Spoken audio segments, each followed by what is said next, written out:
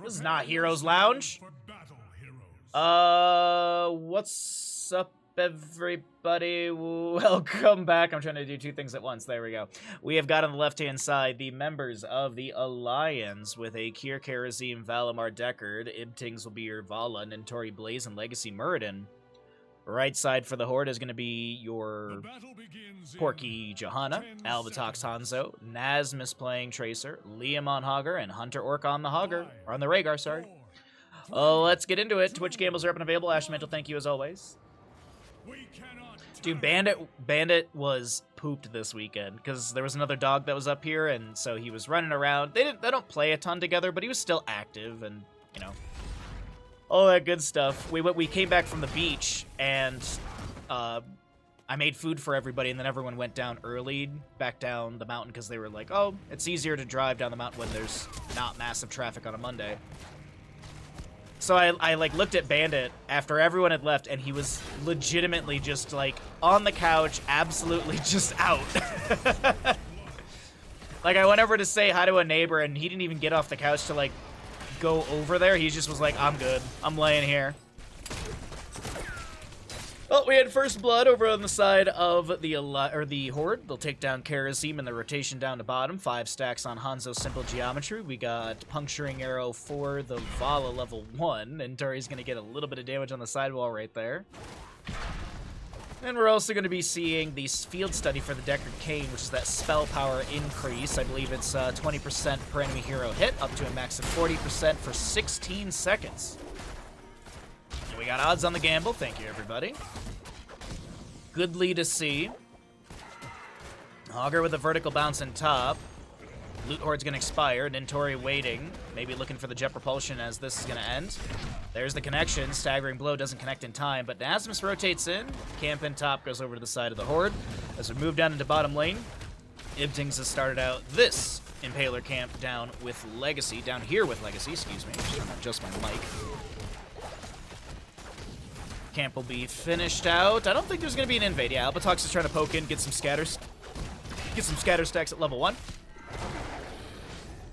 I mean, I know Legacy's not a healer main only, but it's cool to see him playing a tank, because usually he's kind of stuck in that healer role in these games. But with the double healer on their team, Legacy apparently gets to play Muradin. We'll see how this works out. Dwarf toss in, Stormbolt connection. Hunter Orc is going to self-cast a heal. Johanna activates the Iron Skin. That's that in bottom lane. A lot of potions set up by Valimar and this Deckard Cain. Karazim's actually invading on the right-hand side. Able to dash to the block totem. Nazmus comes in here. Tracer has to blink on out. 50 physical armor against hero basic attacks, reducing the damage taken by 50%. Has 468 health in the last 10 seconds. So nice totem to be picking up against the Tracer here for that 50 physical armor. Vala is going to be finishing up this camp with the help of Karazim. We did get block stacks at level 1 for the Muradin, which those are pretty much just going to be chewed through by Tracer, but still is going to be 4 shots that are mitigated. Or even potential Hanzo auto attack damage. But we'll see how it all works out. First objective phase is about to be up and available. And here is Big Bad Belith and Ilarion. Fallen Shamans being managed bottom and top. It looks like Blaze will clear this out before it even gets to the fort front gate. Clears out the wave as well. Here's Aim putting some pressure onto Liam right now. Vala vaulting around, getting those resets from that level 4. You have Muradin going into Sledgehammer level 4 for the extra cooldown reduction post level 10, but also you're going to be getting increased Sledgehammer damage, or Stormbolt damage into anything that isn't a hero. So it's good for sieging, good for racing. Pulse Bomb onto Ibtings. Gets an immediate potion out from Valimar right now. Hogger gonna try and set something up, but a jet propulsion from Blaze slows him down. Albatox over the wall with a good natural agility. Gets stunned out by the Immortal. Hogger with a bounce around as we have a race between these two teams, but I do think this is going to be a win for the side of the Horde. They have the lead. Porky was getting some shield glares to slow things down, and this is, as I mentioned, Belith going into bottom lane. Scroll is sealing out from Deckard Cain, connecting onto 2, but I think the Hogger spin and the Johanna Irons can eat the CC. Still get the value for the Deckard Cain. Some shield glares out. Ibtings gets hit with a pulse bomb. Immediate potion connecting. A little bit of damage onto the Vala as Nazmus will be able to back away. being thrown out here from Blaze. Doesn't have a whole lot of mana, but the auto attack damage is available. Hanzo's Simple Geometry level 1 is done. Legacy starts to back away. So we do have Valimar working his way into the fort front gate area. No level 7 yet for the members of the Alliance, and the Horde are going to push in heavily with a half a level lead through bottom lane. Blaze and Hog are back into top. Cure really low as he got a dash target. It doesn't look like he had anything to be able to utilize there. Cure does go down once again. Second kill of the game over to the side of the Horde as they push into the bottom lane fort, taking down the entire fort front gate. And this fort is going to be dropped down to about 30% HP. Not too bad.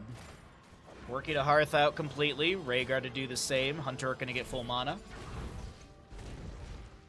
Deckard will go Emerald at level 7. That's going to be a nice healing reduction. 75% healing reduction for 4 seconds. And I'm assuming that's going to be a Ancestral target shutdown. 4 seconds? 4 seconds. Nice counter into Rhaegar potential. Especially late game with the Farseer's Blessing. Actually, I wonder what the timing is on that. I wonder when you got to hit him with that Emerald. And if you can delay out both casts of the Farseer, or both Ancestrals from the Farseer's Blessing. Oh, Cure taking a handful of damage once again. Gonna start autoing into the enemy. Cure gets dove by Nasmus, but the Parting Gift and the auto attacks are not enough to take down Karazim. Tori clears out the wave. We got in bottom. Porky stepping up just to get the minion wave here as Ibtings is on 20 stacks on that Puncturing Arrow at level 1.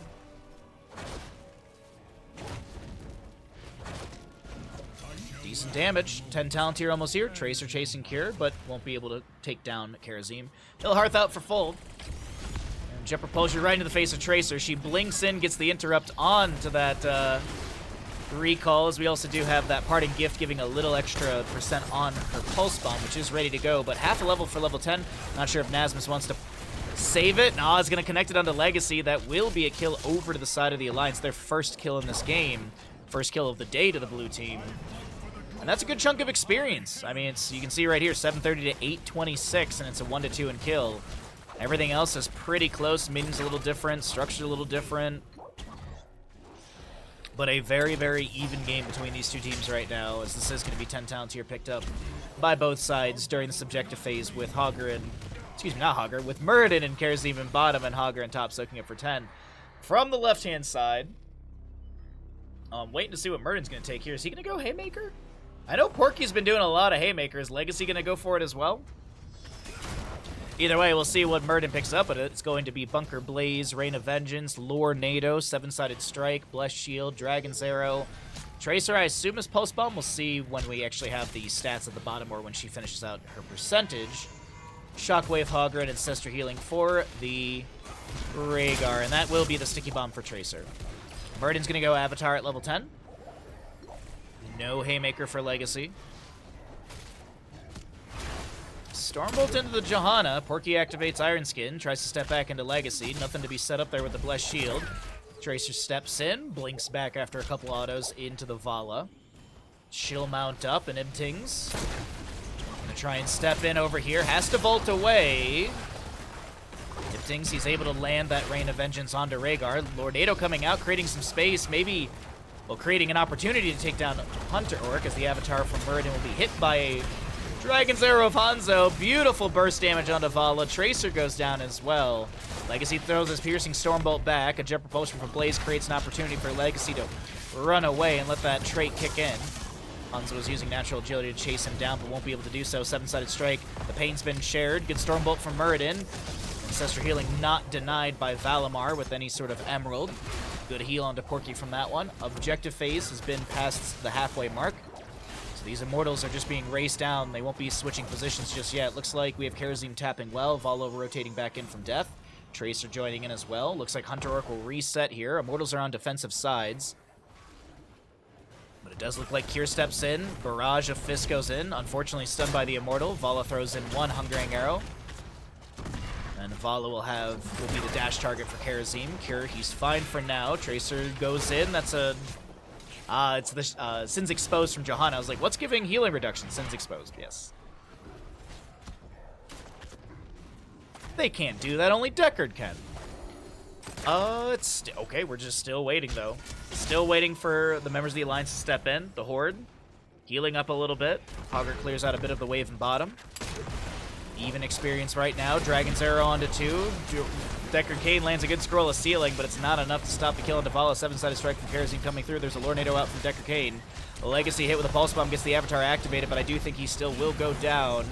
Deckard Cain Emerald was applied to that cube, but it's not going to stop the damage from the Horde as they still chase in. Tracer blinks in for Cure. Sin's exposed, reducing that healing, but Cure is able to get back by the fort, and I do think this will be Immortal going over to the side of the Horde. Second Immortal of the game to our red squad, as this will be moving into top lane. And with 5-2 in kills, it is our right side team with the lead in experience. And it might be structurally as well in a moment here. Oh, very nice. 690 damage from the Immortal. Baseline. 1,380 into structures, as we have 18,000 points, about 19,000 points of HP, and there was some shielding in there, but that has been eradicated. It is a talent tier advantage to the red members of the Horde as they're looking to step in through top lane, take down the fort here. Tracer in bottom is pushing up a wave, but this is the main focus currently. Scroll ceiling from Deckard King connecting onto Johanna. Lornado down from Deckard as well. Unfortunately, Johanna had the Iron Skin active. Hogger is getting bopped into this, but as I mentioned, the fort's going to go down. Shockwave going out. Connects onto 2. Kerosene is one of the main targets. Dragon's Arrow from Hanzo locking down Legacy for a moment as the Sin's exposed, reducing the healing onto him, but Legacy seems fine. The Immortal's cleared out. The Keep Front Gate takes some damage. Tracer unable to take down the fort in bottom as Blaze was doing a good job of delaying her out. Misses the jet propulsion there, but it's no big deal. Camp in top to be grabbed by the Horde, and the Alliance moving to bottom for bottom lane defenses. Harger will push up top, and then Tori gonna wait for that wave to crash in at a safer distance. Defend this at Keep Front Gate. Bottom? Oh, I thought there was going to be an invade onto this. Johanna Blessed Hammer, I think, might have scattered the enemies in the bush. The Stormbolt from the Murd, and maybe it didn't, actually. Scroll of Ceiling not locking down Johanna as the Iron Skin was active. Kerosene dashes in. Lornado from Deckard King goes fishing, but no primes on the end of that hook.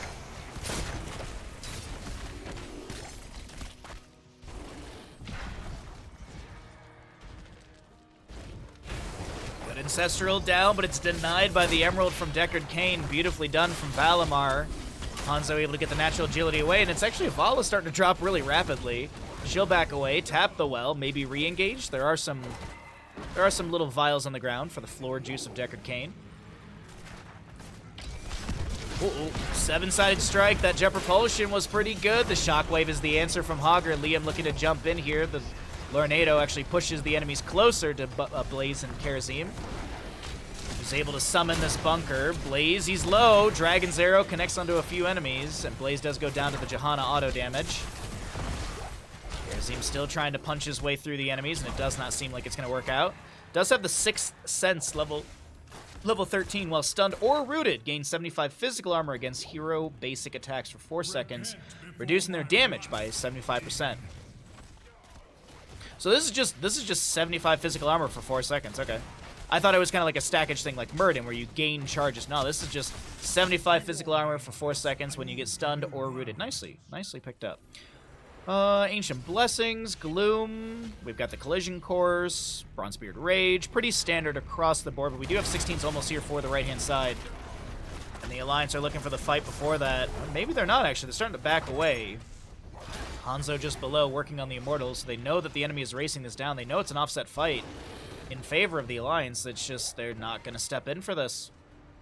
And Hanzo continues just to rain in auto slowly but surely. A few scatters as well off the side rock. Oh, blazing top. Shield glare. Johanna beautifully done with the condemn. Pulls him back before the jet propulsion is activated. Does manage to land the jet propulsion onto Tracer there. Vala comes in with a Rain of Vengeance, but it's not enough from Ibtings. We got a Dragon's Arrow coming out from the top lane. Deckard will go down. Blessed Shield from Porky, looking to step in, but Legacy and Ibtings are able to back away to safety. Bottom lane Immortal, Kerazine's working on that shielding. Top lane, the enemy team is just pushing in. Vala Mount is interrupted or completely cleared out by Hanzo's Scatter Arrow. Wave and top is crashing onto the keep. The Immortal in bottom is moving into melee mode as it did lose all of its shielding, but this is still decent wave and top, decent damage onto the keep, and this should be structure going down. Bottom lane does have the Fallen Shaman. We'll check on what value it gets later on. Top keep does go down. Keep front gate in bottom now is being removed. The Immortal, though, a little too low for anything else to be made or anything else to happen here. And it looks like the Fallen Shaman in bottom lane is going to get nearly 50%.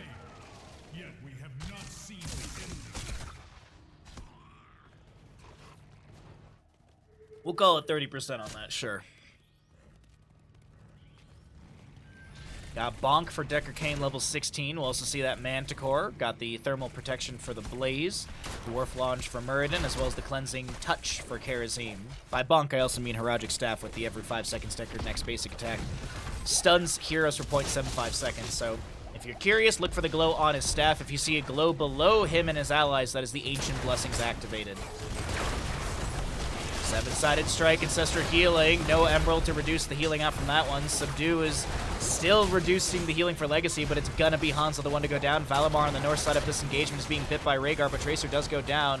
Hunter Orc unable to hunt down any heroes. There was an Emerald applied to that Harajuku Cube, but no connection onto the enemy. Liam is being beaten up right now, and he does go down. It's a triple kill over the side of the Alliance, who are looking a little sketchy here, but they managed to pull off a triple, and they'll take down this fort. Blaze Hearths out to go deal with top lane wave that's crashing into the core. Nicely done. What's up, Blast? Good to see you today, bud. Happy Tuesday to you, my friend. Happy start of the week. Immortal, third one of the game here, going to be spawning in the north-south positioning. The spawn time is... I mean, Hanzo Tracer will be up just around when the Immortals...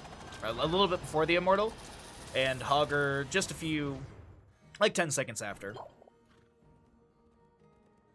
So we might see the first phase go quickly over to the side of the Alliance, and then there is no escaping my justice. Maybe we'll see a mid-phase contest. It is still even talent tier. 18 to almost 19 for the side of Alliance versus Horde. Hogger's back up. This is, as I said, the first phase going quite quickly. Actually, they're looking to get a kill here. Nice timing on the Iron Skin as it expires. Legacy lands the Stormbolt. Blessed Shield is returned into Muradin. Does he have Avatar? He just got it back off the cooldown, I do believe. Dragon's Arrow will connect. Cleansing Touch will come through. And Legacy will have to activate Avatar. He does get his trait to kick in. Earth Grasp Totem. They turn on that immediately. Ancestral Healing was cast, but it doesn't get the trigger. It's on a 7-second cooldown now. There was also the Emerald applied to all of that, so it would have been healing reduction. So it was it seemed like a guaranteed kill. Nice turn, nice call. Whoever was leading that 180 in that moment, very, very nicely done. What's up, Storm? How you doing, bud?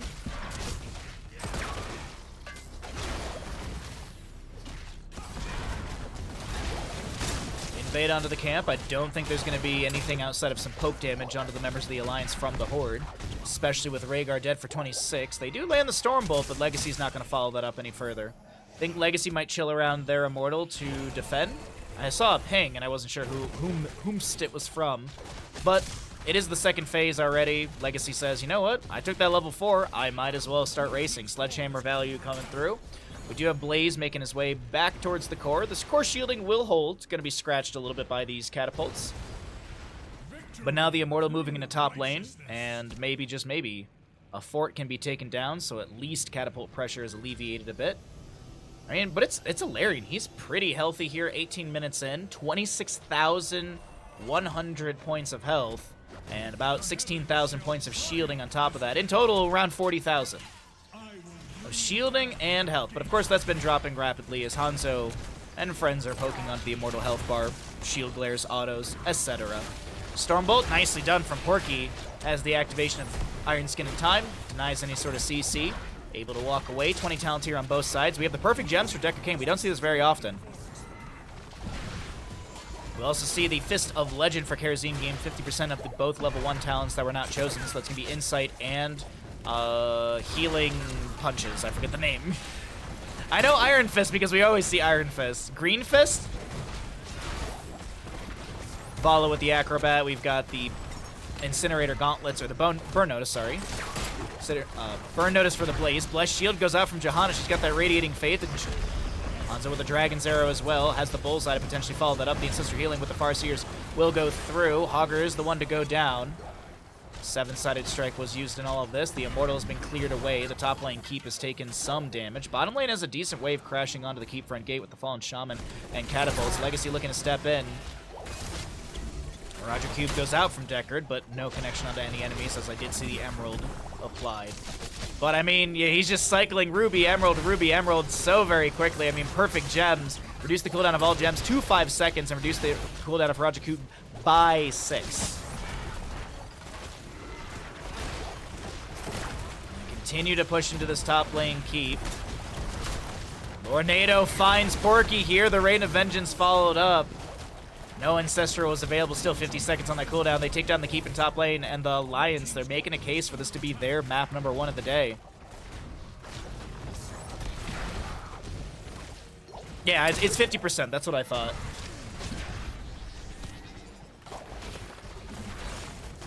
Bonk onto Tracer. Legacy is able to just, oh my god. This is looking like it's all done and dusted right here now, chat. This is looking like the Lions have turned the tables of this game. Tracer, Hogger to defend. Hogger to defend. Tracer is going to be taken down right there. 53 stacks, by the way, on this Vala as the Ancient Blessings is activated. And our first team kill of the day goes over to the side of the Alliance. 12-8 in kills, and Battlefield of Eternity falls to the Alliance in about 21 minutes. GG, well played.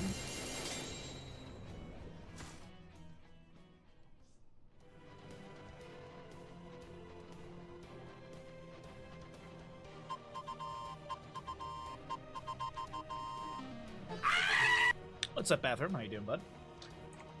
Good afternoon, everybody. The Alliance did win. Nicely done to the... I think it was one person. One person believed in the Alliance, and them got paid out. I assumed it was you, Ashmantle, because of the... Yeah, it was you. I assumed it was you because of the 420.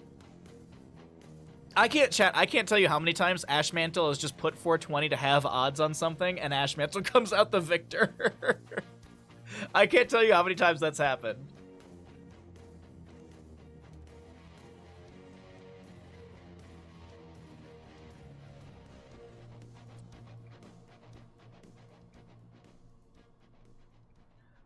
All right, let's get set up for another game, everybody. More fun, more games, all that good stuff. We're casting a buttload of HOTS today. There's a ton of replays for us to go through, so that's what we're going to be doing.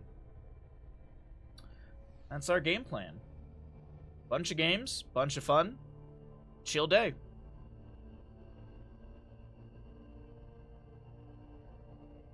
Oh, where's Ninja?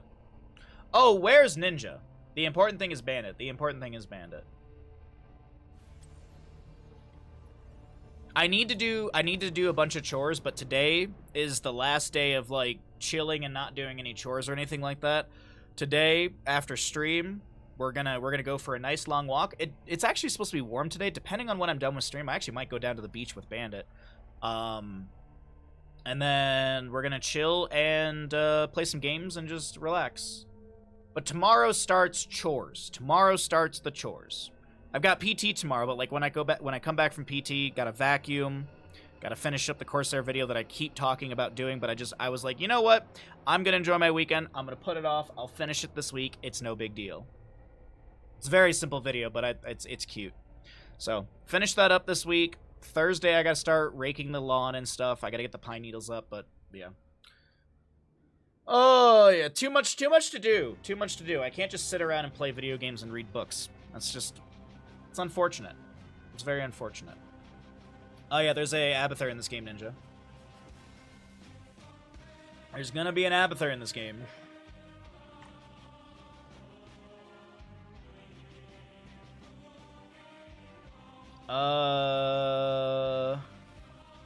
New game on the monitor that looks good. Any suggestions for Crisis, right? Crisis? Apparently someone got a new monitor in my Discord. And they're asking for what games to play that would have, like, good graphics. What's a graphic? Is there any, like... Oh, you know what'd be really good? The dark picture...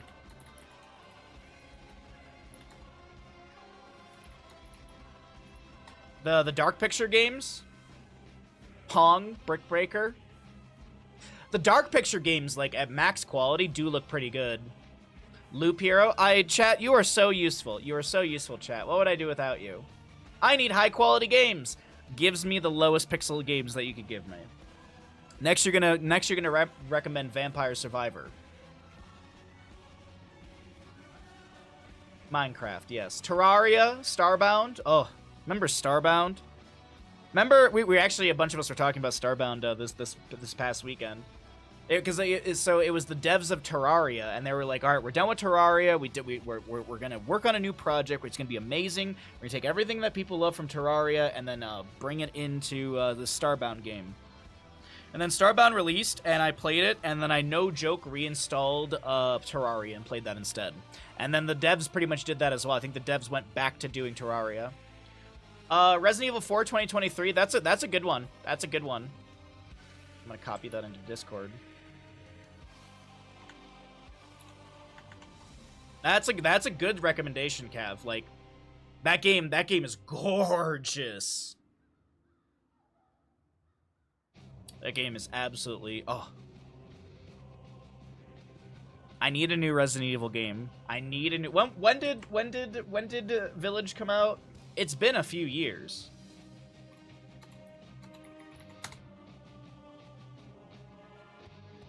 Village came out in 2021. May 7th of 2021, so it's been 3 years. When did Resident Evil 7 Biohazard come out? 17. So that was 4 years between games, roughly. That was January 17, 2017. You think Helldivers is a beautiful game? I really have not played or watched much Helldivers. The Helldivers hype kind of seemingly died off. Starbound was made by a different company. I thought Starbound was made by the dudes who made Terraria.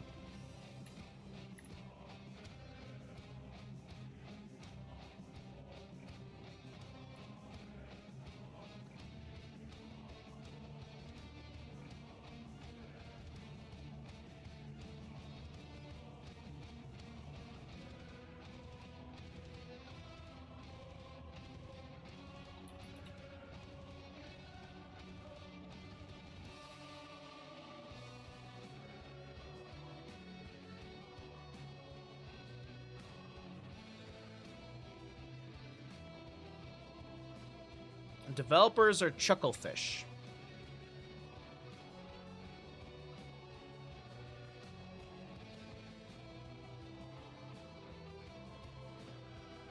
Helldivers doesn't have a lot of depth. The loop is good, but it kind of always the same.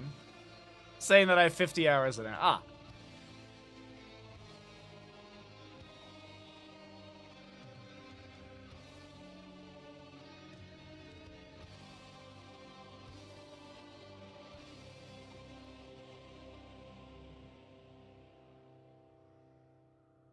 Oh, the games look the same. You're a little bored with it now? Yeah, it honestly... So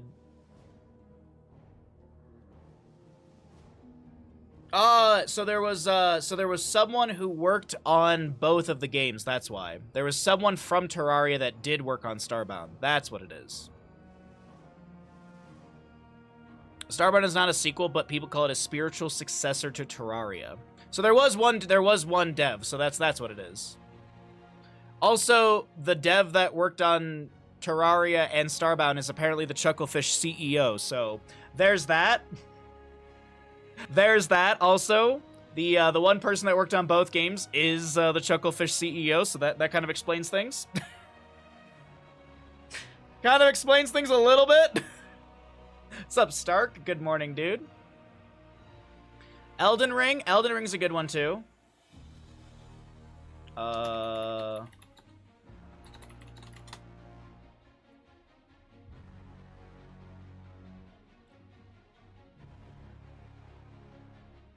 Elden Ring is so beautiful. Dude, I cannot wait. Is it 24 days? I wish they'd update Bloodborne. You and the other 12 people that constantly love that game.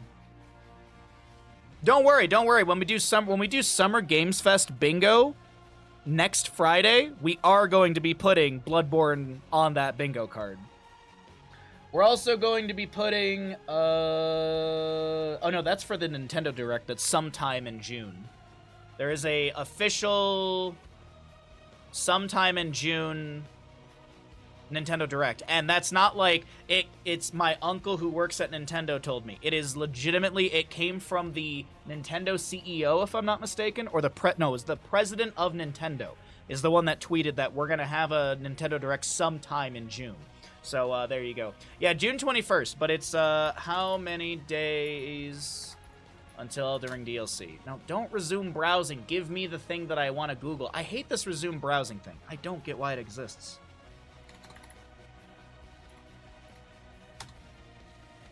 There's literally a countdown. There's literally a countdown website for it that I just check this one every single day almost. 23 days! 23 days, roughly. Did it come from John Nintendo himself? Yes.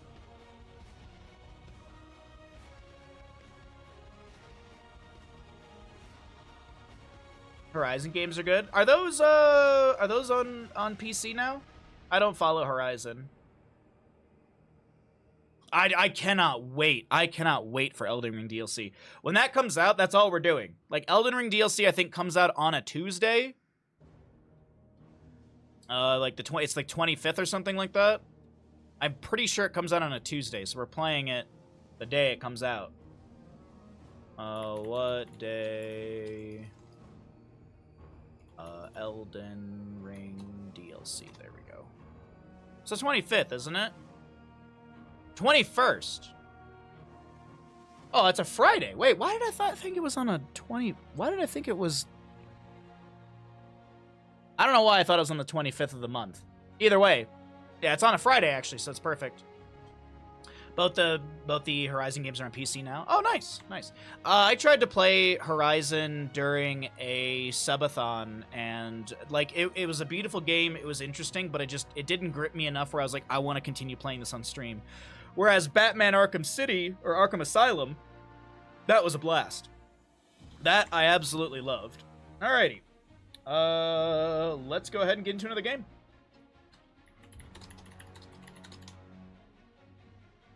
Let's get into another game. Horde versus Alliance, map number 2 of the day. Let's do it. Prepare yourself for battle, heroes. On the left-hand side, we've got the members of the Alliance, and with the Ash Mantle announcement, we do have our gamble up and available. Thank you very much. We've got a Karazim Hunter Orc, Porky Muradin, Albatox playing Sylvanas, Legacy Abathur, and we will see Nasmus playing the Blade Master, Samuro. The right side of the map, sorry, we have got the Horde. We've got an Intori Johanna, Ibting Hanzo, Valimar Ufer, Liam Blaze, and a Cure Illidan. Level 1 with the Battered Assault. Increase the Sweeping Strike basic attack damage bonus duration from 3 to 5 seconds. If Sweeping Strike hits 2 heroes, its damage bonus is increased from 35% to 125%. We will see the Envenomed Nest on Abathur level 1. Toxic Nest deals 75% more damage over 3 seconds and reduce the armor of the enemy hero hit by 10 for 4 seconds. Usually it is the Spike Burst level 1 upgrade. Not what we're seeing. Also, Porky Muradin, he's going to be going into Storm Bolt at level 1. Auto attacks against enemy heroes gain more damage by 0.75 per stack. And then you get 10 stacks if you kill an enemy hero within 3 seconds? Within 3 seconds of the Stormbolt connecting. Blaze heavily pushing top lane up against the Abathur. Way of Blade for the Samuro level 1. Critical strikes now happen for Samuro and his mirror images every 3rd basic attack. Samuro and his mirror images critical strikes against enemy heroes reduce their physical armor by 5 for 2.25 seconds, stacking up to 3 times. So minus 15 physical armor. With that level 1, I'm assuming we should see a Adrenal Overload, I would assume. That's nice and synergistic together. Also Karazim, Iron Fist, Murden. Like, this is a very auto-attack centric. Even in Furling Shadows, you need to get 3 autos onto an enemy hero to then start getting the stackage. It's not like you just hit Withering Fire and that'll give you the stacks onto the enemy. Nice Dwarf Toss over the corner there. Lands the Stormbolt onto Hanzo. Gets the Abathur Symbiote. And Porky's able to back away through mid. Illidan able to grab this camp on the top right. How are we doing on gambles? 420 to 2,400. We got some Horde believers and we got odds, and that's always much appreciated. Is that like Dark Souls? Too hard for me. Elden Ring? We need Vandal to get into Twitch chat so we can talk about this. I'll leave us on the Sylvanas so you guys can see the stackage on the enemy heroes. I'm gonna assume she'll go Festering Wounds. That's a good way to get more stackage on that level 1. And maybe even Windrunner as well at level 13. Oh! Okay, Prolific Dispersal at level 4. No Adrenal Overload. Increase the duration of Toxic Nest by 45 seconds. Reduce its cooldown by 2 seconds and add 2 additional charge. Ziz. Can we see the baseline duration? Does it say, or is the tooltip additive? I think it's additive now. Wait, is it so is the baseline 45 seconds? Because there's no way it's 135 seconds now, right? Because sometimes the tooltips do the addition for you with talent, sometimes they don't, and that might be one of them. Illidan jives over the wall, tanking some tower shots. He's able to jump back into the lane here to safety. Minion wave is going to be locked down by Albatox with the black arrows active. 10 stacks on that Unfurling Shadows.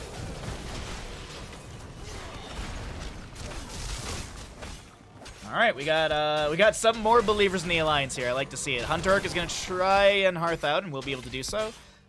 Misread there for a moment the Albatox Haunting Wave target, or, you know, who was actually on the team, so I thought there was going to be a potential interrupt and kill, but not the case, as there will be a kill into bottom lane. Porky does find that last bit of damage necessary to take down Johanna. Don't think he got the stackage, though. He will go into Sledgehammer level 4. Even more cooldown reduction. Thunderclap on the ground. Kira able to dive to an ally. Does have the level 7. There we go. Friend or foe. My Illidan talents are not the best memorized. You still got time, Ninja, to get those gambles in. Oh, you did, I think, actually. But his build is very interesting. We've got the Envenom Nest and Prolific Dispersal. That's, I feel like I don't see this very often. Especially with such an auto-attack-centric composition. But I apologize. Sylvanas finds the Illidan kill in mid lane. Another kill goes over to the Alliance as the Scatter finds the 20th stack for Ibtings here. Able to get that level 1 completed out. Samuro. We'll go ahead and clear things out in top as Liam rotates back in. He's got that one with the wind level 4 really quickly. While Samuro has Windwalk active for 3 seconds after breaking at both. He and his mirror images gain 30 armor, taking 30% reduced damage from all sources, which is going to be nice up against Liam, so you might see that being popped more often.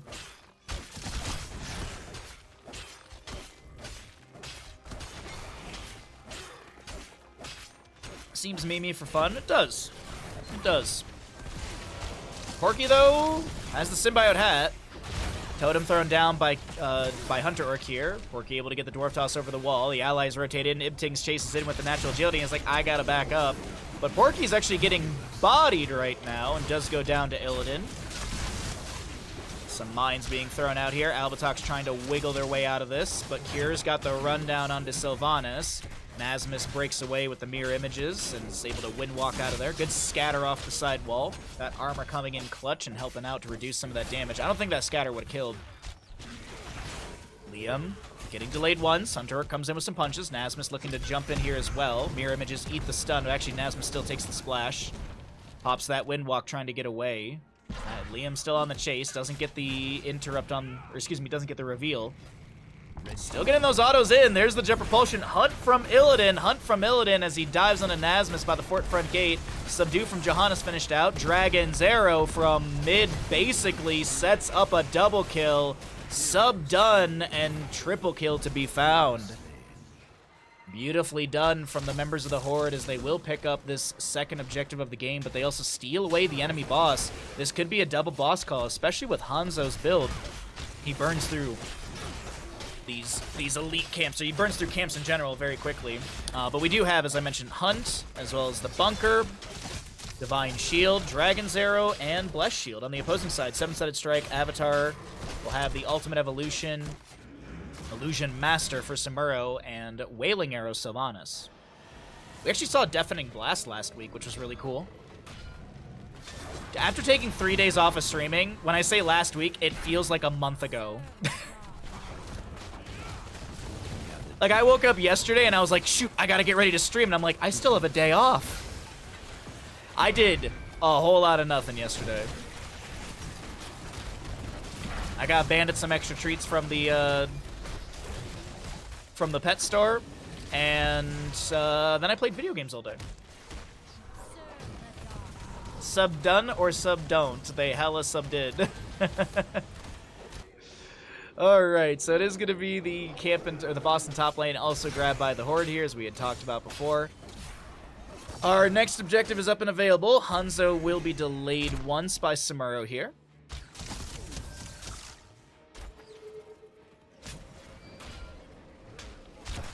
Another delay from Samuro with the mirror images. That Illusion Master allowing him to micro. Illidan still pushing things up in top, and Murid and Sylvanas are showing in bottom. Ooh, there's a bunker down from Blaze. Can Liam get out of this alive? It looks like he will be able to just fine. Oh, he starts hearthing. He's unsure if he wants to hearth, and he probably should have just walked away. Ultimate Evolution has been activated. They want to take down this bottom lane fort. Double Sylvanas. Trade activated by Legacy Clone. Blessed Shield from Johanna goes fishing, and so does the Dragon's Arrow from Hanzo. Both of those not connecting into the enemy. Hunt from the Illidan will be point and click, and Alatox is the target haunting wave, but unfortunately Sylvanas can't activate in time. Divine Shield activated by by Uther onto Hanzo. Not even the right video game. Shield Glare almost gets the kill onto Muradin. Kyr's still chasing. He wants this. He wants this. Abathur Symbiote activated onto Hunter Orc. Porky playing to the low side of the fort. He's doing a bit of a run around. Lands the Stormbolt onto this Illidan, who's going to get the Hand of Freedom from Uther. And this will be finally Porky going down. Kyr tanking a few more tower shots, but doesn't seem like it matters too much as Uther finds the Wave of Light hit. Mule comes down from Abathur, but Samuro falls as well, and it's just looking like an absolute massacre in favor of the Horde here. This Mule gets little to no value in bottom. The fort does go down. Top lane fort did get pushed down by that boss. Mines will clear out the wave really quickly. Abathur trying to pull in that experience for the allies. It's 9-3 in kills. It's a rough go for the Alliance here in map number 2 as Blaze grabs the camp for mid and Tori gets the channel. I think mid keep could be the one to go down here. Camp, wave, everything's pushed up. Stun to Porky here. Kyr diving in. Still getting damage onto the fort front wall. Plus shield from Johanna. There's an immediate dive from Illidan. Dragon's Arrow from Hanzo connects onto Legacy Clone. Nasma's trying to harass in the back, but still the siege continues in through mid lane. The minion wave is still crashing in as well. Speaking of crashing, top and bottom are arriving here at the keeps. Liam's got a lot of damage taken here, but it's still going to be Kharazim the one to go down. Samuro manages top. Oh, and Liam's going to kind of shut down his counter siege. Yeah, he's actually going to shut it down. Ooh. I don't know about Liam's health bar here. It's making me a little nervous. Seems like he's doing fine. He pops the Pyromania, clears out the wave. Abathur will symbiote the keep here. Might have been a misclick, maybe aiming for Nasmus. Mid keep has gone down. Bottom keep is about to go down, I think. Oh no, it's at 50%. Illidan just pushing onto that heavily, but the mini wave takes down the keep front gate. We still have Nasmus chasing onto Liam here. He's trying to wiggle away. The hunting from Illidan, creating a window. Muradin dwarf tossing in. Illidan diving around. Blessed shield from the Johanna. Liam is so unsure about this. Uther's right around the corner for some heals. Stormbolt into Hanzo. Bottom keep does go down. One structure remains on the side of the Alliance, and the lowest structure in this bottom lane will still just be a fort for the Horde. 11-3 in kills, a chunky 3-level lead just about. Ooh-wee, it's a rough situation here for the side of the Alliance. Now, Alliance players did reel it back in on map number 1, but of course these are NA in-houses, and the players and teams rotate between games. You're going to see... Oh, hold on one second. I got to stop that entire thing. 69 stacks from Muradin. But you'll see some repeated players. You'll see some new players. You'll see players swapping sides. That's the whole point of the NA in-houses. This is not like it's a league or anything like that. This is just players that want to actually play with 9 other competitive Here's the Storm Diamond Plus players. I actually think most of these players are Master Plus, I would assume.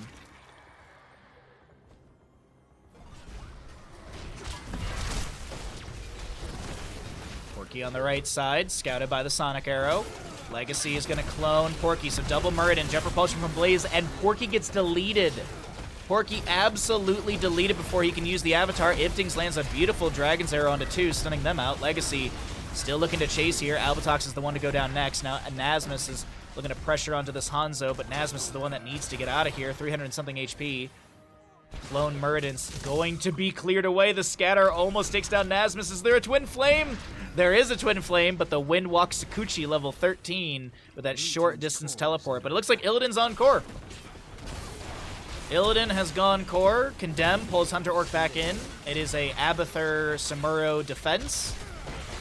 So Muradin's about to be back up. 10 seconds on Sylvanas. Mid lane's crashing. It looks like Sylvanas is... Yeah, it looks like the Alliance is done with this. Okay. It looks like the members of the Alliance are done. They're calling it. They're saying it's over. Sylvanas will try and clear things out a little bit, but that's not going to happen. And that will be members of the Horde finding their first victory of the day. GG, well played. Oh, and Porky still ended with 69 stacks. Very nice. Good job, Porky. No flame.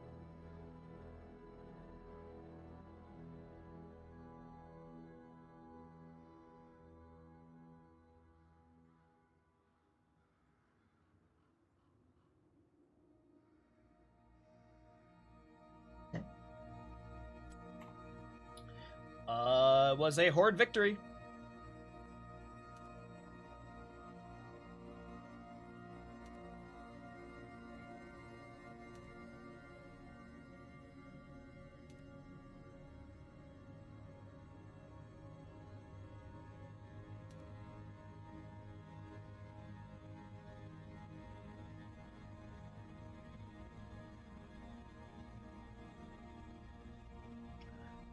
Alrighty.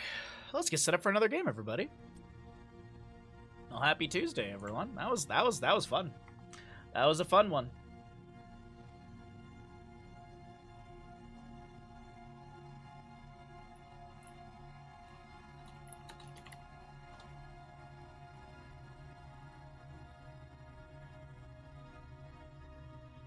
All right. Bit of a bop that game. Bit of a bop.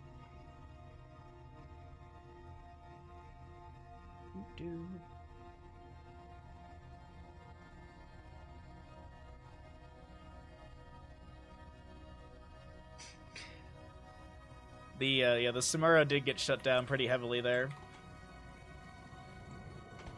So did the Abathur. I mean, just yeah, it was just really good gas, like in the sense of really good constant pressure coming out from the Horde in that game, and just didn't really let they found it. They found an opportunity or a window, and they just kept pushing. Stark, you guys play tomorrow or Thursday? Trying to do my best to remember so I can watch the game. Granted, if I don't watch, would you win? Like, you know, it's like that sports thing. It's like, oh, if I sit in the exact same spot on the couch every single time, my favorite team won't lose. Yeah, it's tomorrow night at 5:30 my time. That's perfect. I'll be back from physical therapy and I'll be doing housework. I'll be back from physical therapy and yeah. I wish you the best. I wish you the best. I hope you have a ton of fun. That is the main thing. I hope you guys have a ton of fun.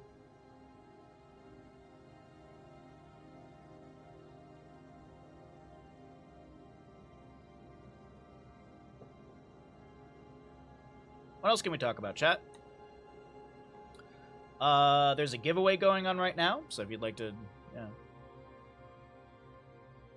Ooh, I like to I like to hear that. I like to hear that you have some loose plans. That's exciting.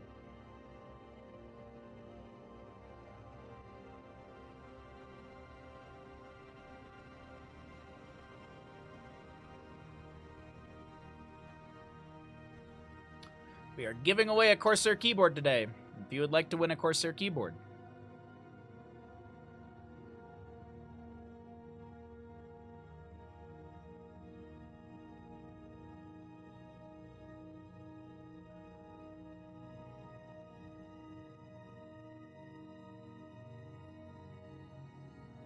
See, how many people do we have in this? Subs do have double luck.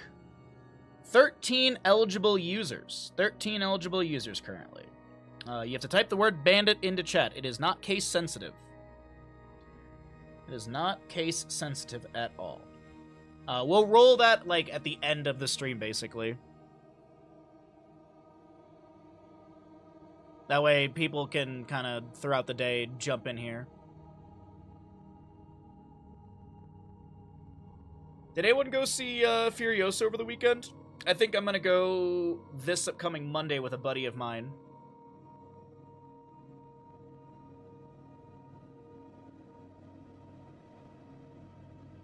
Good try, Ton. Good try, Kyle. Very good try. I'm gonna go grab some tea before we get into the next game while the ads finish out. Thanks for hanging out, and I'll be right back. I'll be super quick.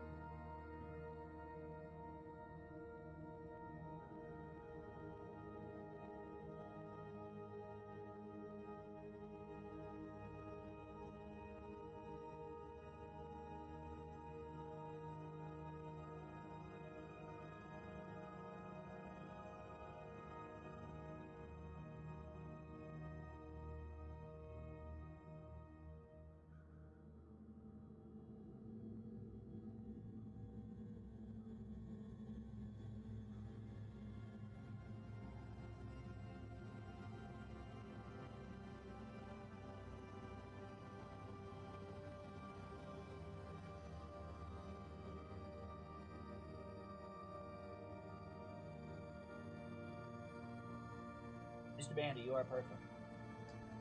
You are perfect, bud. Oh. Alrighty. What's up, Sakanabashi? How you doing today, bud? Good to see you. Alright. That's all good. That's all set. Alright, let's go to Towers of Doom. What do you guys think? Let's go to Towers of Doom. That's Tomb of the Spider Queen. Which team wins Towers of Doom? Alliance or Horde? 5-minute gamble. Also, today starts the raffle as well. We also have the raffle starting today. So we have a giveaway from Corsair, and the near month-long raffle for the Baja Ross giveaway is starting today. We'll be doing a giveaway in late June. I still have to make my June calendar. But the only thing that we have confirmed so far is on the 7th, we're going to be doing Gamescom stuff. We have Saturday and Sunday planned out for this week. Saturday this week is Speedrun Saturday, and Sunday is going to be in-house casting and Hades 2. And then we have the Summer Games Fest. I may not be streaming next week Tuesday. I may have jury duty. I have my summons. I will call them on Monday night, and I'll let you all know through Discord what's going on. All right, let's get into it. Prepare yourself for battle, heroes. Welcome back into Towers of Doom for the NA in-houses. My name is Bahamut. On the left-hand side, we have got the Alliance with a Porky Anubarak, Legacy Karazim, Kier Zeratul, Zimon Sylvanas, and Valimar Dahaka. Right side of the map, we're taking a peek over at the Horde crew with a Madara Hanzo, Nazmus Leoric, Cattle Diablo, Crom Brightwing, and Albatox Junkrat. Be sure to get your predictions in right now if you would like to, as we move into map number 3 of the day and our best of whatever here in the NA in-houses. Thanks for hanging out, thanks for lurking, chatting, supporting, all that good stuff. Every little bit's appreciated, so thanks for being awesome, chat. Tell them you can't be an impartial juror because you only make decisions via Twitch polls. That is true. That is very true. I mean, I'll find out on Monday night, because you call the night before, and then they tell you whether or not you go in. Because sometimes, you know, between the time of when they schedule the jury stuff and blah, blah, blah, sometimes by the, I'm sorry, Zeratul chased down the Hanzo. Brightwing gets taken out as well. I thought Hanzo was out of that alive. That's what I was sticking over here. I thought Brightwing was the only one to go down, but a double kill will be picked up by the side of the Alliance to start things out here, map number 3. If that sways your Twitch gamble. But I've had jury summons and then I call, and then it's like you don't need to be going in. So I assume that it's like the case is either what's the word for it? Like they figured it out outside of court. There's a term for that, but I've had like 4 summons since I moved here. One of them I had to literally cancel because I was going to Michigan, and then I never got a new one. And then the other 2, like one I actually was on the jury. It was actually the first summons I ever had. And then the other ones have either been, I don't need to go in, or, as I said, it was canceled out.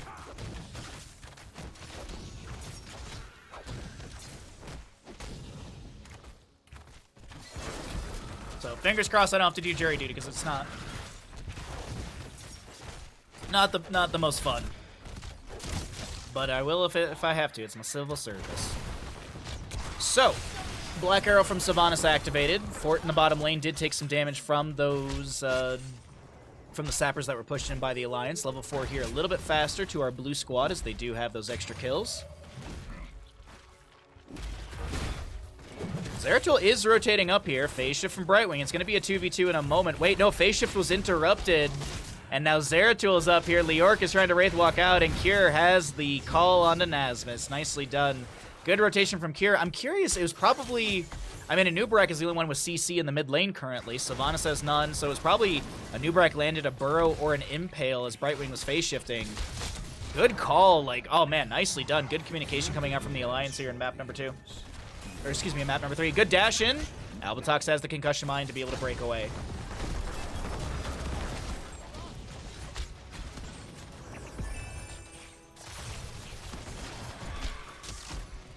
More poke out as well. It looks like everything's going to be cleared just fine. By the way, stream schedule-wise, as we get into our first objective phase, tomorrow will be some HOTS casting, and then we'll do more Final Fantasy VII. I think we can actually wrap up Final Fantasy VII OG tomorrow. I think we have like an hour or 2 of gameplay left. I'm not 100% sure. I have to double-check.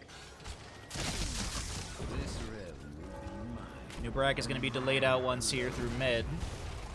Gonna land the burrow charge onto Cattle. He's just trying to back on out of this just fine.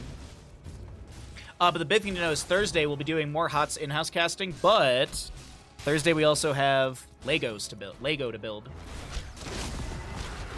We'll be building our Lego set that you all voted on and such. It'll be a nice kind of cozy afternoon after some HOTS casting. And then Friday's Ghost of Tsushima, and we're gonna be watching Phantom Menace in Discord, Saturday speedruns, and Sunday more HOTS casting, and Hades too. It's a good week of streams. Top left and right will be traded out. That pretty common right there. The big contest is around this center objective. Legacy on the left working on this camp, while Porky starts trying to channel on the center here, delayed out by a Fire Stomp from Diablo.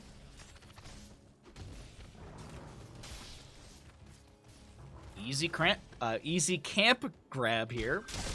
Easy cramp grab.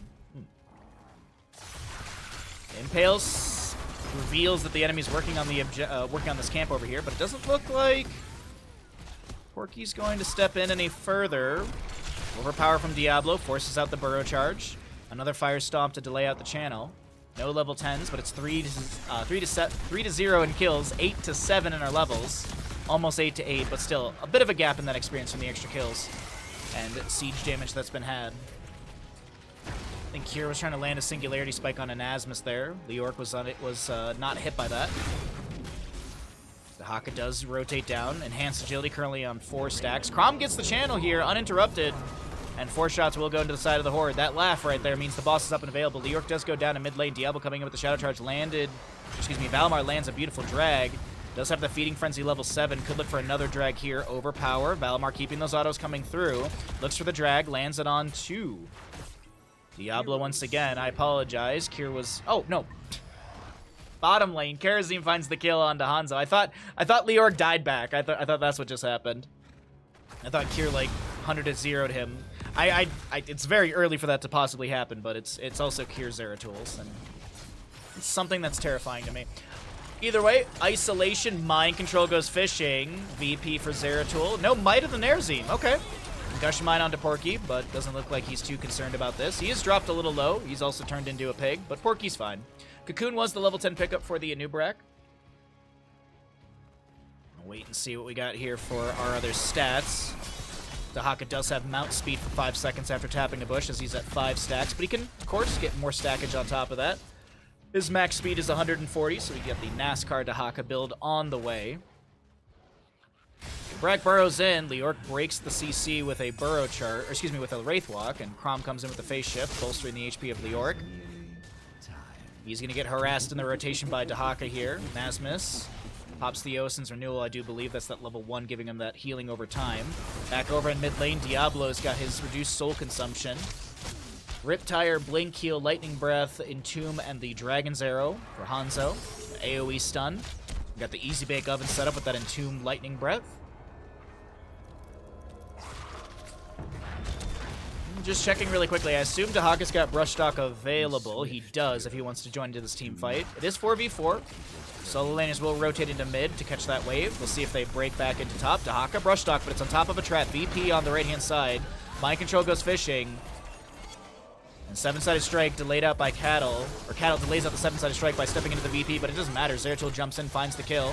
Leork with the Entomb. Isolation onto Leork, but he has the Wraithwalk activated in time, so he'll be able to break off and get away. Diablo didn't have enough souls. He has 96 souls, so he was not able to get the respawn. It does look like camp will be stolen away. Channel from the objective, 32-32 in core HP.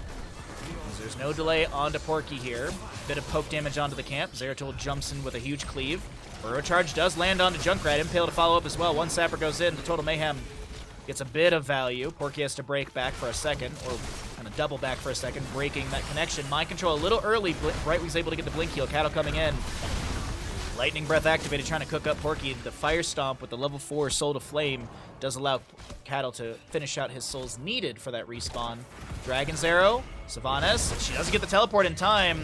Zim trying to get out of here, but it's not enough. Now Cure with the well tap. He's going to try and back away, but he blinks into the Entomb from Nasmus, setting up the double kill. Hanzo coming through. Madara, just arrows to the knees of the members of the Alliance. Beautifully done. They pull in some experience, and they start to close that gap that has formed, but it still is 13 talent here to the side of the Alliance.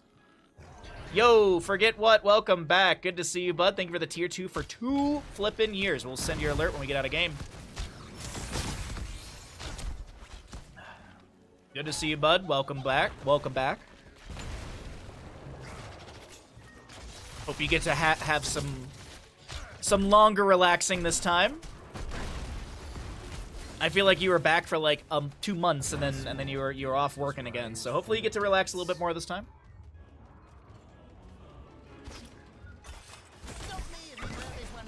Madara gonna Hearth out for full mana. Kier blinks over the wall, lands a Singularity Spike. Okay, so Kier had one mission in mind. 7-sided strike, Mind Control holds Cattle in position. Brightwing comes through with the phase shift, but I think Cattle's still dead here. He will be. Crom is now gonna try and float away. There's a VP onto Junkrat. I don't think there's a concussion mine underneath him or anything like that. So he doesn't have that extra distance to be gained, but he actually managed to land it on the ground. Kier takes a few Death Zone tower shots. Meanwhile, in top lane, Dahaka lands the Isolation, lands the Drags. I say Drags plural because he's got that Feeding Frenzy. Diablo inside the Cocoon. As Leork will fall, Drag looking for Albatox, doesn't land right there. No Lurk Restraint level 4. We actually might see Elongated Tongue level 16. Valimar, Concussion Mine saves! Albatox saves the Dahaka. Zim will fall to Junkrat's grenades. Cure gets the channel on the left-hand side. That will be 5 shots into the enemy core. Cattle coming through with a nice Shadow Charge, but no kill. 7-sided strike from Karazim. Legacy does not get over the wall in time. He tried. I mean, he got over the wall, but the Hanzo arrow still found him, and unfortunately, double kill to the side of the Horde. Or I guess fortunately. Means a longer map number 3. And who doesn't love Towers of Doom?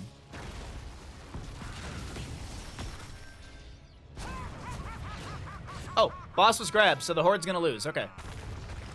Everyone knows you can't grab boss, unless it's game winning. It's the only time you can grab boss. Or if it's to deny the enemy team their game winning moment. Those are the only 2 times, though. Or maybe when you get a team wipe in the top lane and there's no point to rotate all the way to bottom. So 3. So 3. Now we're just continuing to make excuses. It is 16 talent to your advantage on the left-hand side. Will the Forsaken for the Sylvanas. We got that elongated tongue. 20% range increase. Ferocious Stalker on the Dahaka. Darkstorm slows enemy heroes by 15% for 0.75 and deals 60% more damage while Brush Stalker movement speed bonus is active. Keep in mind that's synergistic with the level 1 since you have an increased duration. It is now 5 seconds. And a new Nubarak will go down while we're looking at talents here. 7-sided strike activated by Karazim. Diablo steps into the VP, and that actually stalls out Karazim as well. Lightning Breath will be canceled early. Concussion Mine! Oh, Concussion Mine takes down Savans, but she still channels the camp here. Legacy now trying to break away. He's moving over to the fort that they have control over in bottom lane. I apologize. Dahaka does go down right there. Camp won't find any value. Legacy, I think he's caught between the Horde and the Death Zone. Jumps out, looking for that. Oh, that's a gap. Okay. All right. Team kill! Well then. All right. The Horde will find 6 shots. No, wait, does Leoric cancel? No, they still get 4. Wow, they timed that out beautifully. It's going to be 8 shots into the enemy core, taking them down to 17 HP. 17 to 27. It's a 10-point difference, and the Horde now leading. 9 to 10 in kills. Favoring the Alliance with the experience, with his late-game experience. Still trucking through for the Horde as they're at level 18 over the enemy's 17. Oh man, I can't wait for Phantom Menace on Friday. I am looking forward to watching that with all of you. I'm glad we actually got another movie night this month. That was fun. It's gonna be fun. A little bit of scatter poke from Hanzo. Frag launcher grenades being thrown in as well. Center teleport has been opened up, and the keeps or the forts are now keep value. 2-minute 30 on the boss. Like, what, 15-ish minutes in game time? Something like that. Oh, good cleansing dash, because I think there was an overpower into that Dragon's Arrow. Like, I think Cure Zeratul was in the air. But I think there was a cleansing dash from Karazim, which mitigated that Dragon's Arrow and just let it go right on through. I do believe. Might have missed the animation. Overpower once again. Cleansing dash onto Porky here. Objective phase will be triple coming up. 4 shots available on both sides. No structure advantage, as the bottom lane keep is at full HP. Converted back in favor for the Horde. Did Dahaka brush stalk into this? No. Oh, he checked the bush and found a steel trap. All right. The Alliance have zoned in bottom lane. Diablo starts things out with a Shadow Charge, looking for his allies to jump back in, but Zeratul starts zoning, putting pressure onto Chrom. Lightning Breath activated. Mind Control pulls Chrom in. It's actually still the Horde, the ones in the advantage of this team fight. Dahaka Leoric trade. Dahaka goes to top. He actually starts moving to top and then brush stalks in, immediately found by that steel trap. Scatter off the wall, concussion mine. Dahaka burrows and finds the essence needed. VP onto 2. Elongated tongue finds Hanzo. Good burrow in from a Nubarak. Gets the double stun they're looking for. Diablo Soul's consumed. Entomb onto Zim, who's so very low. 100 and something HP. Will the Forsaken, haunting wave through, no teleport activated. Nasmus will go down, and Zim, Sylvanas, with 150 HP, somehow lives through all of that, and 4 shots will raid into the core of the Horde. 13 to 19 in core HP, as Leoric cheats a bit of death around that turn-in or that channel area. But with 3 dead, or 2 dead for 34 to 30-some seconds, because Nasmus is cheating death with a trait, this is going to be bottom lane keep converted over to the side of the Alliance. They'll find some great damage onto this quite rapidly. Sylvanas working on the camp over here to put some pressure into bottom lane. Dahaka goes back into double soak duties. Grabs the level 20 for the allies right here. And what's the game plan right now? Okay, so they're going to grab double camp and try and feed this through bottom. Isolation upgrade with Contagion, Bolt of the Storm for Sylvanas, so no Call of the Dark Lady. Got the Shadow Mending for Zeratul, 11-sided strike, the Transgression for Karazim. It adds 4 more strikes, 11-sided strike. Rewind for Anubrak on the opposing side. The 20s are here for the Horde as well. Bullseye, you've got Hellgate as well as Invisible Friends, Cannonballs. The Orc's holding level 10. He can go into Burning Despair or even into Buried Alive. Not sure which he wants to prioritize. Madara with the Scatter off the wall takes down his old Germany team, or I guess Nations Cup team here. Gushing Mind pushes back Porky. It is going to be the Buried Alive for Leorc. He's going to go fishing here. Finds Porky, who gets the Rewind active in time. Actually, well, he gets the Rewind active, but he's not able to use it. Phase shift onto... Oh my god! Madara steps up. The phase shift is good, but it's not good enough. And Hanzo gets absolutely deleted in this moment. And now a Shadow Charge onto Dahaka as he's trying to back away. Singular objective in the bottom of the map here. And Valimar should go down. So Drain Hope onto him. But Dahaka is able to get some speed boost with that Quicksilver from the Karazim. I think this is going to be 3 shots, or are they... I mean, this isn't too greedy. 15 on... No, you just go for the channel here. I think they have enough damage. Dahaka is showing mid. Oh, we're going to see a trade, though. We're going to see a trade. 3 shots for 4.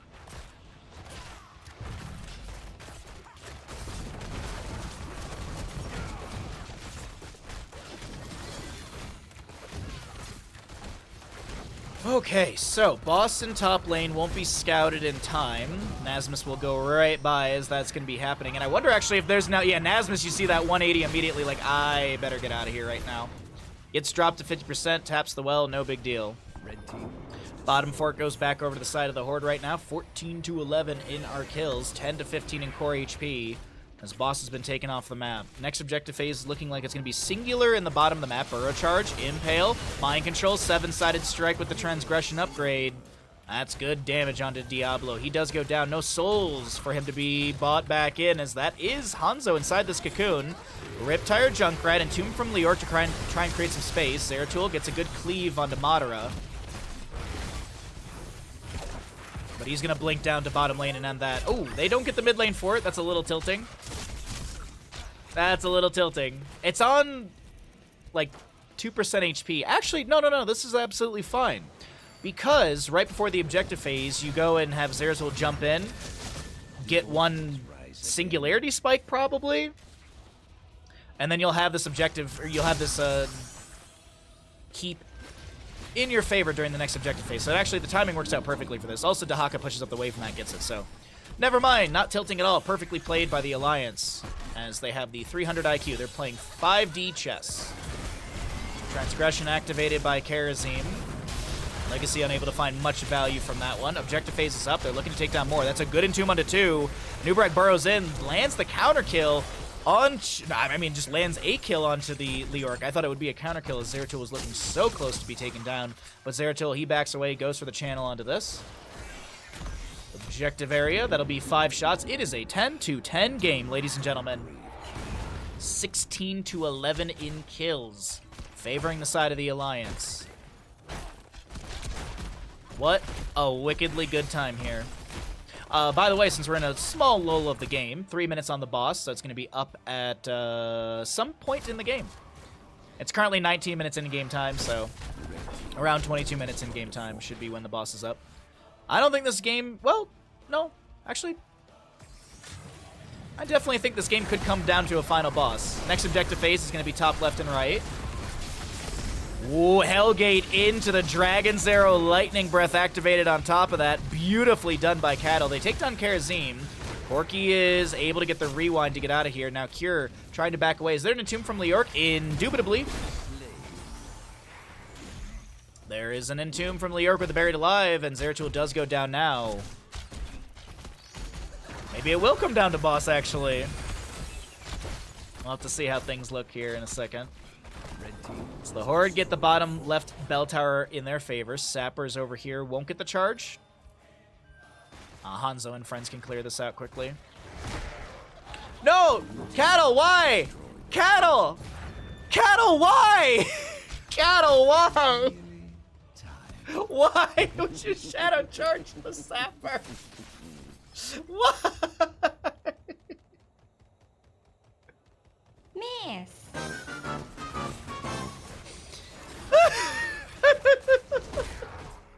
All right. Anyways, you had such a cool moment, and then he did that. All right. So he scatter off the wall. Valimar lands the contagion, splashed a few enemies, and is going to be able to get the speed boost out. Anubarak will be able to burrow out as well.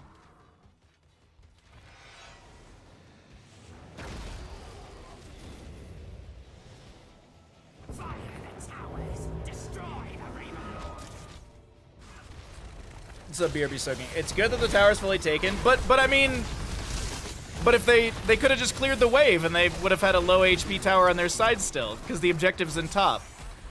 I think they could have had a bit better trade. But either way, at the end of it, boss is up in 53 seconds. Diablo souls were just consumed. Like in hindsight, technically they could have won right there.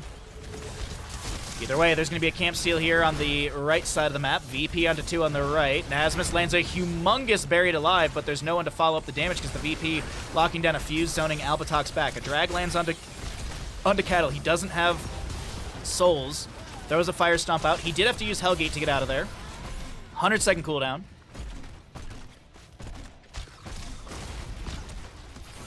Maybe I want to refill the HP of the tower, but it goes to the enemy team is my point. That's my point, is that, like... Anyways. 2 to 10 currently in our HP. 18 to 13 in kills. About level 24 here on Towers of Doom. Boss is up and available. About 22 minutes in game time. I was a little early on my math. Apologize. Dahaka does go down as Leoric is about to respawn. Bottom left bell tower is grabbed back over to the side of the Alliance. Dragon's Arrow goes through the enemies. Mind Control somehow connects onto the Brightwing right there. But the Entomb from Leoric creating some space. Still 45 seconds on Dahaka. 16 seconds to go on objective. The members of the Horde need one channel here to win the game. Boss is up. Double objective phase. Madara getting chunked right now. Lightning Breath from Diablo is answered by the 7-sided strike. With the Transgression upgrade, Cattle gets dropped really low. Nasmus low here as well. Kier wants to take him down. Porky will fall. So will Sylvanas. And it looks like the Horde will be able to take a dominant map number 3. Ends the game here on the side of the Horde.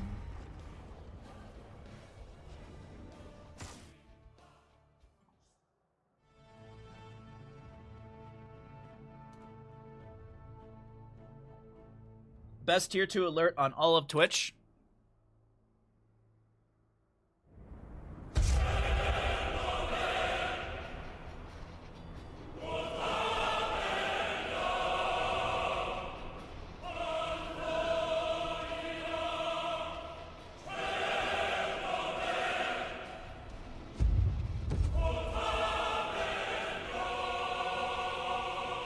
Bandit is back. And I guess Bahamut. Yep, I guess Bahamut. Thanks to the tier 2 for 2 years. Thank you for 24 months of support. I appreciate that greatly. Forget what. And as I said, glad to have you back home. Do not forget, chat, we are doing a giveaway today to celebrate Bandit's 10th birthday. Corsair is generous and has given us a K65 Plus wireless keyboard to give away. I think there's a link I have here. There you go. You don't need a JK at the end of that bathroom. That is honestly the truth in some cases. That is the keyboard we are giving away. 75% keyboard, if you are interested. We do ship worldwide. The winner of, funny enough, so when we did the subathon, we did a multi-day subathon because of my back. And the first day, Colio won the mouse, I think it was, and then the second day won the keyboard. So, and that was not we shipped outside of the United States for that, so I just need detailed information. We can talk about that in Discord. It'll be private. If you, once you give me your information, you can always delete the message, and I'll send it over to my rep. But we'll be doing the giveaway at the end of the stream today. Subscribers have double luck. You just have to type the word bandit. It is not case sensitive. Hey, what's up, Warrior? Good to see you, bud. I know Hey, what's up, Rob Dog? Happy Tuesday. Let's see. So the members of the Horde won that game. Let's pay out the people properly. The Horde did win. Another victory for the better faction.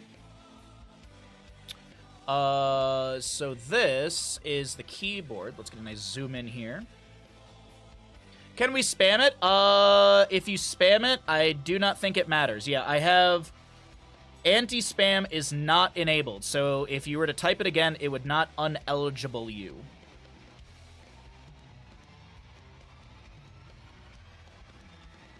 Now, we currently have 18 eligible users, according to my tracker thingy.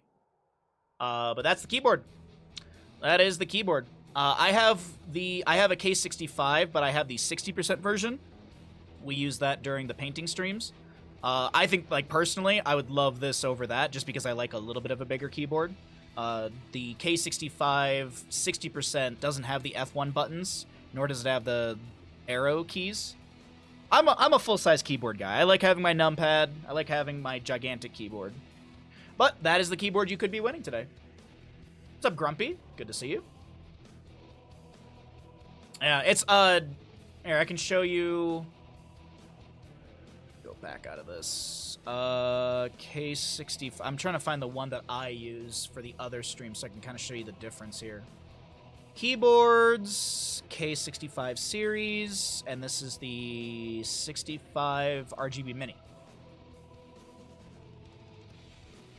So here, let me see if I can get like a side by side here for all of you. So this is what I use on my, like, cooking in Baharasas, because I like this keyboard for those things. It's small.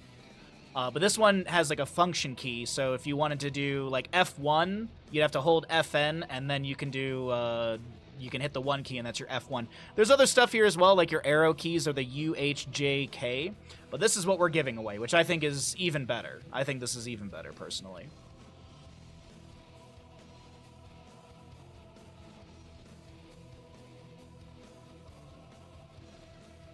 Did I run ads? I guess I didn't. I thought I did. I thought I pushed the button.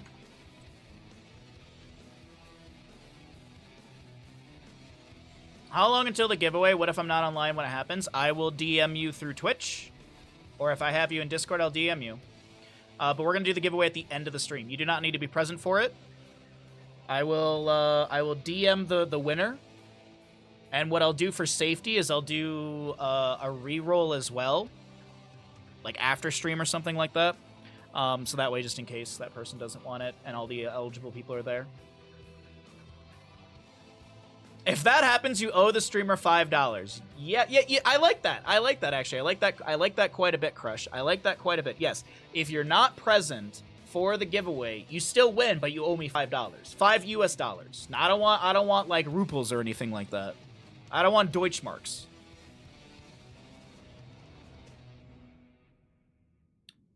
But since I'm at work, my boss may not let me. Tell your boss to, 1, stop being a chuckle butt, and 2, tell your boss that Bandit's birthday is today, okay? And tell him to shut up and give you a raise. You probably deserve it. You probably deserve it. I think that's a safe assumption. You probably deserve a raise. It is Bandit's birthday.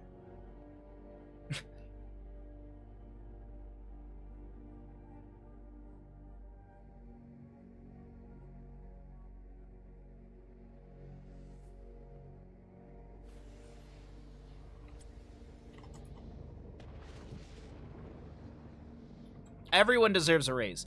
Bandit deserves a raise. I deserve a raise. You all deserve a raise. Because if you think about it this way, if y'all get a raise, you could up your tier of sub to a higher tier and support Bandit better. I'm just saying. Because tier 2s are a 60-40 split, but tier 2s are $10. We do have a 60-40 split on tier 1s because of the our larger PP. But tier 3s are a 70-30 split, which is a big dealio. And is a big dealio. I agree, but I also need my job. Yeah, I understand that. My company said no raises this year for your level. Well, then your company might need to find a few more employees at that level, if you know what I mean.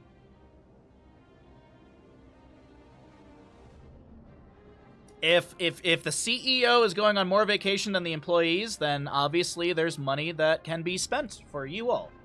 That's my logic. If the CEO works less hours than you, then that means there's money available for you, obviously. You'll probably be quitting in September anyways. Are you gonna quiet quit or are you gonna loud quit? Which are the ones you There was something online that I saw. It was like, millennials don't know how to use the Dewey Decimal System. And it's like, what? We were all raised on the Dewey Decimal System, idiots. I honestly feel like it's just like boomer humor. Humor is literally just something that I know that no one else knows, but like everyone actually knows. It's like put a millennial in a room with a rotary phone and cursive instructions. Is like, your stupid generation forced us to learn cursive and no one uses it.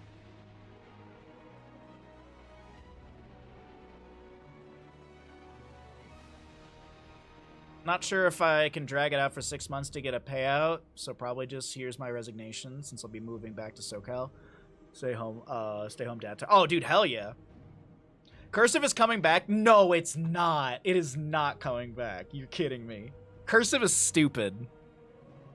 Like, I love that when I went to architecture school, they were basically like, we spent days learning how to do like not block lettering, but just to do very simple lettering. Like, everything you do in architecture is just, it's almost like Arial font.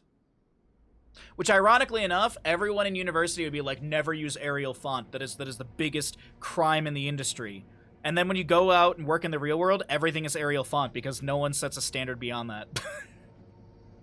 Because if you use a unique font, then you have to, like, it can screw up files for other people, other computers, if you have a unique font that you have to install.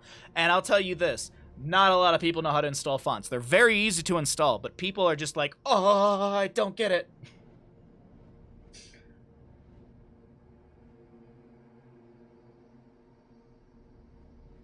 They've linked the writing to some cognitive abilities. I had this conversation with 2 teachers. That's actually really interesting. That's very interesting.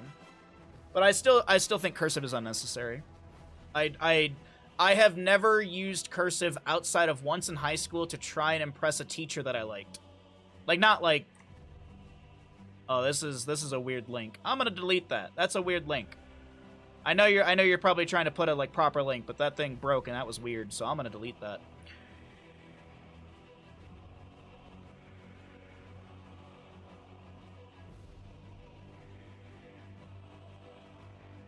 You were perusing the teacher subreddits. Oh, yeah, I see like the teacher sub, like I go on Reddit and I just go to popular and I scroll once in a while. And the teacher subreddit thing will pop up every so often, and it's just like, I'll just see the title of like a post and I'm just like, y'all don't get paid enough, man. Like, I say that to my mom all the time too. Like, if anyone in this country needs to get paid more, it's definitely teachers, because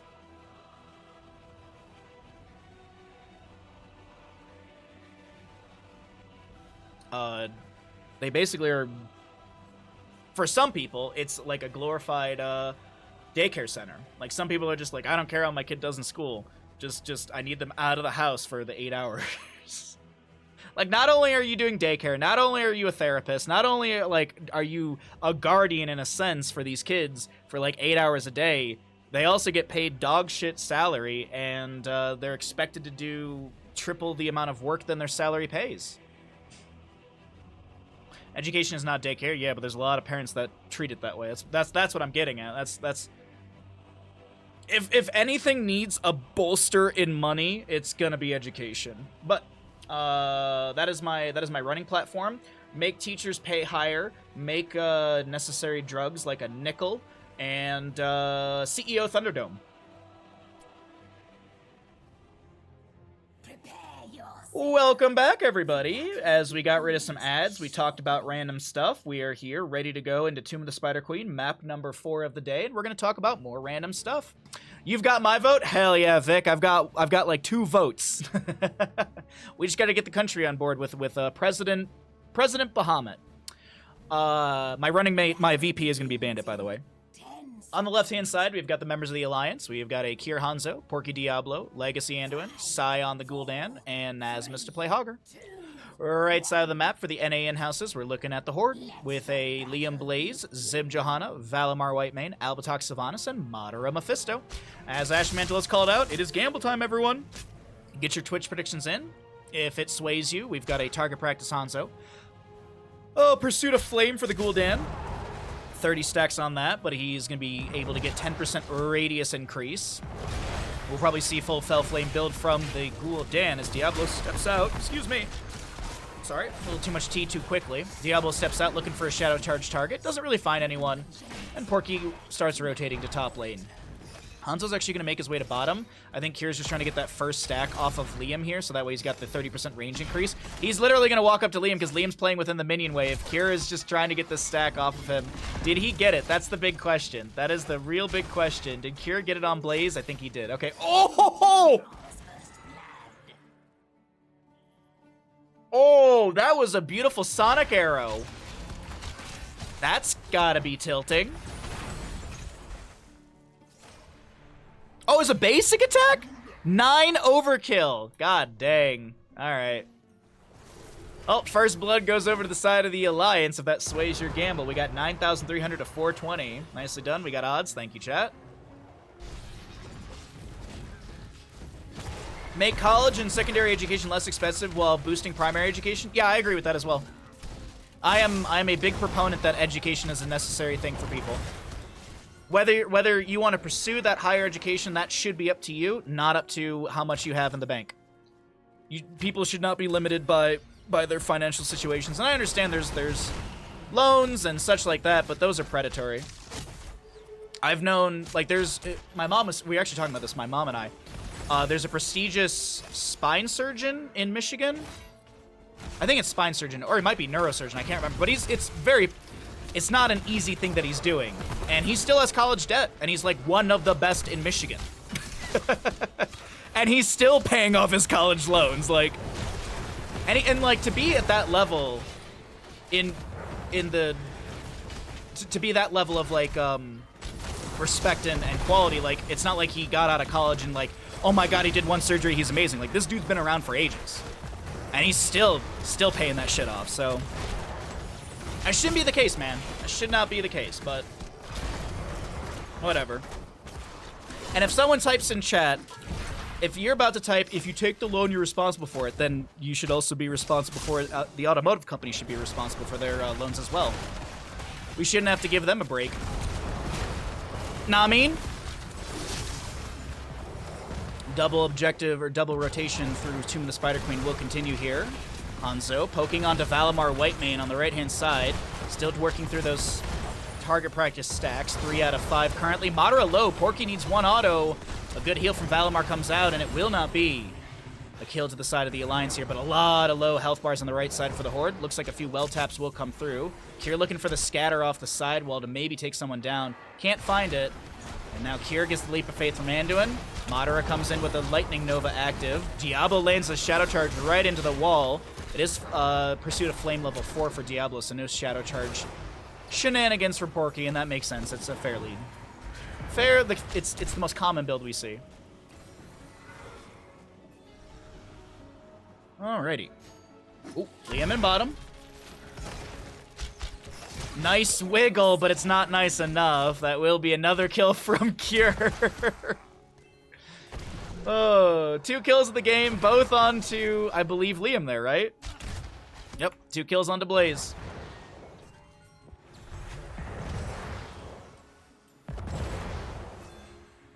Oh, good odds, chat. Thank you very much. Oh my god.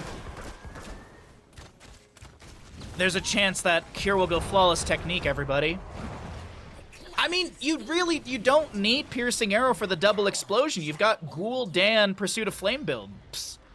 Flawless technique will win the game. I mean, they're already winning, but they're going to win harder if they go for it. But either way, 10 talents here, almost here. Let's cycle through the other numbers. We have our first Web Weaver phase, sending this over to the side of the Alliance. We'll see how much push potential they can get through these lanes. I'm just actually going to check this really quickly. Cure stackage. He needs to hit Blaze twice. 2 Qs onto Blaze, and that's probably why we're seeing Hanzo stick around in bottom lane right here. Jet Propulsion to get away. Meanwhile, over in the top lane, Gul'dan pushing things up. Hanzo done with his level 1 off of the Blaze in bottom. That was expected in this moment. Little Giggle Beam out from Valimar, interrupted by the Shadow Charge. Overpower, Fire Stomp through the white main. Body blocking from Porky's pretty good. Webweaver Deathwave providing some decent damage. Meanwhile, mid, camp and objective were cleared out by Madara, but Hogger's still sticking around, getting some decent damage. Bottom lane opened up. Webweaver phase has ended. Top lane fort took a little bit. Oh!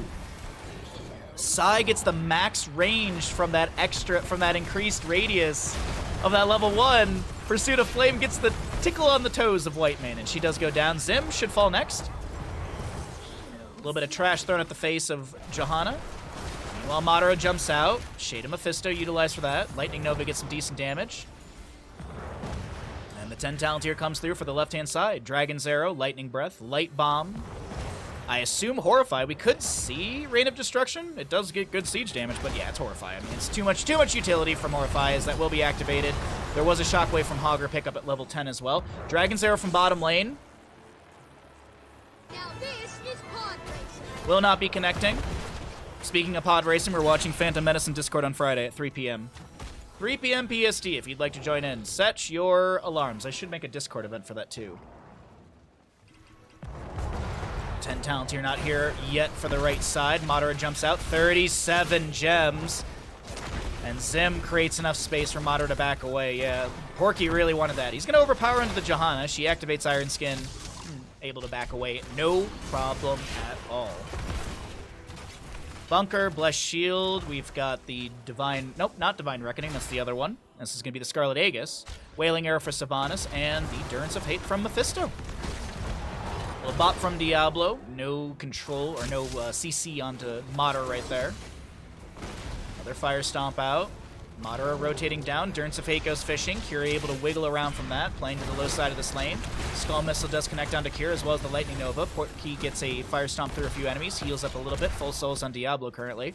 The 13 talent here still a ways away, but it's 4-0 in kills, favoring the members of the Alliance. As the top lane fort on the right side does go down. Dragon's Arrow. Another little pod race out from Cure, unable to land these long-distance arrows, but that's okay. It's not the longest cooldown, 70 seconds on this heroic here. Going fishing for a potential setup. By the way, the Piercing Light from Anduin level 4 is at 1 stack currently, so it's 1% more spell power for the Anduin. Shield glares out from the Johanna. Shockwave onto Johanna as well. Horrified does move the Sylvanas up against the wall, but it doesn't look like there's enough to follow up. Actually, the follow-ups from Sylvanas, she'll trade for Hogger. Wailing Arrow, Haunting Wave, and such in. Mephisto actually gets the last little bit of damage. Liam trying to get the turn in here. 83 gems in the pockets of the Alliance. We can actually take a look and see who's holding what. 38 on Blaze, 39 on Mephisto, and only 6 on the Johanna. So the big thing I guess they're trying to do is keep Blaze and Mephisto positioning, or keeping themselves aware of those. Oh no! 38 gems, Liam! The Durance of Hate creates enough space for the allies to back away, but that was sketchy for a moment. Sylvanas back up, Hogger as well. The Alliance do have enough for another turn in. Madara jumping out, clearing out the wave, picking up a few gems here and there. Johanna will step out and be able to anchor that. But it looks like another Webweaver phase for our blue squad. We do have a Dragon's Arrow from Hanzo available that time, landing onto 2. Loot Horde into the stun up against the wall. Mephisto jumps out with the Shade of Mephisto, but the origin location is found. Now Johanna rotates in. She pops the Iron Skin, picks up all those gems, Light Bomb onto the Hogger, and she doubles backs away from that spin, but Zim's so very low, trying to get out of here. Does go down to Gul'dan. A lot of gems being dropped. The Scarlet Aegis from Whitemane. It's going to be a Shockwave onto Valimar. Good healing onto Whitemane, but it's not enough. Meanwhile, Blaze with 67 gems. Able to back away. Liam picked up the vast majority of... Well, I think Liam picked up as much as he could, and he got a decent amount. But no turn-in has been had by our red squad. second Web Weaver phase for the side of the Alliance as they look to push in further through top lane. Turns of Hate onto Porky. He takes a handful of damage and doesn't seem like he's too concerned. Grabs the Regeneration Globe, throws a Fire Stomp out, looks to get a little bit of healing off of that. Web Weaver in top just below 50%. And this is going to be Hearth out from Cure. Sylvanas manages mid. And the Keep Front Gate is opened up. Porky's slowed down here. Legacy probably has a Leap of Faith if he really needs it. I think Porky's fine. No need to burn the 70-second cooldown. He does have Leap of Faith. They're about to get level 16 and a level here. 34 out of 60 gems for the turn-in for the side of the Alliance. On the opposing side, for the Horde, they've got 90 in the pocket. 76 of that is on Liam. Getting an isolated kill onto Liam would be humongous for the Alliance, and we'll see if they're able to do it here. Hogger's still in bottom lane. This is an offset fight, and they know it. Hanzo with one delay. Scatter goes out. Bullseye, or excuse me, the Sonic Arrow will get another delay. Cure trying just to poke here and there, haunting away from Sylvanas.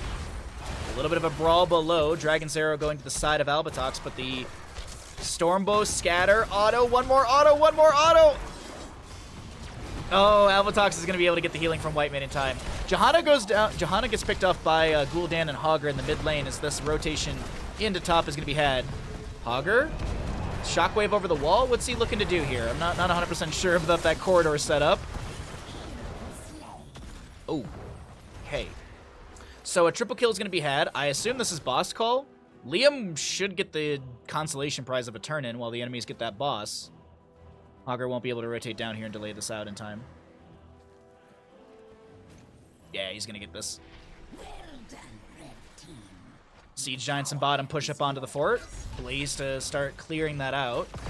Hogger lands a staggering blow into the Loot Horde. Liam takes a chunk of damage, but Albatox is here.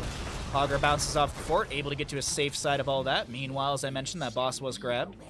Speaking of things being grabbed, no one grabbed the gem. No one freed Harrison Jones. He's still just chilling. Still just chilling up there. One day, someone will. Piercing Arrow was the level 16 pickup by Hanzo. No flawless technique enjoyer in this channel. Or in this game.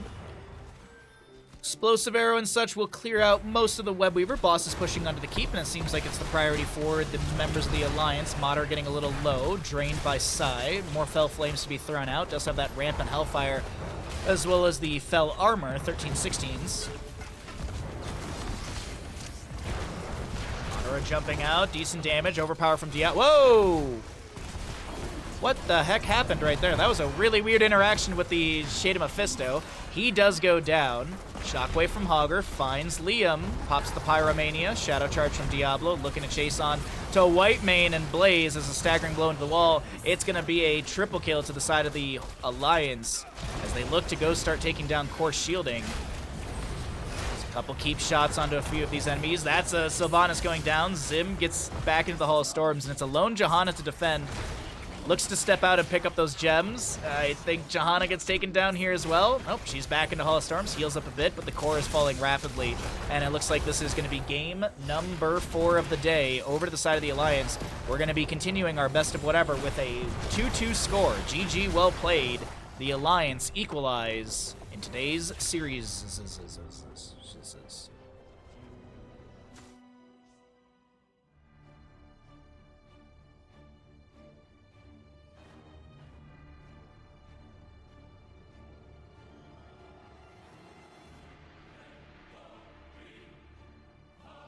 Oops. There we go.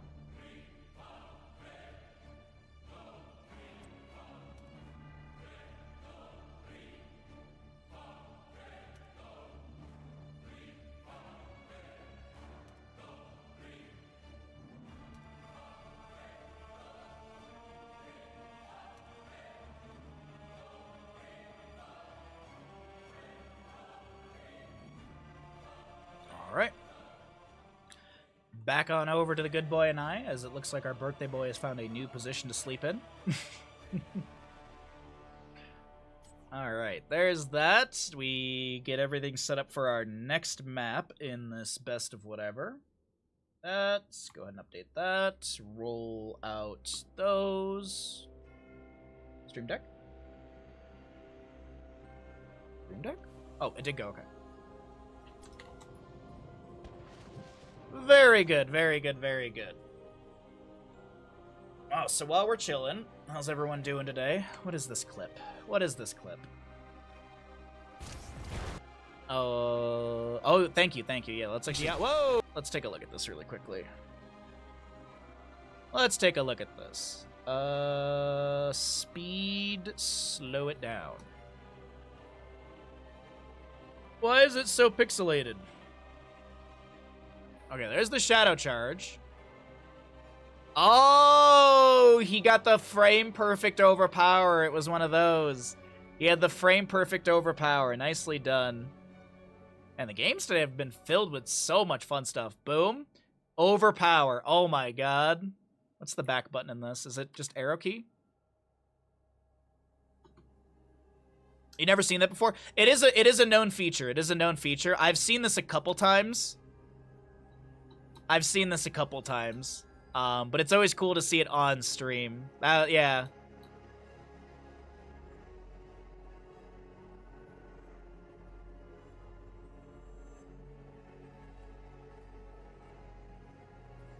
God dang. God dangle dangle. Alright, let's turn this back to normal speed. So that way whenever I watch clips, it's fine. Alright, so ads are going. Yep, we still got that. And we get ourselves set up for another map. Another map in the best of whatever. Oh, also, Ravencourt announced that they have a new league starting out.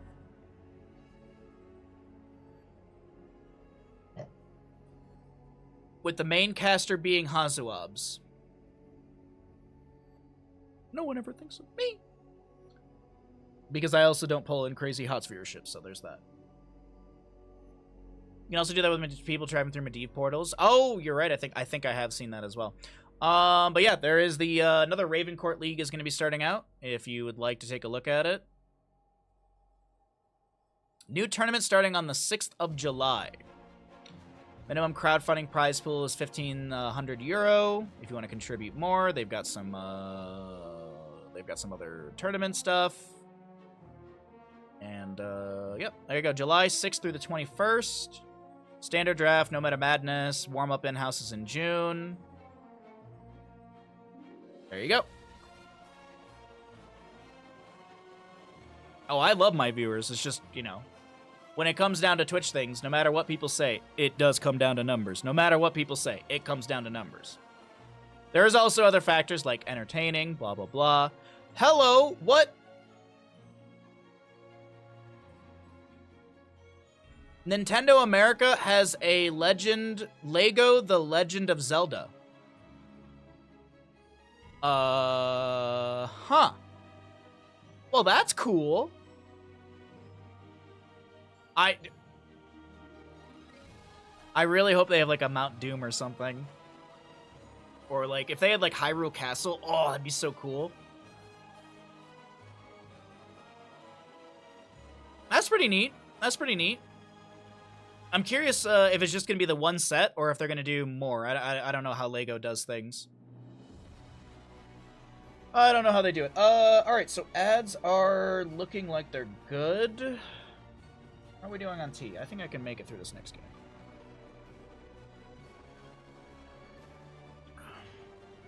Yeah, getting that overpower timing is not easy. Getting that, like, that window to get it, even with the Medivh portals as well, like, that's just not easy to do. Alright, shall we continue casting? For the low price of 700 USD, you, nostalgic 30-something, can try to recapture your youth with the Deku Tree. I don't think it'll be 700. Do you think it'll be 700?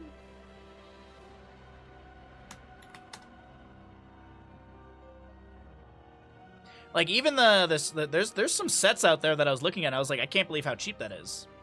A 3,601 piece set for the NASA Artemis Space Launch System is $259.99.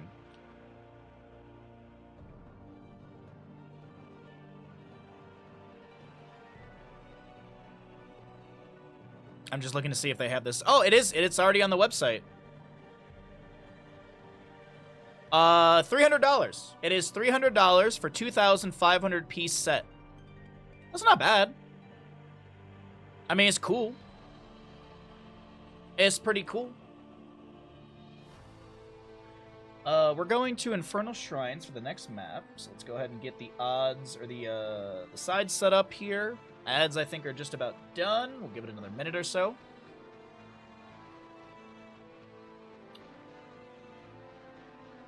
But yeah, we have the giveaway is going on today, by the way, so if you have not entered into the giveaway, be sure to do so. And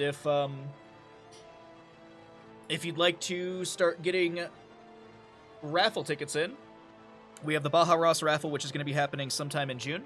So if you would like to, every sub from starting today till when we do the Baja Ross painting in June will be an entry ticket. So tier 1s are worth 1, tier 2s are worth 2, tier 3s are worth 5 tickets.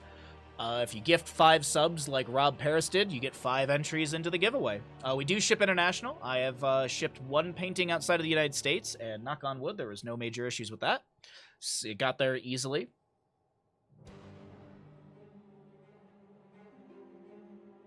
They got boomer money with model airplanes and model trains. I mean, I wouldn't even say it's boomer money, man. I think there's people in every generation that can appreciate different Lego sets. Sorry, just trying to make sure I put my S on the right word.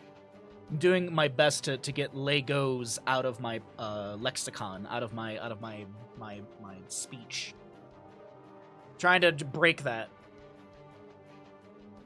My wall has a blank spot waiting. Well, you know how it works, bud. You know how it works. All right, I think everything is good to go for our next game. Ads are done. People are here. Let's get into more HOTS casting, everybody.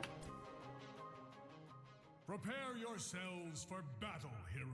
Welcome back into the NA in-houses. My name's Bahamut. On the left-hand side, we have the crew of our alliance. We have a Tracer, Cure, Crom Brightwing, Cattle Johanna, Liam Blaze, and Sai to play Mephisto. For the members of the Horde, it is a Madara Chromie, Porky Diablo, Naz Mistahaka, Albatox Hanzo, and Lucio to be played by Legacy. 10 seconds. Let's get our Twitch prediction going here for all of you lovelies at home. Thank you, Ashmantle, for always being spot on. Here, once again, the first time for Chromie, we've got the target practice for Hanzo, Celerando, Phase Shift upgrade, Parting Gift for Tracer, Soul Shield Diablo. We're actually going to see Enduring Swarm level 1 for the Dahaka. Might see a Dark Swarm build. I've messed around with this a little bit. It's pretty fun. You go for the Hero Stalker at level 4, you go for the Symbiosis at level 7. Nice synergies between those 3 talents together. But we'll see how it all works out as the build for Nazmus unfolds. Until then, get a little bit of a scuffle here in mid lane. Condemn from Johanna slows down Porky with that punish as well. Little Skull Missile action out from Mephisto. Did go into Lightning Nova, the Furious Spark at level 1. Blaze Dahaka in top lane. Looks like there was a Jet Propulsion, maybe even a drag. Pulling Liam near the fort front gate as he did take some damage. This will be bottom lane. Hold on, bottom lane. Skull Missile. I can't believe it. Diablo lives. Tracer goes in with a blink, but she thinks better of it. Now Diablo lands the Shadow Charge, and Porky finds first blood. Remind yourself that overconfidence is a slow and insidious killer. First blood as Cure tried to find that last little bit of damage on the Porky. It did not work out. He taps well, and the camp will be poked at by Cattle with some shield glares and such, but no invade to be had. Diablo Shadow charging into bottom lane just to be able to pick up that experience before it does expire, since there are 2 experience windows. Order Punisher will be in the bottom lane first. We've got a Dahaka Tracer in mid. Blaze still soaking up top. Looking for the drag. Can't land it onto Cure. Albatox trying to get that stackage on his level 1. Let's actually take a look and see what Hanzo's sitting at right now. Needs to hit Tracer and Mephisto once to get the 30% range increase, and then it's got to hit everybody else 2 more times, or 3 for the ones that I already mentioned. Drag from Nazmus attempted, no connection. And right now, the Horde are looking a little wobbly. I mean, they did find the first kill, but it's like, what's the soak in mid and top? Like, there's wave pressure being pushed up by Blaze and Tracer, so might need to dial it back in. Dahaka's going to brush talk to top. Okay. Oh, my phone went out. Oh, I got a call, and then it immediately canceled. You know what that means? I'm going to get a voicemail about my business loan forgiveness because my Twitch account, my Twitch business is has a loan, or they're gonna tell me that I can get payroll increase for my employees because I have employees as a Twitch streamer. No, it's always about like business stuff because at one point I had a Spectrum business account because it was the only way I could get good upload speeds out because like the residential wasn't off like the residential minimum or maximum you could get was like 10 megabits per second, and that's way too low for Twitch streaming.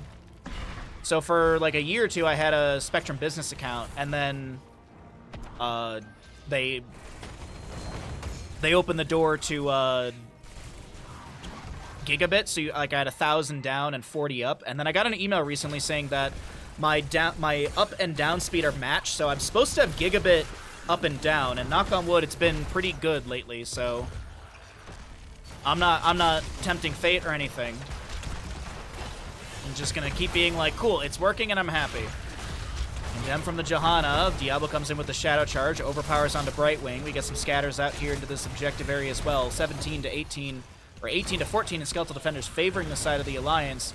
That's rapidly rising still for the Alliance, but the Horde is still, they're trailing behind. Actually, no, they pick up a few here. Blaze and Dahaka still brawling out in top lane. Bandit can get more pay. I mean, that's... Oh! Madara with the snipe onto Tracer right there. That's another kill for the side of the Horde. Second kill of the game for them. And it looks like this will be the objective phase. Oh, Side jumps in. 36 to 37 to 37. It's so very close. I'm just literally staring at the bottom numbers. Who gets it? Oh my god. It was like 38 to 38, and I thought there was going to be something to poke in there.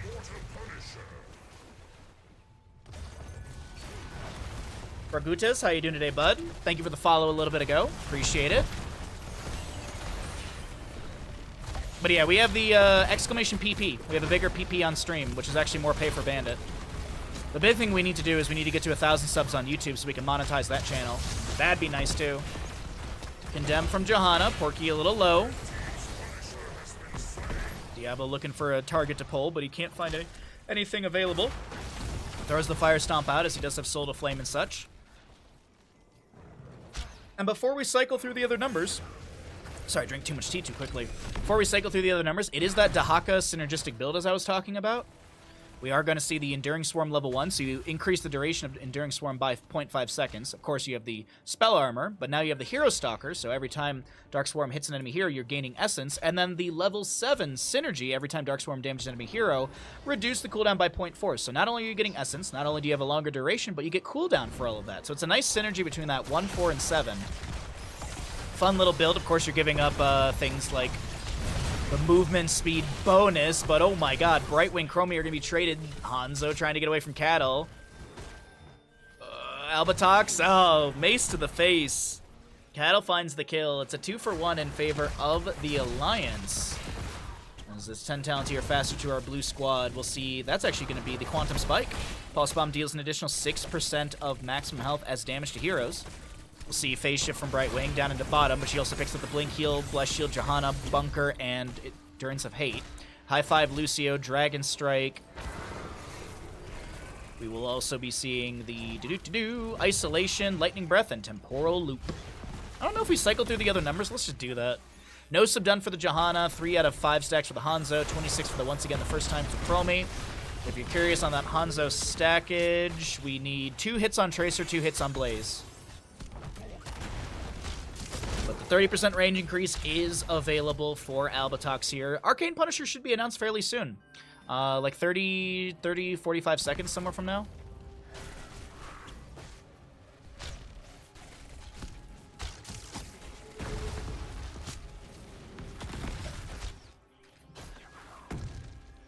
Alright, so Nasmus clears out top lane, as I mentioned that Arcane Punisher for mid.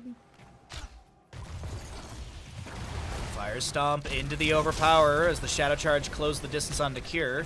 He's going to jump in onto Porky here. Sustained damage is pretty decent. Phase Shift from Brightwing bolsters the HP. We've got a Brush Talk in from the Dahaka. Nasmus has the Isolation available if he can land it onto a target. Maybe looking for the Drag. The Isolation... No, the Drag was interrupted by the Condemn of Johanna. And looks like Nasmus will meander his way back up towards mid. Nope, no, he's actually going to double back. Bless Shield was used, Temporal Loop was used, everything else up and available, even Tracer Pulse Bomb. Next objective here in 15 seconds, mid lane, as I mentioned, is going to be an Arcane Punisher. Both teams have their forts up and available, but a little bit more damage has gone over to the right-hand side on the Horde as the gate is down to, I would say, less than 1%. It's on 39 HP out of 5,300.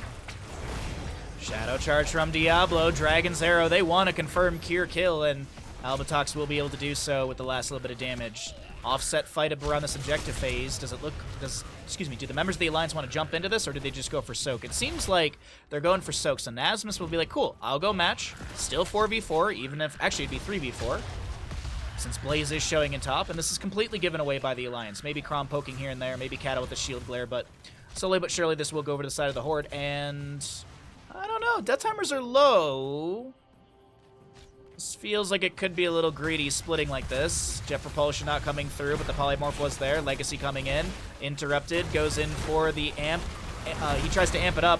Chromie still goes down. The camp is going to be leashed, or at least the two Hellhounds are cleared out. Fallen Shaman is still there. Parky takes a Pulse Bomb. Durance of Hate! And the split was a little too greedy right there. Dahaka comes in with a Dark Sword, but he's getting chunked down to nothing. Has to activate. Oh, I don't think he had any essence, so he's dead too. This is super duper awkward. 39. 39.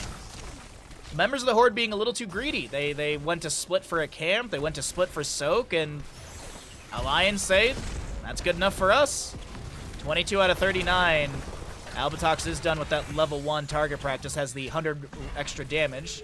Trying to get a Sonic Arrow for some vision. 28 out of 40. One Skeletal Defender needed. Shadow Charge in. Fire Stomp will confirm it. Chromie trying to poke in. Diablo's going to be dead for this.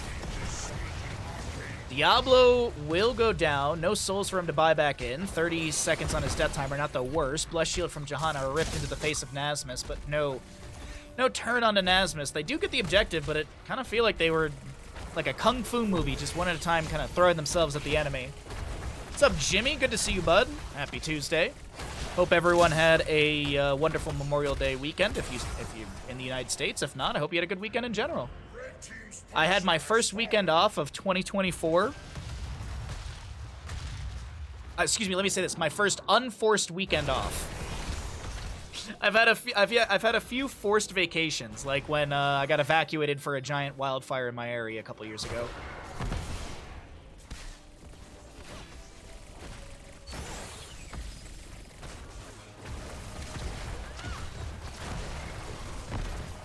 Camp not going to be invaded by the side of the Horde. A little bit of poke attempted by Albatox, but no connection. Scatter's coming out as well. Modder getting chunked. High five around. Porky and Modder are getting those high fives. What's the cooldown? 20 seconds? 20 seconds per ally. Yeah. But it's 16 talents here, advantage to the side of the Alliance. Frozen Punisher will be up next in the bottom lane. I think we're like a minute or so away from that Punisher. Shouldn't be too far off. Clear into mid, Explosive Arrow helping to clear from a safe distance. We have Mephisto jumping in with the Shade Forward. Good damage onto Diablo. Pulse Bomb will connect. 64 souls for him. 36 stacks on the Chromie once again the first time, actually picking up her 37th here. Almost done. Okay. Dahaka goes to soak out top. What did he go into for our later talents here? He did go into the Primal Swarm at level 13. More duration. I mean, it makes a lot of sense with the Brushstock build that is currently happening. Orky and friends are just waiting for these waves to crash in, so that way they are able to easily pick up, or excuse me, they're able to pick up level 16 as the waves crash into them, playing it slow and safe. They should have this talent tier right as the objective phase is up and such. And Chromie's done with her level 1. She gets the extra echo. No here and there. Not surprising. It's like always timeout. We see here and there once in a blue moon, but timeout just way too good. Longest timeout in Here's the Storm, 5 seconds. Diablo trying to get away here. Cure somebody. Who was hit with the Temporal Loop? I think it was going to be the Mephisto right there. Diablo taken down by Cure. Nicely done from the Alliance as Liam jet propulsions in the fort front gate. But Nasmus had that burrow. Liam will be fine. He gets the heals out from Brightwing. And There's the announcement of the Punisher. It should time out decently with Diablo Death Timer. I think Diablo will be dead for like a second longer than when the objective just now pops. So camps to be traded in the top left and right. 8-4 in kills. It's looking pretty even between both sides. Outside of the mid lane fort and the experience difference, like it's still a pretty close game.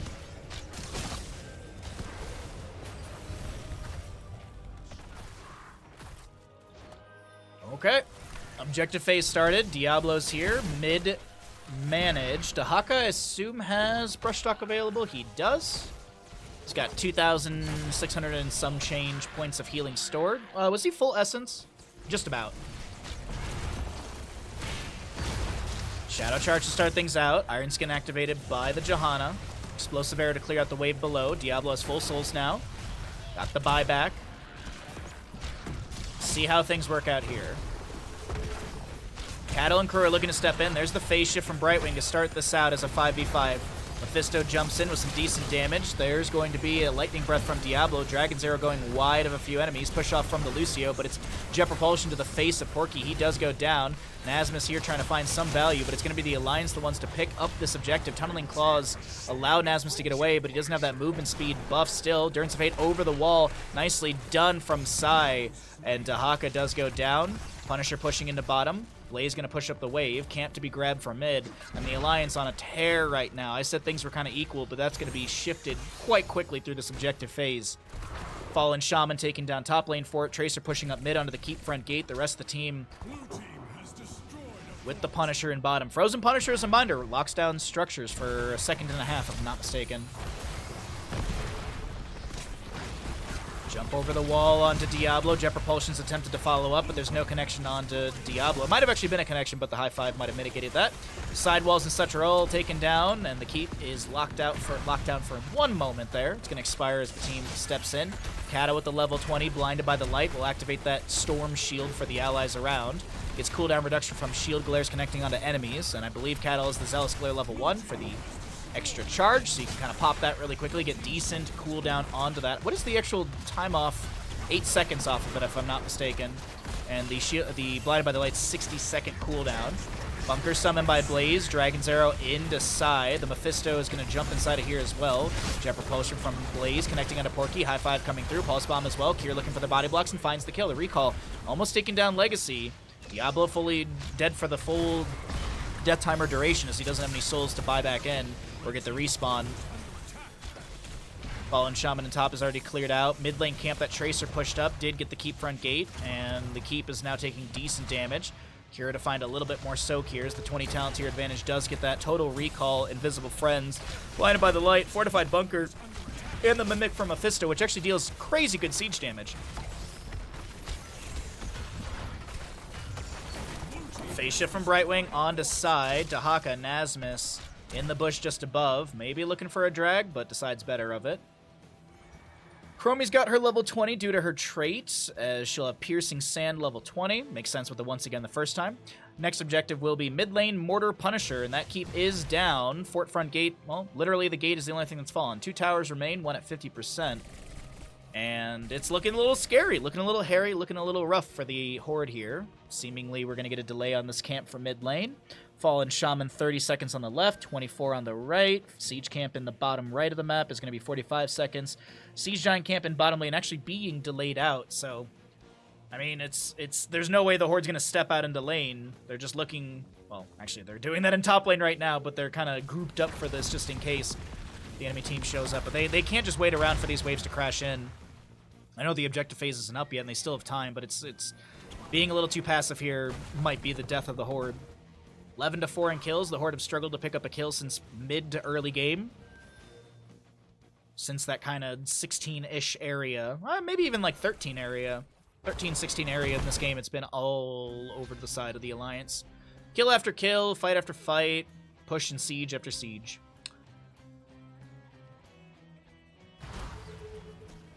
They just have Johanna anchoring a camp. We have Crom chilling. Is Crom dancing? Well, half a level to go, and I mean, you're turtled up. So this is the most you can do. Diablo chilling just above in case he's needed, but also needs those souls off the minion wave. 68 souls currently. The shrine is up and available in 30 seconds, and 20 will be picked up off of, I think, bottom lane here. There it is. All right, even talent here. Camps are going to start popping up around the map. Cattle gets off a little too early there. That's okay. No big deal. Diablo, Hellgate, Contagion for Dahaka, Bullseye, and Mixing Fire Lucio, which is 50% healing reduction to enemies that are hit with a high 5. Temporal Loop onto Brightwing. Lightning Breath as well. Dragon's Arrow coming through. Brightwing is going to be cooked up. Fairy Dragon for lunch today. As the Jet Propulsion from Blaze connects, and Lucio will go down. Healer for healer traded. Meanwhile, in mid lane, there's a camp pushing onto core. Diablo tried to get away. Uses the Hellgate to avoid that collision from Blaze, but it's a 1-for-2. Durance of Hate over on the right side of our screen is going to connect onto Nasmus. I don't think he's got any essence to pop. He lands the drag onto Tracer, gets a few autos in there, pops what little essence he has, and it does not work out. Meanwhile, Diablo below, trying to get away from Liam. He's going to be taking an adventure on the left-hand side, but I think Porky is done and dead here. Cattle trying to chase down Madara, gets that, gets the time stop for a moment. Twin Flames don't get the interrupt onto Porky. I mean, they're winning over here, so I mean, it's literally, yeah. All right, okay, all right. Unsure if you want a Hearth or not. Tower shots onto Porky, Jet Propulsion will confirm that kill. Chromie does get the counter kill onto Cattle in mid, but the game's over here. The Alliance have taken map number 5 of the day. GG, well played. What's up, Becca?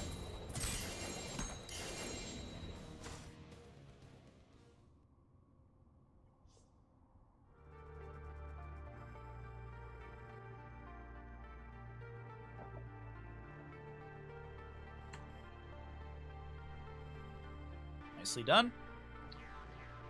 Goodly done from the Alliance.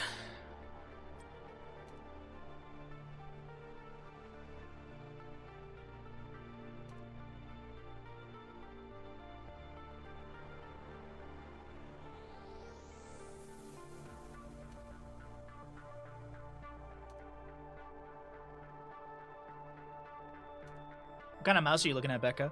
I personally love the Dark Star. It fits my hand perfectly. I've tried so many different mice from Corsair. This is my absolute favorite. But I've used a bunch of them. Ashmantle, thank you for the redemption again. Man, Ashmantle set the alarm, didn't you? You were like, okay, all right. It's been that hour and a half. It's been that hour and a half. Thought I scratched myself.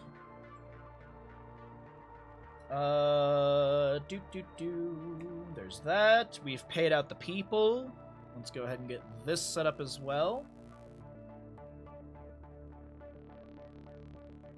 Scimitar looks good. Scimitar's pretty nice. Scimitar's pretty nice. I just like the way that the Dark Star fits in my hand.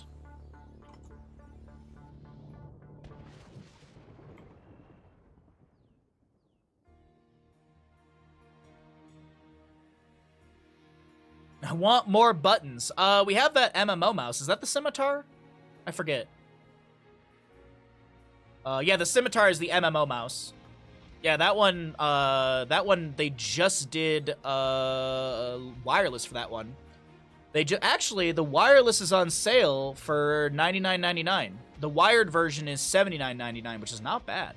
We are giving away a keyboard in chat today. We're giving away a K65 Plus wireless. This is the keyboard that we're currently giving away. So if you'd like to potentially win this keyboard, use exclamation giveaway, or you just type the word bandit. Actually, Ashmantle's already done it, so that works out. But yeah, 75% keyboard. It's a nice looking keyboard. Wireless, of course. The Corsair wireless stuff uses USB-C. So like my mouse right there, there's a connection. The other keyboard that I use the mini version of this. I use the 60%. So that's, you can see right there at the top, that's pretty much where the wireless would be plugging in as well.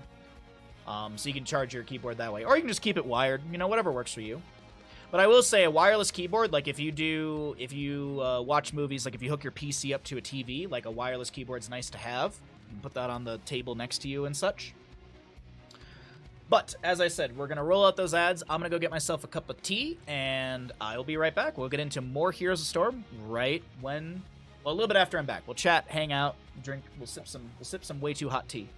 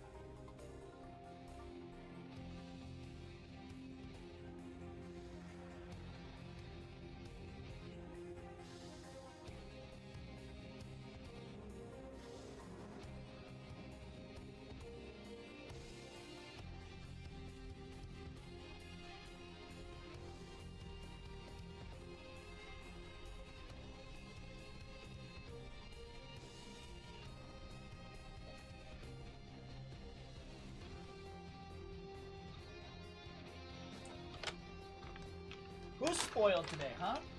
Who's a good spoiled boy?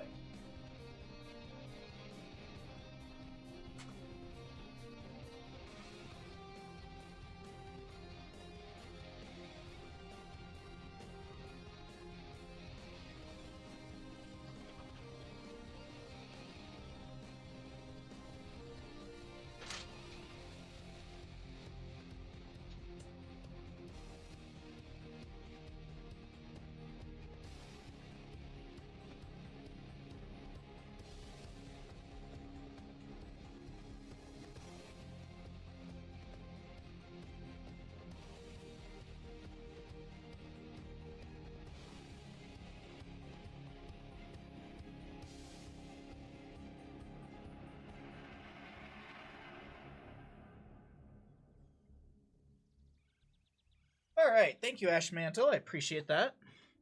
I need to go get more treats. I actually went and got I got some like healthier stuff for Bandit, but it's not something I can give to him like many times a day. It's joint jerky, like not like smoke weed every day. Not like that, but it's jerky that's good for dog joints. Okay. So, there we go. Also, don't forget to type the word bandit into chat to get yourself eligible for the giveaway. Currently have 21 eligible users. 21 eligible users currently. Subscribers have double luck. Mods are allowed to enter as well, right? Mods are allowed to enter as well. Mods, regulars, subscribers, and users. Okay. Thank you all for hanging out. Thanks for being here. Don't forget, did you know? It's not a bad idea. We haven't gone fishing yet today. Chat, did you know that if you have Amazon Prime, you've got Prime Gaming. If you've got Prime Gaming, you've got one free sub here at twitch.tv/Bahamut Gaming. Get yourself some ad-free viewing. Get yourself some amazing emotes. It's Bandit's birthday. It's Bandit's birthday. Give us your Prime Gaming. Last but not least, I have a deal with the John Cena. He's going to show up at Jeff Bezos' house and deliver a close-handed slap to the face of Jeff Bezos. Would you like to slap Jeff Bezos in the face with a close-handed fist? Be sure to Prime today. Mr. Bandit, you are perfect. But we all know that. You know that. I know that. Twitch chat knows that.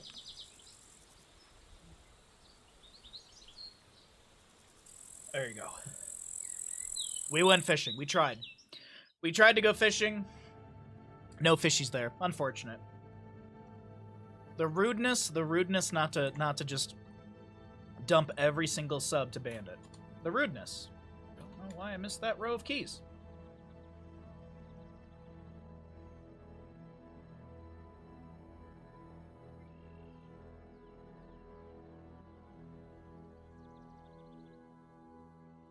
Hey, what's up, Ember? Good to see you, bud. Hello, hello, hello. Good to see you. Oh boy.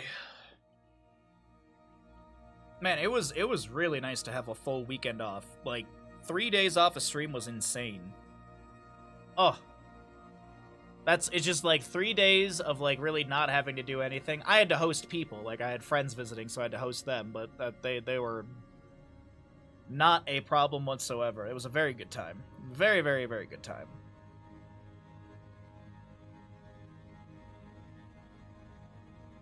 Oh my god, this is amazing. This is absolutely amazing. This is absolutely amazing. Hank Hill and Bobby as 40K. I like this. I like this a lot. Ridiculous. The like the cans of the Alamo beer underneath. That's just about to bust. That's just perfect. Oh, that's too funny. Oh, okay. All right. Anyways, let's go ahead and do some more casting. We got Dragonshire on the way, so let's cast some Dragonshire, everybody. Alliance versus the Horde. We've got 5-minute gambles. You know the deal. Let's do it. Do it, do it, do it. Heroes, prepare for combat. Welcome back, everybody, into the NA in-house best of whatever. We're here doing some games. My name's Bahamut, and on the left-hand side, we've got the Alliance on Dragonshire. A Cure Alarax, Sai Cassia, Crom Rhaegar, Brandon Muradin, and Nasmus will be your Hogger. Over on the side of the Horde, we're looking at a Liam Yrel, Albatox Chromie, Valimar Lucio, Zim Sylvanas, and Porky Johanna. I am curious what we're going to be seeing from Yrel. This is Liam Yrel, and I have a very, very high opinion of his Yrel, so I'm curious to see if he's going to... if his talent build's going to change any, because this is live patch, where Yrel did have those buffs at the... that buff on the level 4 for the extra armor, which has been synergistic with the level 7, since you get the cooldown reduction. And hitting enemy heroes with a max charge of your Avenging Wrath. I think it's the Holy Avenger, I think is the name of the talent. I might be mixing that up, but either way. Your Twitch Gamble's up and available if you'd like to make a prediction. Alarak did go into negatively charged level 1, or Extended Lightning, sorry. Negatively charged is the level 4, I think. Either way. He's got the Extended Lightning, so he'll be trying to get that Lightning Surge triple hit, and if he gets that triple hit, it will will give him back that 10% he reduced. Yep, and as I said, be sure to enter into the giveaway. We do ship outside the United States, so it's not an NA-only giveaway, and we're giving away a K65 Plus wireless keyboard from Corsair. It is a 75% keyboard. Take control of the shrines. And I've used a lot of keyboards in my time from Corsair. I personally love all of them. I am not stuck, but I stay using the K95 Platinum just because it's a giant keyboard and it works out really good for streaming. Also, it's RGB Cherry, or Cherry MX Blue. That's what it is. That way everyone knows how hard I'm pushing my keys. That way everyone knows how hard I'm pushing my Q button on Lily. I'm using the keyboard I won from Baja right now. That's pretty good. There you go. Testimonials in chat. Objective phase, though, is channelable? Is available for the side of the Alliance here, if they can channel for the Dragonite. Unfortunately, not going to be the case, as Valimar, Porky are delaying things out of mid. Over in the top lane, we do have camps pushing in. Sylvanas Black Arrows are active. She's going to be pushed back by a Loot Horde from Hogger. Avenging Wrath over the wall from Liam, as he tries to get this top point to the 50% mark, but has to Avenging Wrath out as well. It is going to be Hand of Freedom level 4, so Liam build has not really changed on this Yrel due to that buff on the level 4. I mean, Hand of Freedom just so very good. There's going to be the negatively charged, as I mentioned earlier, so Lightning Surge damage bonus increased per stack. We'll see what that stackage looks like later on. We'll see if Alarak can finish out that level 1, get the triple hit off the fort front gate. That's usually what we see. Keurig actually getting chunked in bottom lane by the Chromie. Oh, yeah, nice reveal, and Kier's like, okay, I'm not going to the beach today. Uh-oh, maybe he's going to be taken down. Murden Dwarf tosses in. Time stop will find 2. It's going to be that armor debuff. Armor debuff to enemies, armor buff to allies, and first blood of the game goes over to the side of the Alliance if that sways your gamble. Still have a moment to still have a window to get more predictions in if you'd like. Stormbolt from Murden upgraded at level 4 with the Sledgehammer. Extra damage, more cooldown reduction from 1 second to 1.25 post level 10. And the fort front gate in bottom lane goes down. Meanwhile, in top lane, Hogger gets a staggering blow onto onto Liam, who's halfway through the sky. Nasmus getting body blocked a bit. Haunting wave over the wall. Doesn't look like it, and Nasmus will live. Now Sai rotates in. Misses the Lightning Fury. Oh, the blind comes through. The fend is there, and it's not enough. Oh, that's just a little aggravating, as Alarak does go down to Chromie in the bottom lane. Looks like Johanna and Lucio were able to set that kill up. I don't think Alarak had... No, he might have had a little bit of sadism from that earlier kill. Not 100% sure about that. He might have had 3 sadism. Either way, it's back down to 90. Skullcracker level 7. We're seeing what Alarak's can grab. We have the boombox for Lucio. I absolutely love taking this at level 7 when I play Lucio in ranked. Just because it's just, you provide vision. Also, you don't need your Vala to face check bushes anymore. You can check a bush with a... with your boombox and save your Vala from walking into a bush and dying immediately. Speaking of dying, we've got a Sylvanas kill into Cassia in the bottom lane. Nicely done. 2-1 in kills, favoring the side of the Horde. And we will take a peek into mid.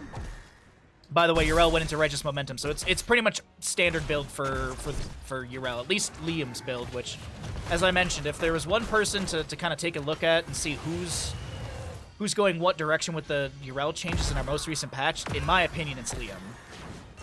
I'm not saying he's the all-knowing know-it-all of knowledge, but definitely has probably the most Yrel games under his belt at this level of play.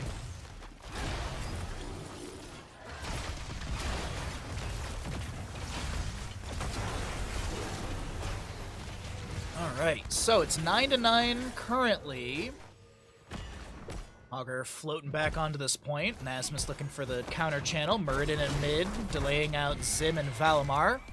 Skullcracker getting that little stun. Another Lightning Fury going out.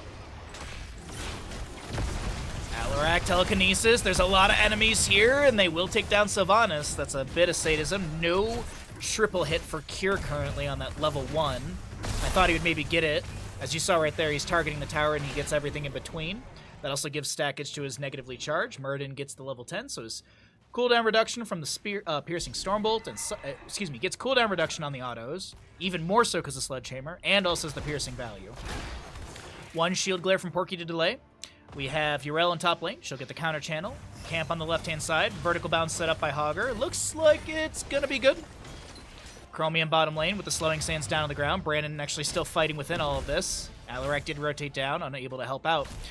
10 talent tier-wise, we didn't talk about heroics. If you're kind of listening in, you can't check on your screen. I also want to point out Alarak did go into the applied force at level 7, so he'll never get that 10% back.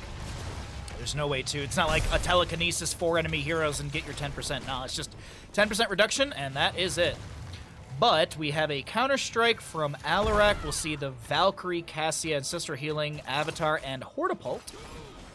Actually, Hortipult activated right there. Staggering blow into Zim. There's going to be some loot horde thrown on the ground. Augur gets an awkward bounce back towards the enemy side of this lane, but it looks like he's okay for the time being. Picks up a bunch of trash, eats a bunch of meat. It's all good. Invade on the camp on the right-hand side, and that's going to be Chromie going down. Alarak finding that telekinesis needed. Looking to maybe chase in further. Porky low, using the tower defenses here to be able to break away. Muradin has to dwarf toss out. Picks up a regeneration globe off the wave. Some tower shots onto Cassia. Camp was stolen away, and the kill still goes over to the side of the Alliance. On the opposing side, Blessed Shield, Wailing Arrow, High Five, Slowing Sands as we saw, and Ardent Defender. So Liam, that's pretty much the standard build. Templar's Verdict at level 13 did get... level 13? 16? I'm actually blanking. But Templar's Verdict did get nerfed a little bit as well. It went from 20 armor reduction to 15, and from 7% to 6, if I'm not mistaken. But I assume that's going to be still the pickup for Liam. I think it's 16, because usually it's Velen's Chosen at 13, isn't it? Little healing reduction from that level 7. Okay, Blessed Shield. Here comes a Valkyrie. Maybe a counter kill onto Lucio. But yeah, that Sin's Exposed 35% healing reduction onto the Rhaegar. He didn't cast Ancestral. I think he was waiting for that to expire. It is a decent amount of time. 35% for 3 seconds. Liam looking for the Hearth out. Nah, he's just going to jump into the wave and heal up off of that. Mana is really low for the Yrel. Meanwhile, back in mid, we still haven't had a Dragonite grab by either side. Brandon throws the Stormbolt back. He's going to try and get out of here. Lucio chasing on in. The Condemn from Johanna will be able to pull him back in as well. And Muradin taken down by Lucio. Sai on this Cassie looking to step in. Boombox goes down. Keep in mind, Boombox is 5 armor, physical and spell. And that 5% might be all you need. Cure with, well, he had some sadism. Now it's back down to 80. He's got 2 out of 3 stacks. He still has to get that triple hit if he wants the 10% back. Take a look here really quickly. Extended Lightning. Yeah, he just needs the triple hit. Negatively charged currently. Bonus damage 65%. 13 stacks on that. He did go into the Pure Malice at 13, which is, I believe, 10% per ally killed up to 40%. Yeah, 10%. So if 4 allies die around him, he gets that 40% increase. But Alarak's max sadism currently can be 150, if my math is right. 30% from the baseline, which would take you up to 120 currently. And then, yeah, 150 plus the 40.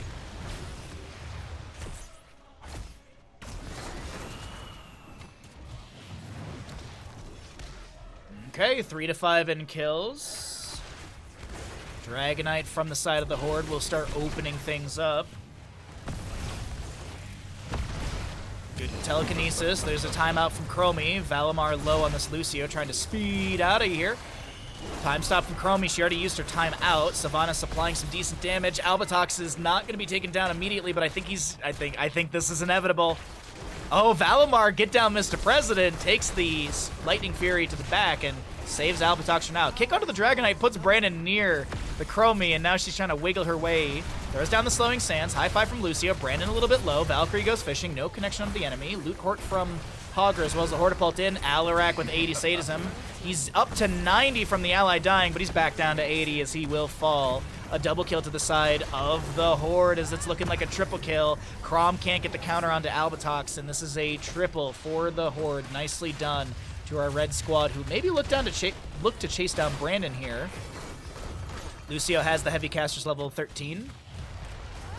And there's the activation, a quadra kill. Cassia has gone to top lane to soak things up a little bit, but that is a massive experience bolster to the members of the Horde here in map number 6 of the day.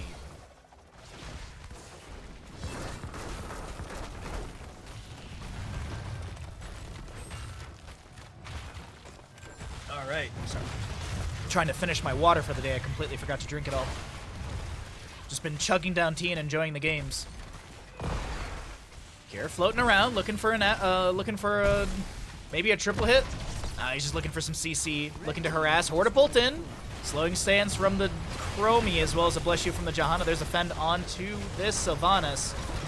As Sin's exposed, reduce that healing. Valkyrie avoided by Zim, and Sai gets the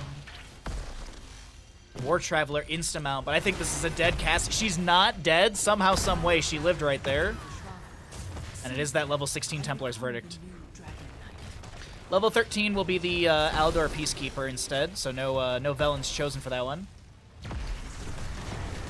Telekinesis into Discord Strike with some lightning surges in there as well. Hogger trying to get decent damage onto those low healthful heroes, and that is a nice double kill to the side of the Alliance. They chase in further through bottom lane. Porky may be going down. Porky pulled apart, and that's a triple kill. That's going to be 9 sadism for Alarak. Pushing him up to 89%.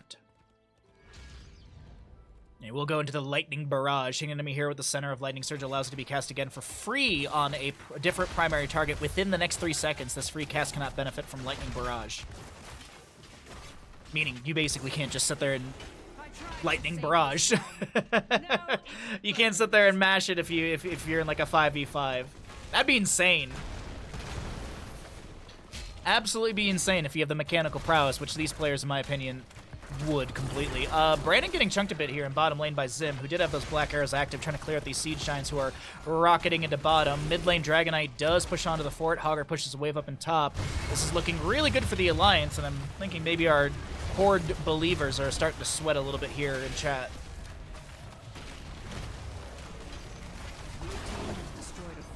Murden Dwarf tossing in, lands the Stormbolt. Johanna Ironskin was active. Has the Blessed Shield available as well. 15 seconds on a Wailing Arrow for Sylvanas. Slowing Sands 2 seconds away.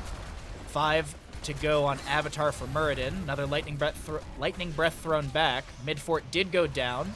Bottom lane Keep Front Gate is opened up. Alarak outside of this. He's going to Telekinesis down towards the bottom. Valkyrie from Cassia does go out. We have a Sin's exposed. There's a Slowing Sands underneath Kier. He's trying to get out of this. He's trying to make something happen. It just won't work out. And Kier does go down.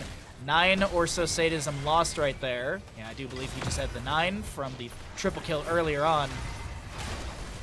Oh boy, oh boy, oh boy. Kier sadism just unfortunate in this game. Unable to get that massive build-up and really kind of popping off. Muradin gets his trait activated, immediately having that delayed or denied as there's a couple autos. Brandon gets the Avatar, 30. Yeah, the healing reduction is pretty good right there.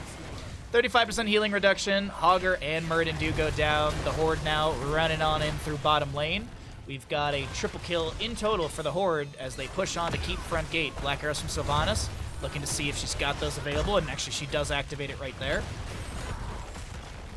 7 seconds on an Alarak respawn. We've got a half a level difference here at level 19 on both sides, but of course, 20 talent here almost here. Big power spike for the Horde.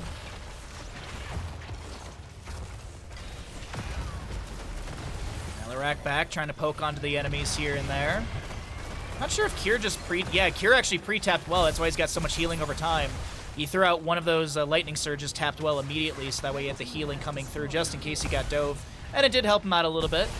Still a 2-minute cooldown, but Kier stays safe. A couple seconds to go on a few of those death timers for the Muradin and Hogger. But this is actually the Horde backing away. They'll Hearth out for full mana if necessary, set up for another Dragonite phase, and a win condition is set up through bottom lane for the side of the Horde. Map number 6 of the day. 3-2 in our score currently. Could be an equalization from the Horde here.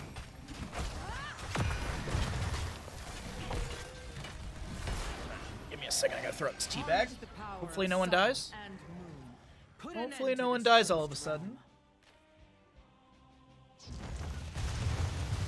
Okay. 20s on both sides. Is that last laugh?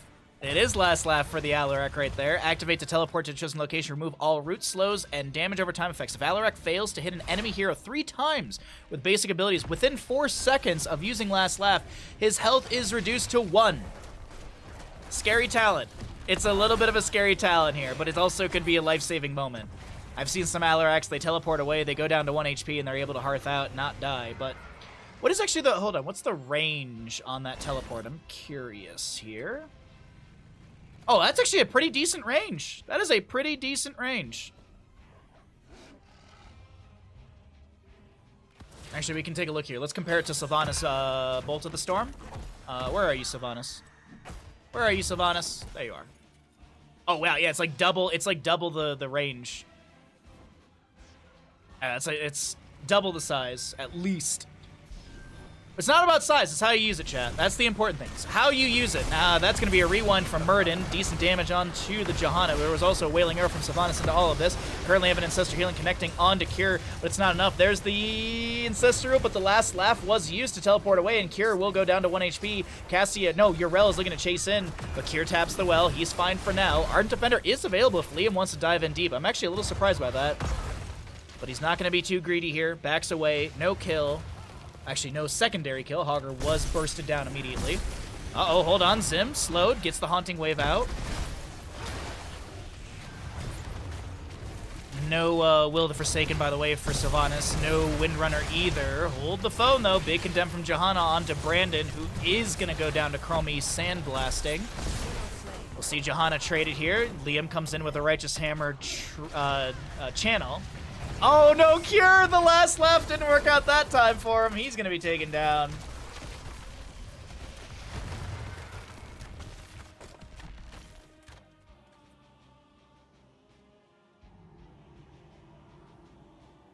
Albatox with the channel here. The Horde with 15-7 in kills. You already have Yrel on core. Zim pushing in. Dragonite walking in through bottom here. Hortipult in from Hogger. It still is 2 dead. Muradin and Alarak for the next 30 to 20 seconds. Yeah, I know. I said it, Bath, and that's actually how it sounded to my... When I said it out loud, I was like, oh, Yrel on core, yeah. Same brain. Same hat. Johanna's dead for the next 10 seconds, but this Dragonite at 40% is just wailing through the core. Ardent Defender is activated. Yrel pulled into the wall by Cassia's Valkyrie, but that is the end of map number 6, and we got an even score once again. Connie, thank you for the happy birthday to Bandit. Appreciate that greatly. Thank you for the amazing art you shared on Twitter as well. Thank you, thank you, thank you.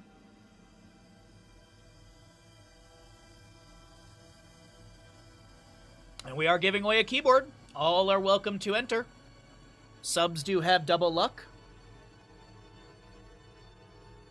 The keyword is Bandit. The password is Tortilla Chip. Sorry. We had a teacher in high school, and we had something called health class, which was basically that was like our high school sex ed and stuff like that. Which, funny enough, I had sex ed in the 5th grade, and then I had none in middle school, and then freshman year of high school, we have health class. But you learn CPR, and they show you images of STDs and gross stuff like that. So we would go to the computer lab to do, like, a test after, like, we'd finish a booked section, and then we'd go do, like, a test in the computer lab. And so there was always a password, and then one time she was forget the teacher's name, but the one time, because she has, like, kind of a southern accent. And just, like, to this day, a bunch of us who were in that class, the password is tortilla chip. I can't. That teacher didn't like me very much. And she, because I went to Catholic school, so there was, like, dress code rules. And I had a skull ring. And you were allowed to wear a ring, but she found, like, some way to argue it that it was, like, not allowed. She was the only teacher that cared. So, of course, when authority treats me like that, I immediately try and find every single counter. So there was one time we were doing a test, and she was saying that she was saying the wrong measurement for tablespoon. Like, she was using the measurement of, or no, it's for teaspoon. She was using the size of a tablespoon for teaspoon. And I remember saying something, and she's like, no, it's not. And then we, like, looked it up, and she's like, okay. And then we had CPR, and I was a lifeguard. I was certified to be a lifeguard. I was trained. I knew all the stuff that I need to know.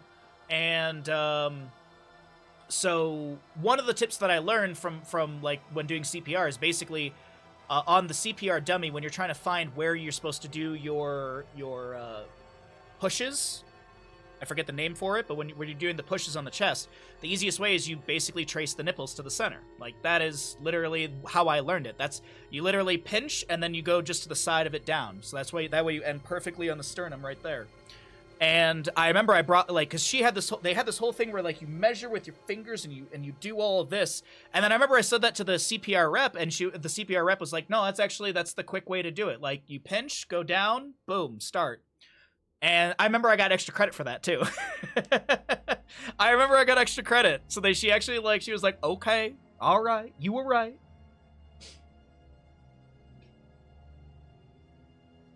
Bald ginger oppression since middle school.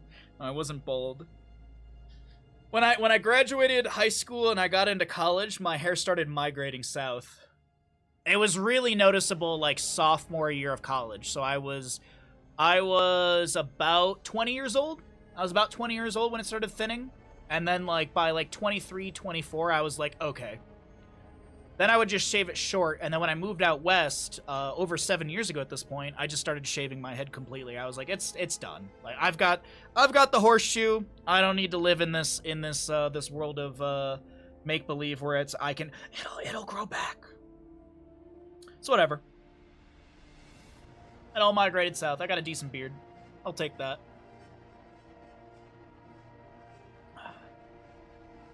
I think I entered already. You are welcome to spam it. There is no... I did not turn on the anti-spam, because anti-spam, it's kind of dumb. Anti-spam. Automatically mark users ineligible that post the keyword multiple times. I think that's a stupid setting, personally. Because some people forget, honestly. Like, some people watch, like, 2 or 3 different streams, and they're like, I don't remember what I said. I'm not going to go through my own logs. So, I never enable that. But, as I said, if you would like to enter in, the keyword is bandit. What other random stories can I tell you about? When I was getting certified officially to be a lifeguard for the camp I worked at, the handbook is, there's Red Cross, and then there's Ellis. Ellis is fairly popular within the YMCA, and it's a little bit different the way that they do things. The big thing that they teach is how to open the airway. You get out your guns. And basically it has to do with, like, you're using these 2 fingers to push down on the jaw, and then you use your fingers, your thumbs back here to push into the jawline, and it forces the jaw to open up. You actually do it a different... It's back that way. But either way, essentially, one of the things is it opens up the... It is better to open up the airway because of the way that it opens up your neck and everything.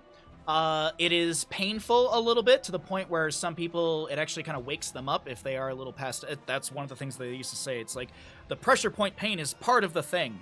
But the other thing is the way that it opens up the airways. A lot of people who have anything trapped in their airway, that typically opens it up to the point where they can cough it out. The way that you do your CPR is not mouth to mouth. You have basically a donut with a what's the word? A tube with a valve inside, so only air goes out and not back in. So, for example, it's very common if you give someone CPR that they will cough up something. So if you're doing it the Red Cross way, it's going to get into your mouth. But with the Ellis way and the little thing that they give you, your donut, as we would call it, there's no way that things can get coughed back into you, so it's a little bit safer. But I always love that in the Ellis handbook for lifeguarding, Ellis didn't want to pay for, because it's apparently a coined term, Heimlich maneuver. You know, the thing where you pull into someone's lower belly and hope to save them from choking. They are called upwards abdominal thrusts. That is what they're called officially, because they did not want to pay for the usage, or the, what's the word I'm looking for? They didn't want to pay the royalty fee to put it into their book, so I found that always really funny. Upwards abdominal thrusts. I'm sorry, what? Sorry, there's 2 Kiers in this game, and I don't know who's who. Who is Hugh?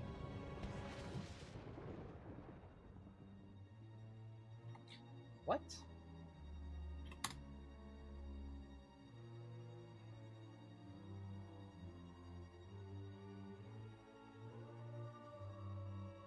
How are there 2 Kiers in this game?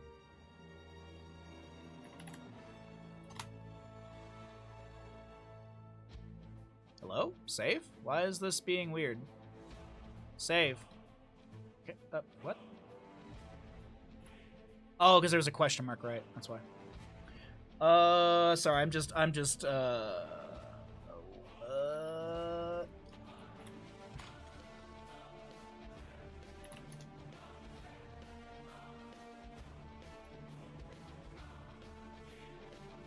How are there 2 Kiers in this game? How is this possible?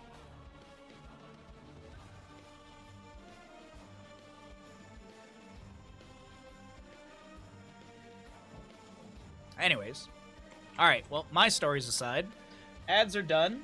Y'all probably want more games, so I'll shut up and... Wait. I'll stop... we'll get into game.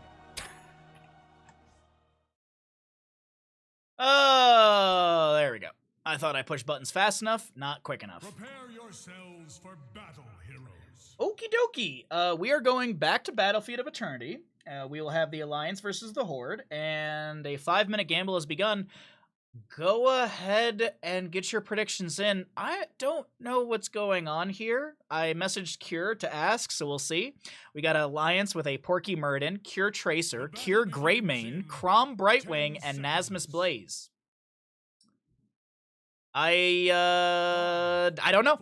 On the right-hand side, it's going to be the Horde with a Legacy Stukov, Psy Imperius, Zibon the Hanzo, Liam Urel, and Brandon Anubarak. Hyper Carry Hanzo game.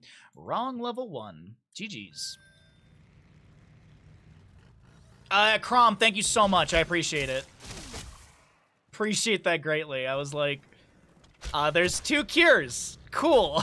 I don't know which is which, because I think Cure... Real Cure would play either of these. He did play Tracer early. Anyways, that's a burrow in from a Nubarak. A lot of damage onto Muradin, but he does not go down. Psychotora. If he just went for stab at 1, I don't think there'd be any difference. But either way, Gamble's up and available if you'd like to make a prediction, as we have Porky Dwarf tossing away. Burrow charge from a Nubarak as... Ooh, that was a really good read from Porky. Nice Stormbolt timing. It's the Anubarak stun just as he pops out from the ground. Meanwhile, in top lane, Liam on this Urel, jumping in once again. Gonna watch the Urel build and see if Liam is going any other direction, but it does not seem like the patch has really changed the Urel build. I think on paper, we're all like, oh my god, look at this, and I don't see many Urels going into the new... Like, we did see it last week when we got the patch. I think a lot of people were trying it out, but I'm not seeing it now. I'm not seeing it immediately. I think we will check out some Heroes Lounge games later if there's any uncasted, so we can take a look and see what Europe's doing as well. But today we're doing a buttload of Heroes casting. I'm so sick of Storm League at my rank. I'm kind of done with it for the time being. We may never go back to Storm League games. It's just not fun. Like, it's fun to hang out and chill and make some funny Decker Kane moments, but overall it's just misery at times. You get that teammate that just does not want to play because they couldn't get Vala first pick. or something stupid. Queue times or whatever, because I sit here and I chat with all of you and the queue pops, so it's no big deal for me. I'm not like sitting in silence waiting 500 seconds. But I definitely can understand people's queue times. I'm also a very patient person. I don't mind waiting. I was literally just talking about this with my best friend last night. We were talking about Dune 2. Like, apparently Dune 2 just came out on HBO Max, and I was like, cool, I've been waiting. I'll have to watch it eventually. I think Dune 2 is like near 3 hours time, so that's a big sink. Be wary. Our eternal battle will soon be upon you. Just like Madam Web, I waited for that to go into streaming, and God, that was so awful. I told my buddy about how much of a struggle it was to watch Madam Web, how bad it was. And he messages in our Discord chat like a couple days ago saying, I'm watching Madam Web, it's absolutely awful. I'm like, why? But you know, you kind of want to see the train wreck for yourself, and I get it. Anubarak burrows in, lands onto Greymane, Celestial Charge to follow that up, and Greymane Cure will go down. Porky trying to get away here. Looks like he may be chased down by the enemy's face shift from Brightwing. 42 HP, and Porky maybe backs away? I don't think he actually does. Cure Tracer working on the objective, as Liam is poking onto this, but Cure able to blink away. You never read the books of Dune? No, I've never read them either. I just started The Wise Man's Sphere in the King Killer Chronicles, the second book in the Patrick Rothfuss series. But that's gonna take me a while to read. I got way too much house stuff to do and haven't been reading a ton lately. Dune. Not Doom. We haven't had a good Doom movie ever. They made a Doom movie like a couple of years ago and it had a love story in it, so that's all I'm gonna tell you, it's horrible. I'm not a fan of The Rock, but the Doom movie with The Rock is probably the closest thing we've had to an actual good Doom movie.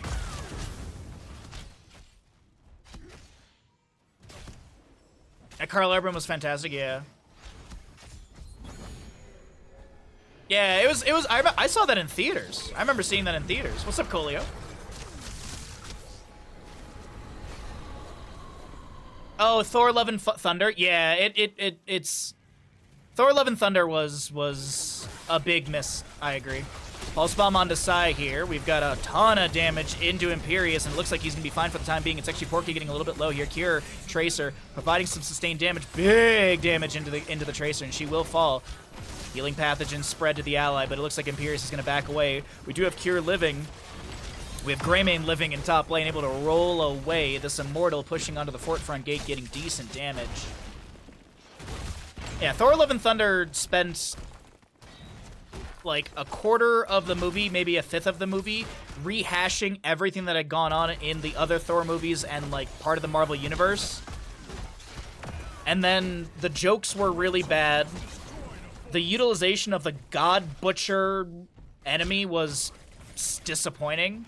He's literally a god-slaying character, and it just was like Christian Bale as a sad, pale man with a giant sword. Like I looked into the character afterwards, and like, it's a really cool character, but it's so unfortunately done.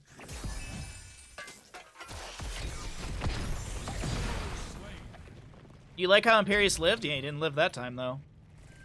Didn't live that time. Good rotation to the bottom from the side of the Alliance. They find the kill. It's 8 to 9 in levels currently. 1 to 6 in kills, with the Horde leading in both those departments, of course. I'm going to cycle through the other numbers, get an idea of what the damage, healing, and experience looks like here on map number 7 of the day. Thanks everyone for hanging out. If you're watching here on Twitch, be sure to drop a follow if you want. If you're watching the VOD over on YouTube, be sure to like and subscribe so we can grow the YouTube channel. 10 talents here on the right-hand side is going to be Cocoon, Ardent Defender, Dragon's Arrow, Wrath of Angiris, or the Sky Suplex as we like to call it here, and Massive Shove from Stukov. Urel jumps in, Porky the target, blasts him into the corner, Dragon's Arrow into a few, but there's no way to follow up that damage as the fort front gate and sidewall are still available. Also, I'm glad to have something to watch. Glad to see you in stream again. Oh, thank you, thank you. Yeah, it was nice to have a 3-day weekend. It was nice to actually take some time off for once as a streamer. And appreciate you all coming back and returning to the stream. Celestial Charge, Scatter Arrow off the wall. Imperius sets up the kill into Muradin. Anubarak did go down during all this. Pulse Bomb onto Zim. But Hanzo will not fall. Tracer Cure. Scatter. Oh! I thought only one Scatter Arrow hit, but there was a bounce that connected. Nicely done. Another kill to the side of the Horde as they rampage through bottom lane. The FPS section in Doom with the Rock was peak. It really was. Like, that was the coolest part of that movie.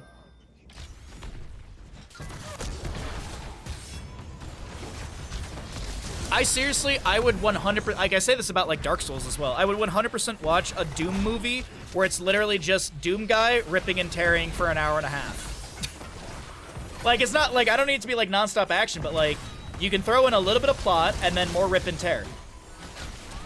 Kind of like Hardcore Harry, but I don't think that did too well because it's a literal first-person entire movie. Which I thought Hardcore Harry was good, or Henry. Hardcore Henry was pretty good, but you know, that first person kind of throws people off.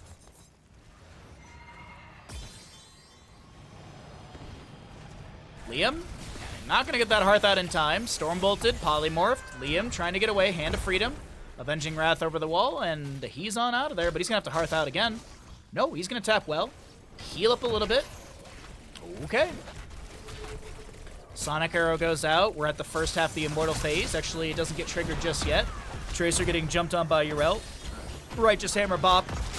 Another Avenging Wrath to try and chase down the enemies, but no continued pressure applied. Oh. And we wait patiently here. Camp on the right to be grabbed. While that's happening, it looks like this will be the start of the second. There you go, for the transition into our second phase here. We've got no 13 talents here. Just about every heroic's available. By the way, Porky did go. Yeah, Porky did go into Haymaker. We've seen a lot of Porky Haymaker, and I am not upset about it. Stormbolt into Imperius. Jet Propulsion from Blaze as he comes outside the bunker. The Haymaker to try and create some room for Blaze to back away. Pyromania active. Whole lot of damage onto Tracer. She does go down to Stukov's massive attack. You're able to Razor Swipe away with Greymane here. This is going to be still second half of this Immortal phase. About 20,000 points of HP to go through. 10,000 points of HP on the opposing side for the members of the Horde to work their way through. Or for the Alliance, sorry, to work their way through. Immortals are on north-south positioning. Greymane, I think, grabbed a wave in top, or at least got rid of a catapult potentially in top lane. Celestial Charge into Porky. Lurking Arm as well, and Hanzo Scatter is going to be enough to take that down. Now, Zim does not have a whole lot of mana, but he will race down the Immortal best he can. Nasmus down here in bottom lane, no Ford available, as he will be taken out. Anubarak traded. Wrath of Angiris gets the Sky Suplex. There's going to be Lurking Arm down from Stukov, but it's just still not enough. Pulse Bomb onto Yrel. She gets the Dauntless Physical Armor activated. What's up, Bug Catcher? How you doing, bud? Thank you for wishing Bandit a happy birthday. Hope you're all having a wonderful Tuesday, and I appreciate everyone hanging out, checking out the in-house games. Got a bunch of casting for you all today, because I think that's what people like, so we're going to do that.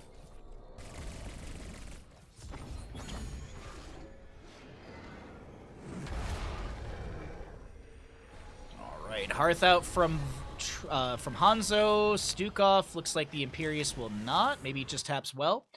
Belith in the bottom lane for the side of the Horde, sorry. We didn't talk about it, though. Pulse Bomb upgrade for Tracer at level 10 was the Quantum Spike.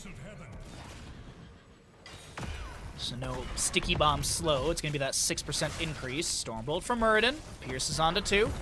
Does have the Bronzebeard Rage level 13, but it's 14-3 in kills in favor of the Horde, as they have a kill per level at this point. Nearly. It's about to be level 15. Nasmus steps out with the Pyromania active. Gets chunked a little bit. Dragon's Arrow connects onto them as well. Nice damage with that Lurking Arm underneath. Bunker summoned by Blaze. He's going to get some flames out, trying to help break Porky out. As that's a Wrath of Angiris onto Porky. He's pulled out of position. He does not have Avatar, because as I mentioned, it's going to be a Haymaker Porky. Massive shove not connecting. Yrel jumps in once again. Almost takes down the Muradin there. Immortal will be cleared out. Keep front gate taken down. Sidewalls available on a sliver of HP. Tracer steps out, unable to land any sort of massive sustained damage, or not really able to chase down Anubrak. Actually, they turned onto Murden, who was trying to pressure the Anubrak. Now Tracer goes, or Crom goes in with the blink heal. Lurking Arm was silencing, but Stukov gets taken down in the back line. Greymane keeping that inner beast active, keeping those autos coming through, but it won't be enough. He does go down. Tracer should fall as well. Righteous Hammer, Jet Propulsion from Blaze not connecting onto the Hanzo. He's got 96 HP. And Zim is going to be able to make it out alive. Maybe Nasmus can get a trait. Nope, Zim's just going to hearth out, and I don't think there will be a kill onto Hanzo. Nicely done. 7 seconds on his heroic, and that is another team kill. Picked up today. This time by the Horde. What's up, Slarif? Good to see you, bud. Happy Tuesday to you, my friend. Yeah, I did see that Peach Dumper yesterday as well. I was lurking, and someone mentioned that, and then I opened up the Twitch chat. And I saw that, and I was like, all right, that's funny. It's pretty legit. It is pretty good. I love my Cho'Gall Dumper, though. Cho'Gall Dumpy is so good. All right, we're just massive shove in bottom lane.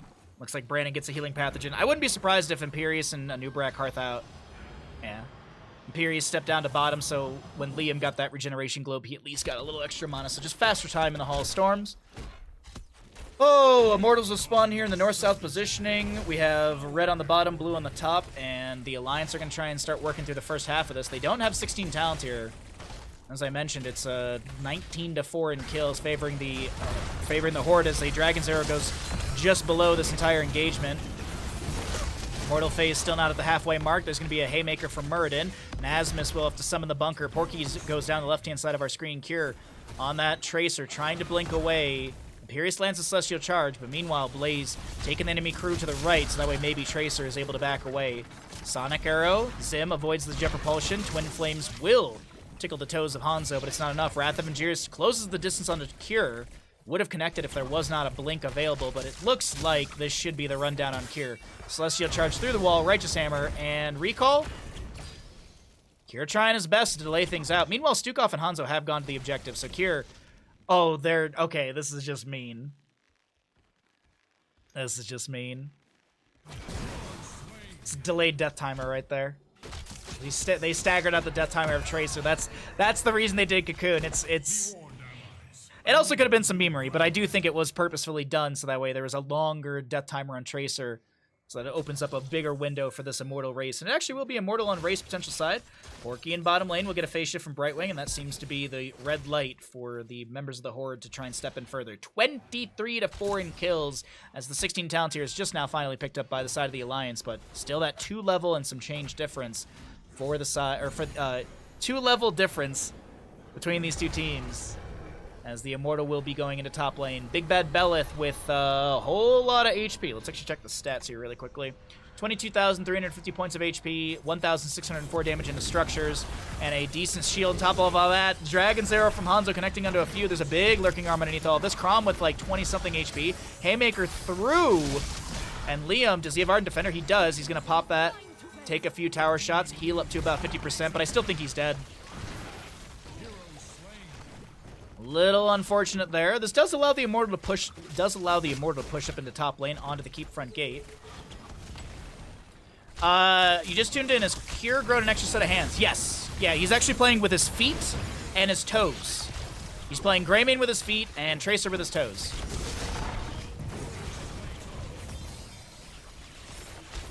No, it's someone copied his name.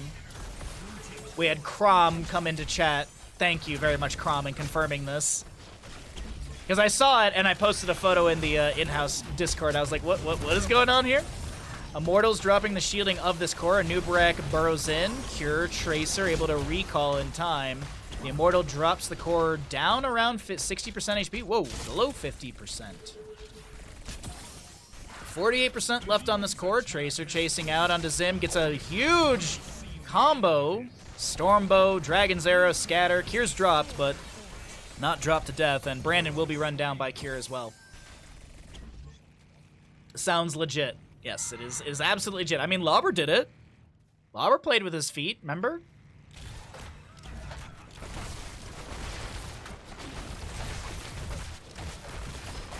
with the with the triple kill of picked up. The members of the Alliance run through bottom lane currently. Stukov did just respawn. 28 to go on Hanzo, 34 on Anubarak. Bottom lane keep is going to be rapidly reduced to rubble. And is this... They're going for end here. They're going for the end. Shielding is dropped, and Piri's trying to clear out the wave.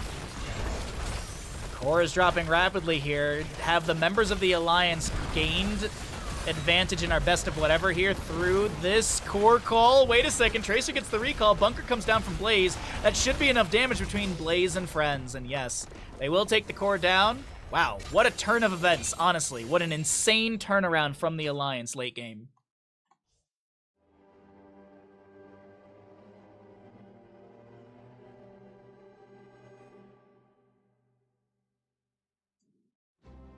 Not even close, Kappa. Oh, man. Not even close at all. Whew! Sweating. Sweating for the Alliance right there. They were getting bodied. And then they find, like, what, 3 or 4 kills, and then that's the end of it.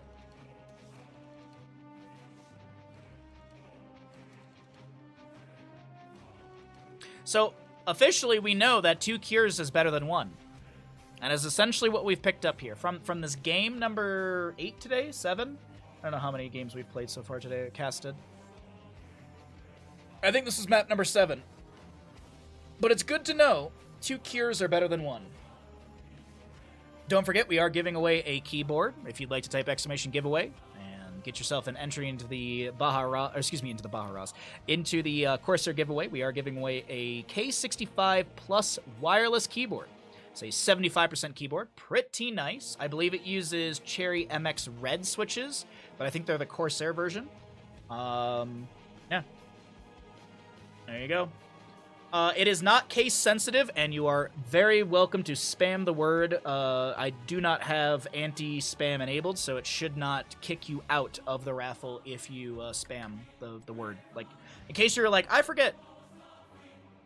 It's a very cool thing. Thanks for the chance. Well, we thank our Corsair sponsor. Corsair is a fantastic company that is a wonderful sponsor of our stream, and they provide amazing products. Well, as I said, this is the keyboard you could win. This is the keyboard right here. It's a very nice keyboard, 75%. As I mentioned, wireless. Obviously, you get a wire with it, but you know, there's the Corsair MLX switches, pre-lubricated linear switches. Obviously, you can. There's a plug for this, so that's nice as well. There you go. That gives you, I think, an idea of how big it is with someone's hand in the picture. There you go. What's up, Polly? How you doing, bud? Alrighty. Let's go ahead and roll out some ads. Before we do that, we have a bunch of viewers in chat today. I just want to remind you that if you're having a good time here, before we roll out some ads, be sure to consider subscribing to the stream. If you've got Amazon Prime and you'd like to support the stream, every little bit helps us out. Of course, we have a deal with the John Cena that if you use your Prime Gaming, he'll show up at Jeff Bezos' house and deliver a close-in slap to the face of Jeff Bezos.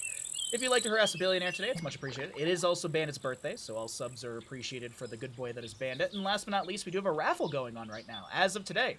Starting today into our June Baharas, every Prime sub or Tier 1 is a single entry. Tier 2s are worth 2, Tier 3s are worth 5. If you gift 5 subs, that's 5 entries. We'll be doing the raffle at the end, near the end of June. We also will have some free opportunities to be able to get your raffle tickets in as well for legal purposes, but also because, you know, we want people to be able to, if they can't afford it monetarily, get an extra chance maybe through that free raffle entry. But as I said, I'm going to roll out some ads. I'll be right back. I'm going to go grab myself... Oh, no, I'm good on tea. I just need to run to the bathroom.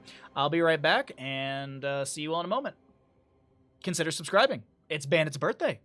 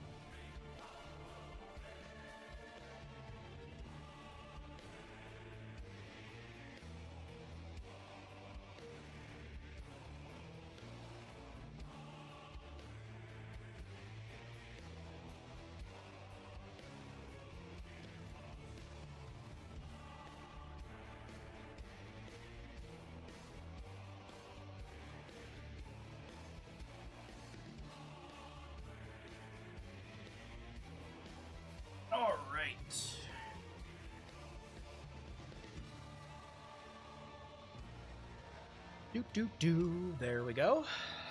All right, we're back in it. We'll just wait for those ads to finish out and chat with all of you lovelies.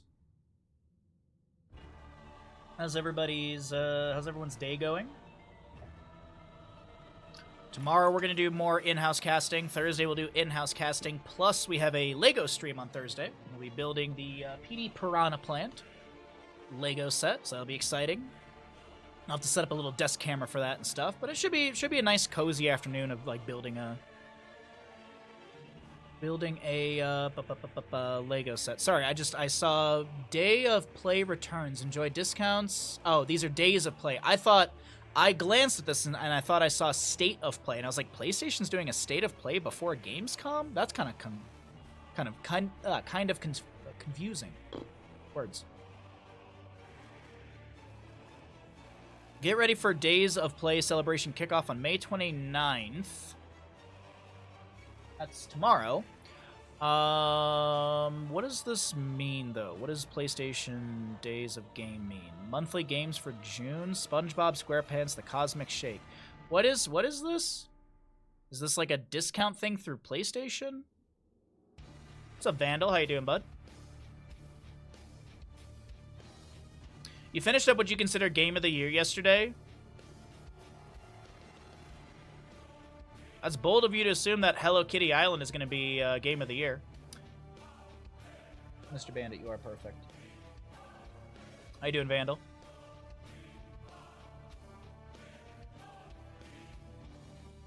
Oh, dude, I keep seeing like Netflix pushing for this Atlas movie, and I hear nothing good about it. Like, there's a couple actors that I do like in it, but J-Lo was just such a bad actress. I'm sorry. She's such a bad actress. Oh my god. Like, I watched that one movie, Mother, with her, and I was like, this is god-awful. And then I saw the trailer for Atlas, and I was like, I don't know what this is, but it's probably stupid. Apparently a terrible person, too. I would not be surprised by that. Like a Dragon, Infinite Wealth. Game of the Year is going to be Elden Ring DLC. You and I both know this, Cav. Game of the Year will be Elden Ring DLC. I don't think Elden Ring DLC can be Game of the Year, but you know what I mean. It's going to be amazing. Only 23 days to go. Or, yeah, 23, I think. Shoulders are tight. Alrighty, where are we going to for our next map, everybody? Where are we going to?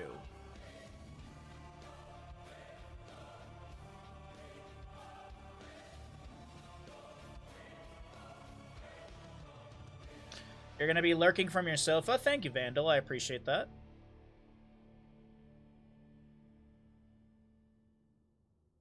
The Witcher 3 has a Game of the Year title, if I'm not mistaken. Oh, Witcher 3 DLC. I actually, like, I was joking, but I actually have no idea if DLC can be considered Game of the Year. But I guess that kind of confirms it right there, huh? That kind of confirms it right there. Blood and butt. Okay, butt's butt. Blood and butt. Quality butt spot moment. Excuse me, quality butt spot moment.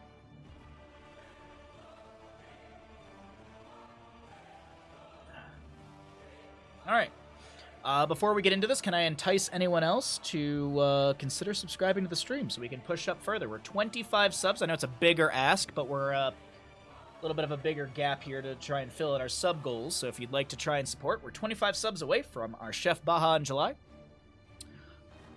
And I don't know what else I can tell you all. Consider subscribing. It's Bandit's birthday. There's a raffle going on, so of course if you decide to gift subs or resubscribe or use a higher tier sub, you do get entry tickets into the raffle. Elden Ring DLC is going to be good, but I can't lasso people and toss them around. Lasso and toss them around in Hawaii or shoot a giant ray gun at them.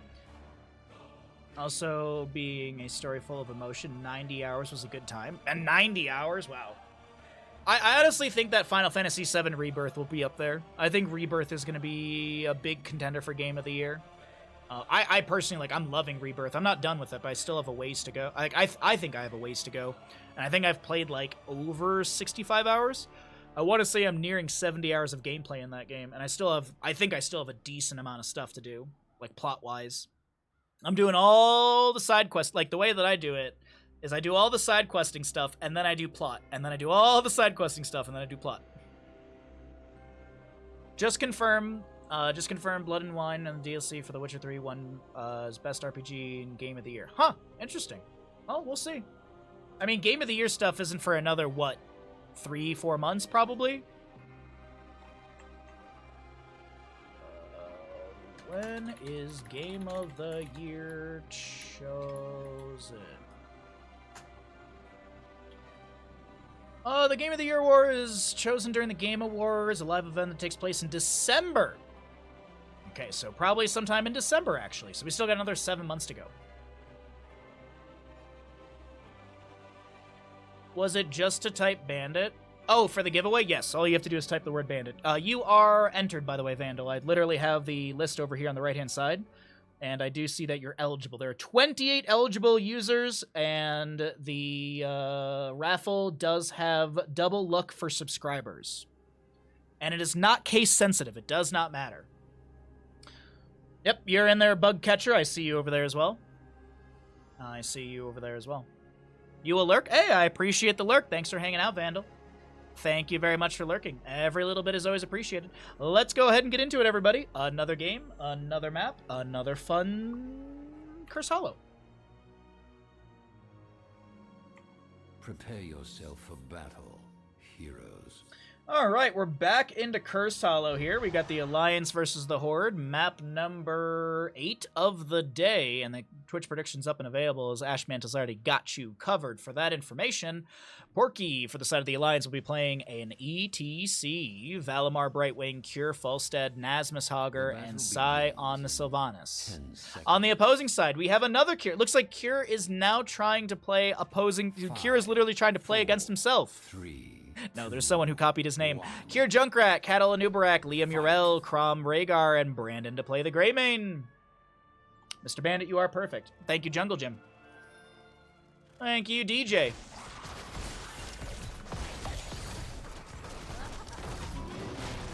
Power slide in from ETC. Brandon trying to get out of here on this Greymane. And we'll be able to do so.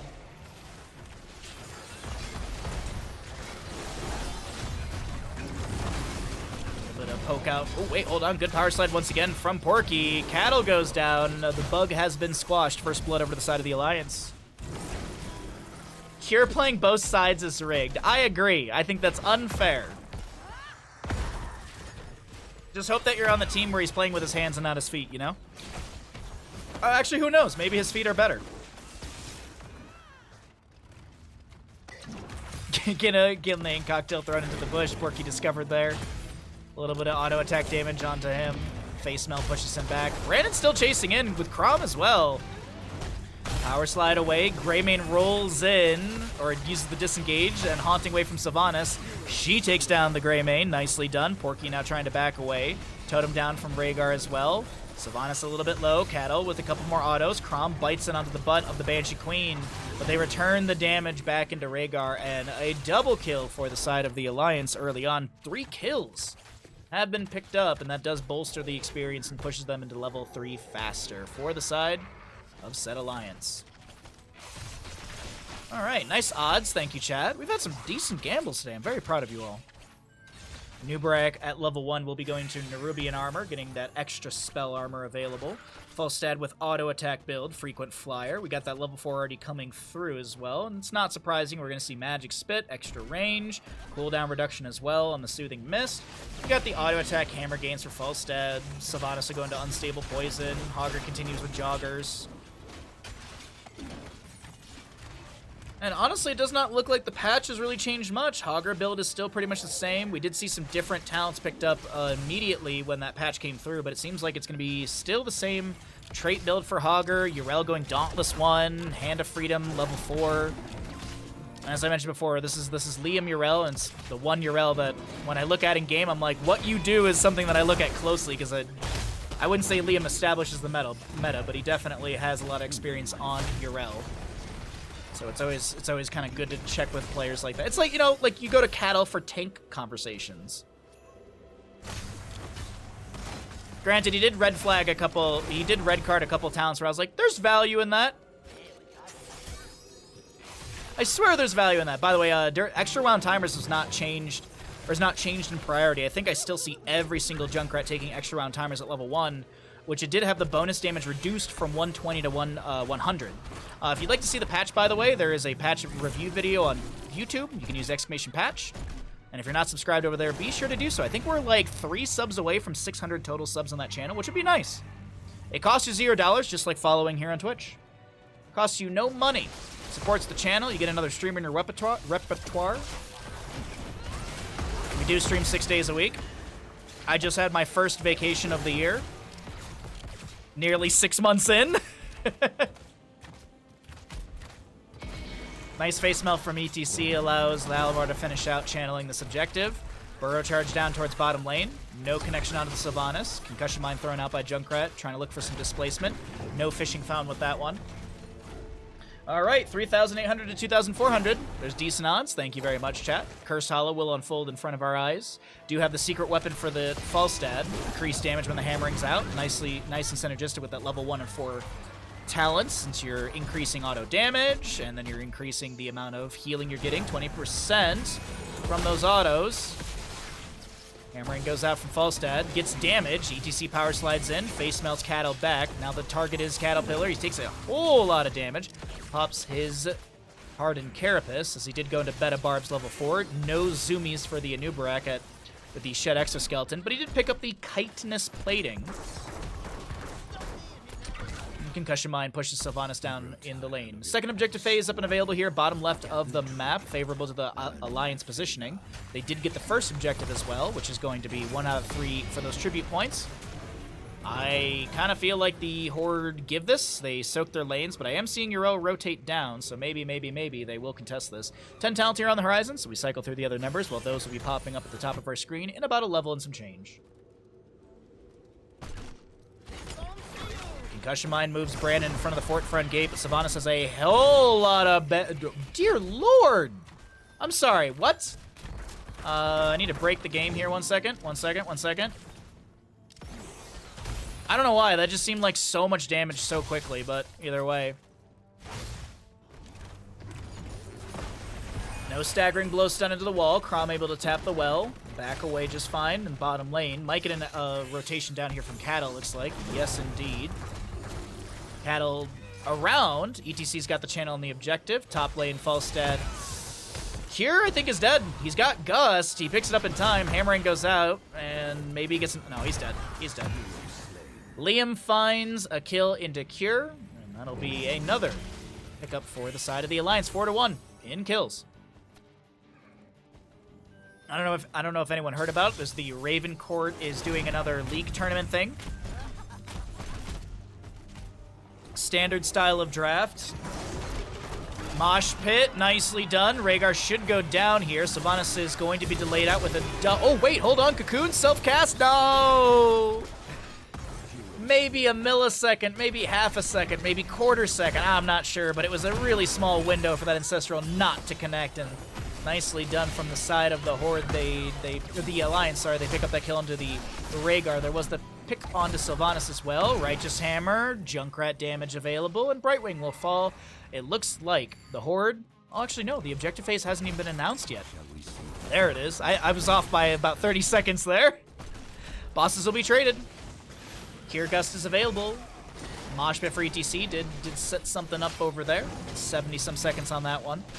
But we did get Mosh Pit, Blink, Gust, Hortipult, and Wailing Arrow. On the opposing side, Riptire, Cocoon, Ardent Defender, Ancestral Healing, and the Cursed Bullet. Okay, so 11-11, 5-3 in kills. Experience is just about dead even between these two teams. Nearing 12 talent tier for both. Falstad pushing up bottom. Yrel, Liam pushing up top. And I think this is going to be objective given over to the Horde. This should be confirmed fort and bottom. I don't see a world where this boss doesn't get it, especially with Falstad pushing up the minion wave a little bit here. That's actually way faster than I even anticipated. Top lane fort is now being assailed by this boss. Sylvanas is up here with Brightwing. They might save this fort. We'll check on that in a moment. Meanwhile, over in mid, there's going to be a massive wave pushed in to the side of the Alliance. The Falstad flies in, looks for the Gust. Cocoon on DTC. Barrel roll in. Cure's going to be able to get away with that Concussion Mine. Kier now chasing in. Man, that is so confusing to say. Junkrat is going to be able to get away here. Uh-oh. No, he's not. Just kidding. Sylvanas surprises and rotates in from the top lane, finds the kill. Now Liam, Ardent Defender's available. Wailing Arrow will shut that down, but it's Avenging Wrath over the wall, and Liam's fine. Volstad mid lane manages that camp. It gets a singular hit, I think, onto the fort here. Barely any damage. Or face my curse. And Ravenlord Tribute, top center of the map. Yeah, top center? Yeah, top center. Curse potential to the side of the Alliance, but it's 13 talent tier.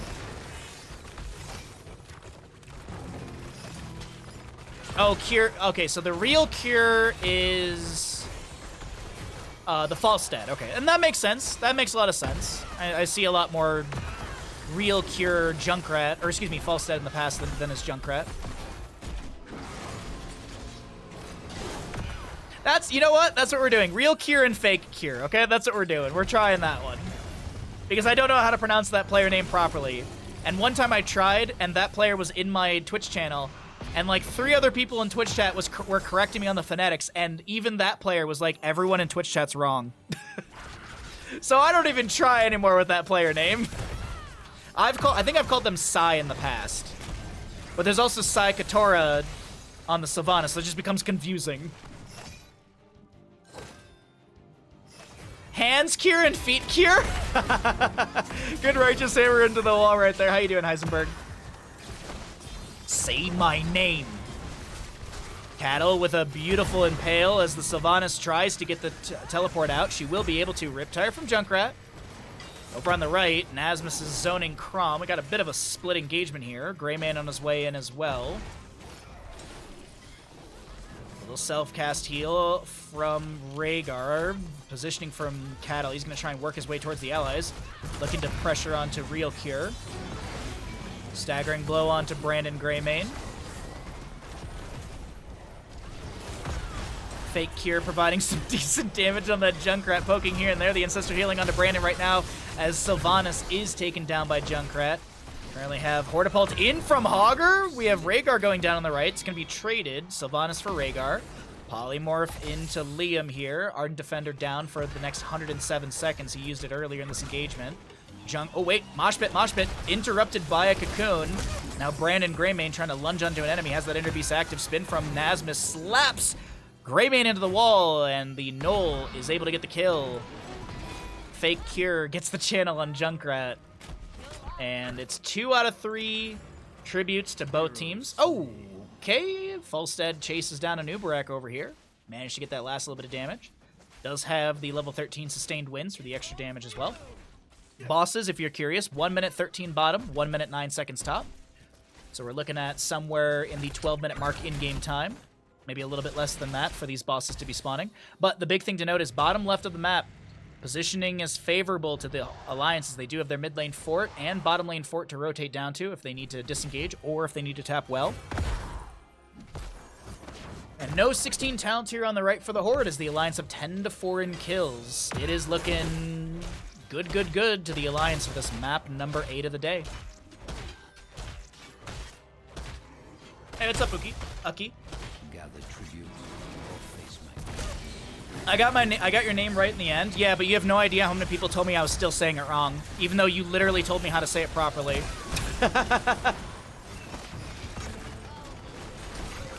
I can't tell you how many people were like, Bahamut, you're still saying it wrong. And I was like, he literally came in my channel and told me phonetically how to pronounce it and confirm when I got it right. No, you're wrong. Staggering blow into the wall. The Ancestral healing not there in time. Couple seconds on that Ardent Defender. As the Nubarak burrows in, cleanse onto Porky with that purge. Excuse me, with the, I said the wrong thing, but either way, it doesn't matter.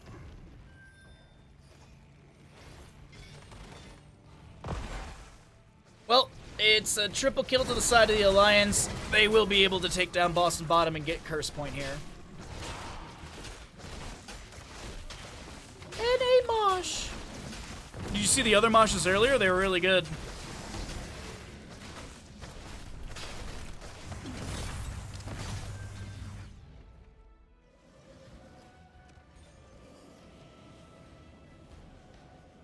All right, Cure with Channel. We've got Boss and Bottom, Tribute, and Curse to the side of the Alliance. They're rolling on in through bottom lane, and this could be a game-winning push here for the side of the Alliance. Decent damage available. Both teams have everyone available for. Sorry, Porky goes in, face melts, and then uses the Encore, and he's down to 20 seconds of a heroic timer. That's actually really good. It's 6 seconds off the cooldown per face melt, and then of course you have the boombox. Huge Horde bolt in from Nasmus. Gets the phase shift from Brightwing, spin through the enemies. There's a cocoon onto ETC. Gus from Falstad pushes away the enemies and that Riptire, which is gonna find, oh, it's polymorphed into a crab. Still gets the explosion onto a few enemies right there. Finland, thank you for the raid. We appreciate you bringing your friends over here. Welcome in, Raiders. Currently doing some NA casting, NA in-house casting, so thanks for hanging out, thanks for raiding, thanks for thinking of us. Recent alert after game, and it might be really soon. ETC drops the Mosh. Nubarek burrows in.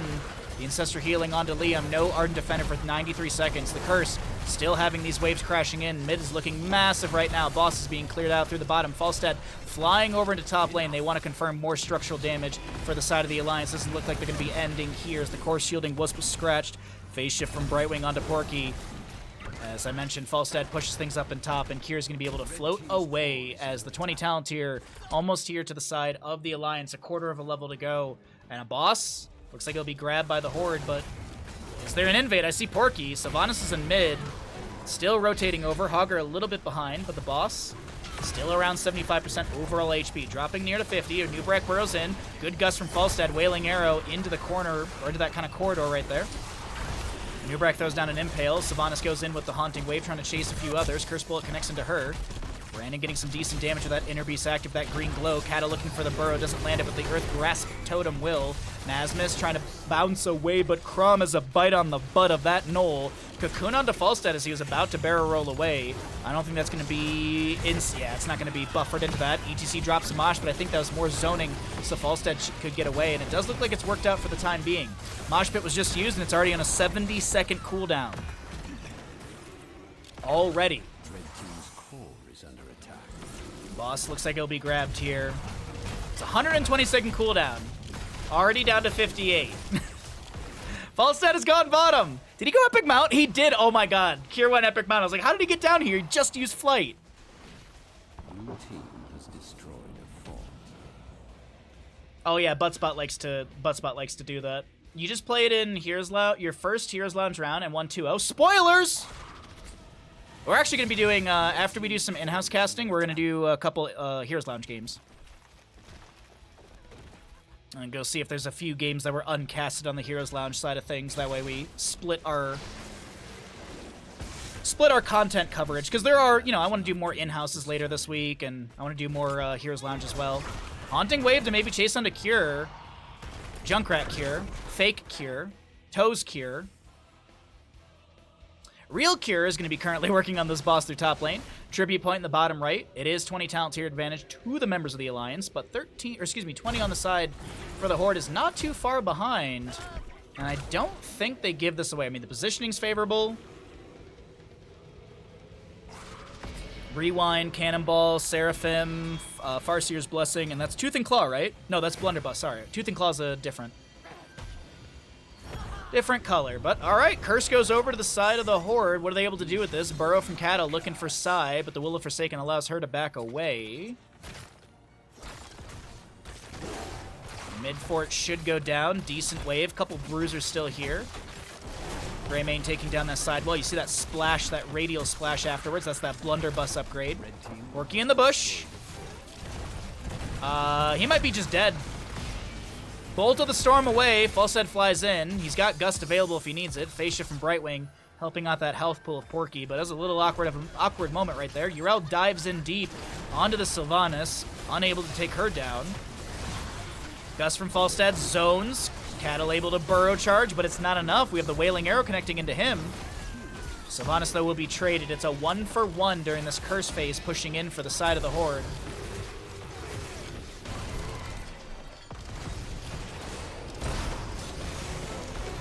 ETC powers. Oh, NA Mosh! Oh my god, NA Mosh! So bad!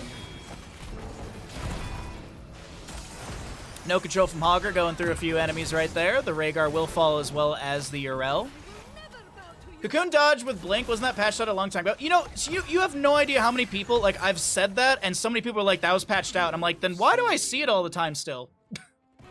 Why do I see it all the time? No, Bahamut was patched away. Really? Because there's been a few people, like Tracers and such, who have done the recall of that, but whatever. Red team's core is under attack.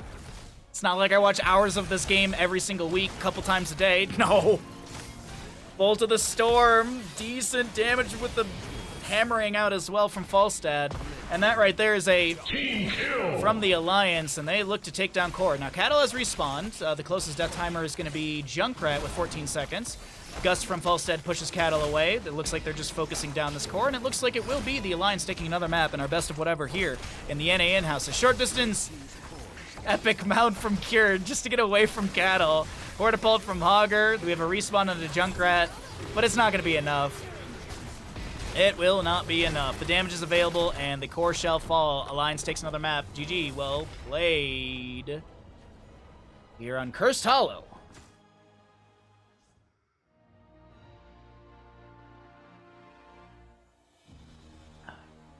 My points. All right. There's that. Thank you again, Finland, for the raid. Did we get a shout out for you? We did. Thank you, Ashmantle, for the shout out. Much appreciated. Choose outcome. The Alliance did win another game today. Also, during that game, Narinda, I think is how I say your name. Thank you for the follow. Glad you're enjoying the content here. Thank you, thank you, thank you. Every little bit's appreciated.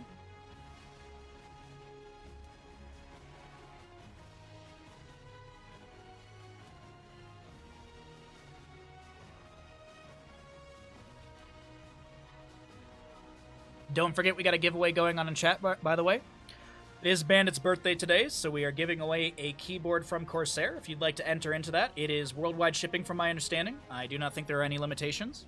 We'll be rolling out the giveaway towards the end of the stream to give people opportunities to jump into the stream and, you know, get their giveaways in.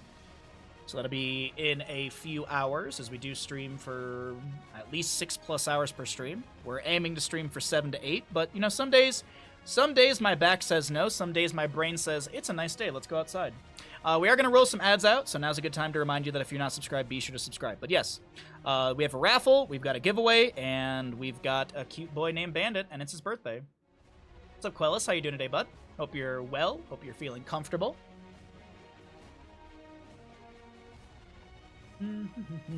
All right, let's pay out. We paid out the people. Let's update the score. We rolled out the ads, and what's up, Hans? Good to see you as well.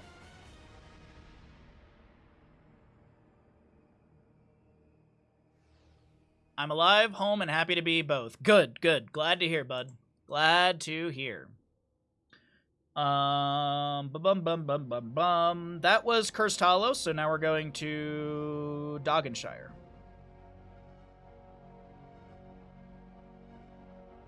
Hey. Ooh, there's a Tyrande in this game. Oh, I like a good Tyrande. We haven't seen Tyrande in ages. Alrighty, so that's all set. How's everyone's day? What's everyone gonna have for dinner? I have so much leftover food from when my friends visited. We made steak tacos one of the nights. Saturday night we had steak tacos.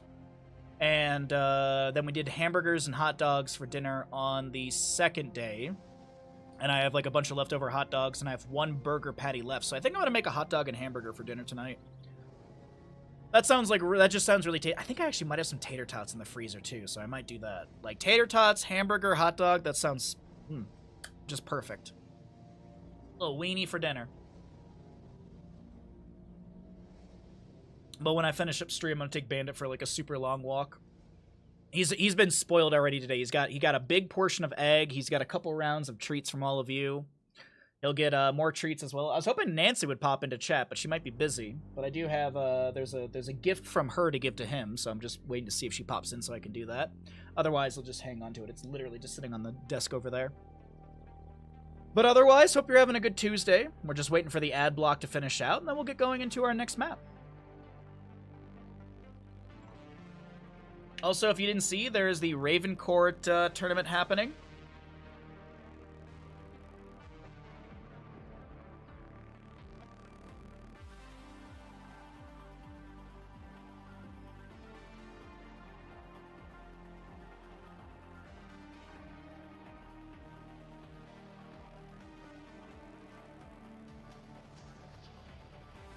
Okay, sorry, I'm just taking a peek at the Ravencourt stuff.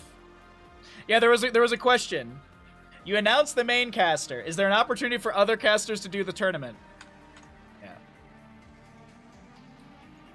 Okay, so that looks good. That looks good. Yeah, there is Ravencourt is doing another tournament series, but it's not predicated or it's not limited to only players who have gotten like 3 wins. Like I think you can just sign up with a team. I'd really like to see like an NGS team sign up for the Ravencourt tournament. I think that'd be really cool.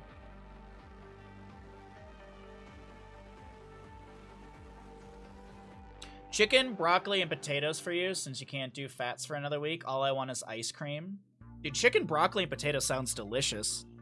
There was a HelloFresh recipe I got that I actually still cook to this day. It is a chicken pesto. Wait, no, chicken pesto panko thing. Basically, chicken, season, pesto sauce, panko mashed into the top of that, and then you bake it, and it's so delicious. Oh my god. It's so delicious. I actually want to make that soon. I think what I'm going to do is when I'm through the food this week and I go shopping towards the weekend, I think I'm going to make katsu. Because someone was talking about the katsu sauce, and it's really easy to make, the tonkatsu sauce, and I have a rice maker, and I have tons of rice left over, so I think I'll buy some pork and do like pork katsu, and yeah, I haven't done that. I've never made the tonkatsu sauce, so I assume it will be delicious. But yeah, Ravencourt's got a tournament coming up in July, which is public information. It's all in their Discord. There's an NA tournament that's happening as well. I did see that it did not have a lot of people in the first cup, so maybe the second cup will be bigger. I mean, the first cup was during Memorial Day weekend, and I don't know if that affected anything. But right now, for the second cup qualifier, there's only 2 teams signed up. Granted, the next cup qualifier is on the 8th of June. So, yeah, that's a ways away. All right, everyone, we've run out ads. I have requested subs. I don't know where, but our sub count has gone up today. I have got no alerts, but the sub count's gone up. Now, I do want to remind you that if you do subscribe, like if you're sneaking in subscriptions, heads up, do trigger your alerts. That way I know to give you a raffle ticket, because that's the only way I can track it's the only way I can properly track the raffle tickets, because I literally, after stream, will look at the event list and be like, okay, ISO, that's 1 ticket for ISO. Rob Paris gifted 5 subs, that's 5 tickets for him.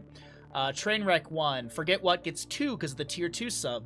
So, if you would like to get a raffle ticket to the Baja Rust giveaway, which we do ship internationally, I have shipped one to the UK before, and knock on wood, it went really good. So it just takes a little bit of time.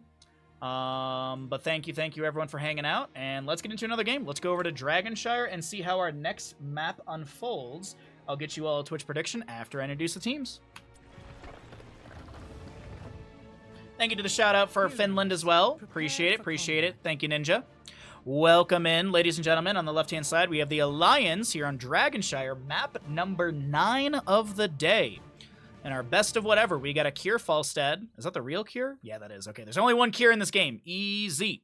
We've got a Nasmus Blaze, Legacy Tyrande, Porky Stitches, and Shadow Moon Chromie. The right is going to be a Sai Lunara, Crom Diablo. Ooh, Crom playing Diablo. Interesting. Okay. Zimon Greymane, Urel, played by Liam, and Valimar Anduin. I think I've seen Crom playing support or healer all day, so that's why I was a little surprised. Okay. Tyrande running on a Tiger. Tyrande on a Tiger. Nope, she's on a Rhino. Sentinel hit. GG, well played. Start prediction. The Sentinel did hit. That does sway the gamble for some people. Nasmus in the bush next to the Wisp.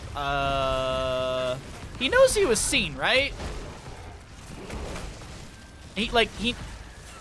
Was he trying to, bait the enemy to step into him? Maybe that was it.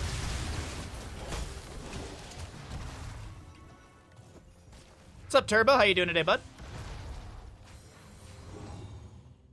I will be doing some casting of Heroes Lounge today.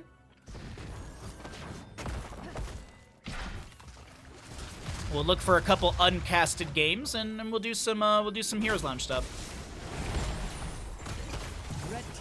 I apologize. I was getting a sip of tea, and Kier goes down by the time I can pick up and put the mug back down. All right, first kill goes over to the side of the Horde in map number 9 of the day. Wow, we've done 9 maps so far in the best of whatever for the NA in-houses. We also are giving away a Corsair keyboard. Shout out to Corsair, our sponsor, who offered up a keyboard for Bandit's birthday. And it's also Bandit's birthday, so if you want to support through that, it's always appreciated. Bandit does appreciate subs and such. Overpower onto Porky right now. He's trying to work his way out of mid lane. Shadow charge by Diablo, and Porky's like, maybe I want to go rotate down to bottom. Maybe I want to join into my team over here. It will be your generation globes for the Stitches. He's going to go into Hungry for More. So he'll have that movement speed baseline increased by 5, and for every 20 globes he gets an additional 5% movement speed buff. Also, Falstead, Kier is going to go into Q build with the Gathering Storm. Looks like the Lightning Rod took down the Anduin. Liam still on this point. Righteous Hammer almost gets the point channel. Tyrande Lunar Flare locks Liam in place. Is there an Avenging Wrath over the wall? No. Stitches did go down to Lunara. We have Falstead falling as well. Tyrande tries to get a snipe with a Sentinel. It doesn't work out. Sai very low, but the damage is available from Zim and Sai. No, what an absolute bloodbath over a camp. What an absolute bloodbath over a camp. I really thought that was going to be like a full wipe on both sides, but death timers are low. We've got Stitches back in the mix into mid. I apologize. Apparently the Nexus Forces took down Lunara somewhere.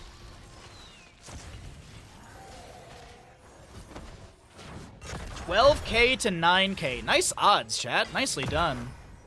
See the thick skin for the Greymane. Using Dark Flight grants 50 physical armor against the next 2 hero basic attacks while in Worgen form, reducing that physical damage by 50%. Falstead still goes hammer gains at 4, but I mean, realistically, your options are barrel roll upgrade and lightning rod upgrade. So a little more sustainability with Kier through those autos. Porky trying to get away here. A little hammering action from Kier. Picks up a few more stacks. 23 out of the 30 for that little buff. It is an uncapped quest, so it will keep going. 64 souls on the Diablo. Does have that soul to flame level 4. Blaze is just activating his stim and just burninating that fort front gate. Currently have Diablo holding bottom lane, so no Dragonite channel in mid available to the Alliance, but it is 5-3 in kills, 7-6 in our levels, and so I'd say it's a not even, but it is a definite level lead. 7.5 to 6. Oh, it's close, but waves still need to be grabbed here and there, so it's pretty equal. Uh-oh, might be different here. Porky can land a hook, and maybe there's some big burst damage, but I mean, the burst damage isn't really available. I mean, it's Tyrande and Stitches in the bottom lane. Another hook goes out. Lunar Flare anticipating. Unfortunately, it only hits onto a minion. Stitches currently at 12 stacks. Falstead harassing Greymane in the rotation right now. I know there's a fight below this as well. Doesn't look like... Oh, wait, Temporal Loop on the Valimar. Definite damage into Diablo. Chrom trying to back away. The auto attacks from Chromie are enough. Falstead rotating in to help out. Potential Dragonite in mid lane. Zim Greymane here to delay. Yrel gets the top lane channel. No Dragonite to be grabbed by the Alliance just yet. Another hook. Bounces off the fort front gate. Porky gonna clear out that wisp. Oh, okay. Falstead and Greymane. I think Falstead probably took a tower shot right there. No, it was Greymane got the last little bit of damage. Or, oh, Falstead probably had a hammering out or something like that. That was nicely done. Oh, looks like I reconnected to chat room. Hopefully no issues. Asmus pops that stim. Liam just playing around the side of this, but the splash damage is still there. Liam's it's doing fine. Getting chunked a little bit here. Falstead flying in. Liam gets the Avenging Wrath over the wall. Kier with the hammering. Dropping down that... Sorry, dropping the rail down a little bit more, but Liam will be delayed out again in top. He's just going to tap well. Maybe he never needed to actually hearth. He was just trying to get Blaze to step up, but it doesn't matter. 10 Talenty here on the left-hand side. Temporal Loop was already picked up by Chromie at level 8. Gorge Stitches. Lunar Flare from the Tyrande, or excuse me, Starfall.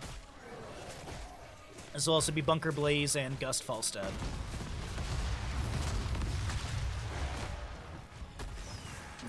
Lunar Flare on the overpowered spot just to try and zone back Chrom right now. Legacy continuing to apply a bit of pressure onto Diablo, but his health bar won't move much. Kick onto Greymane through mid as this Dragonite wails onto this fort. A few few Molten Breaths as well.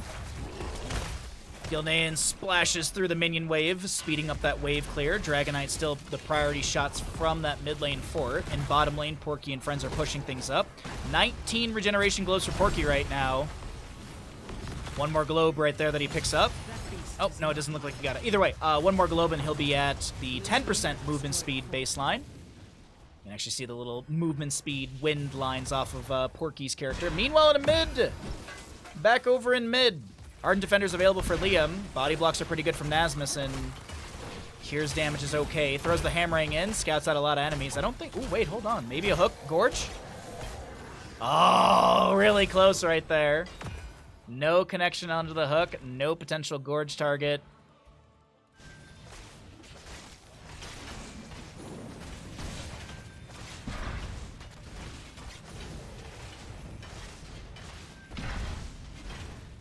Seven to 4 in kills. 13 talent tier almost here. Another Sentinel to scout out this camp down below. Does see the Lunar on it.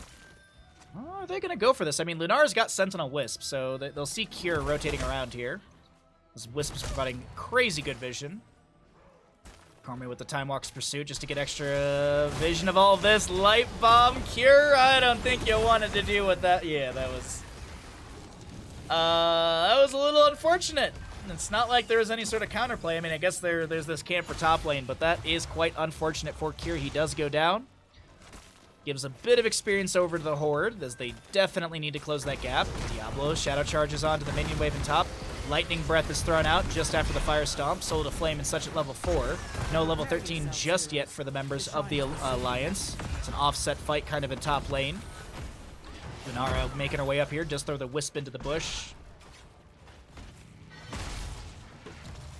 13 talent tier still comes through first for the Horde, or for the Alliance. The Horde still half a level to go on that one. 25 stacks for our Stitches. We do see the Harsh Moonlight for the Tyrande as well. We're going to have the Flow Rider Falstad. Cooldown reduction on his basic abilities when his Tailwind is active. Might see the Ares Gust at level 16 for the faster activation time, as well as the movement speed buff. Or we could see Crippling Hammer. The slow on that increased to 50% is pretty nice. Take a look at that in a moment here. Well, I mean, 3 levels realistically. Just peeking around the minimap. Temporal Loop onto Zim. Light Bomb. Nice answer into the Stitches with that. Greybane rolls away, throws the Curse Bullet back onto Porky, gets the connection for that 35%. Jet Propulsion from Blaze. Diablo's got souls available. Starfall from the Tyrande getting hit after hit. Urel jumps in. Righteous Hammer bopping back the enemy. A lot of enemies on this wall. Falstad Kier has the Gust available if he needs it. Chastise, but I think the Chromie got inside the bunker in time. Gust from Falstad awkwardly pushes Urel up against the sidewall. She is going to be gorged here. Doesn't go through the keep front or the fort front gate. Ardent Defender's available, but she can't push the button when she CC'd to Oblivion.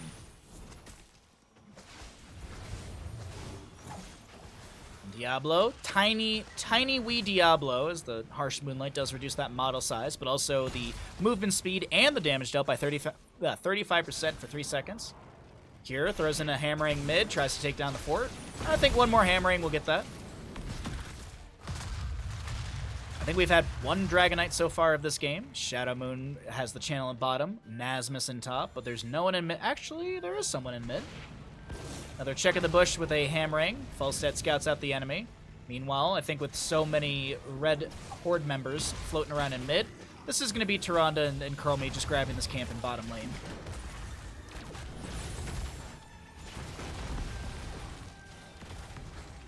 Okay. Falstad looking at the Siege Giants for bottom lane. There was that Bruiser camp being finished out over here as well. 16s are about a quarter level away, and the Alliance... I mean, they're happy to let that experience trickle in. I feel like the Horde have got to make some sort of play here. Okay, so Lunara's got the counter in top. Diablo's still delaying on mid just in case with some fire stomps. Full souls on Diablo, but the enemy team, the Alliance, they do have their 16s. It will be that Ares Gust, so you have reduced the activation time of Tailwind from 5 to 3 seconds and increase the movement speed bonus from 50 to 25. So nice synergy with the Flow Rider as well, and that just allows more hammerings to be thrown out. Tyrande will pick up the Celestial Attunement level 16. Blaze, I'm curious what he's going to go into. Thermal Protection or... is it Juggernaut Plating? Juggernaut, I think is the name. Extended hook from Stitches will not connect. There's the Thermal Protection. Each enemy hit by Jet Propulsion grants 10 armor for 3 seconds and reduces its cooldown by 1.25 seconds. Hey, what's up, Foo Fighter? Did the Sentinel hit the start of the game? It did indeed. It connected onto Diablo. And then I started the Twitch prediction. After the Sentinel was thrown out, that's when I started the Twitch prediction. Because I know what Twitch chat likes. I know what Twitch chat wants.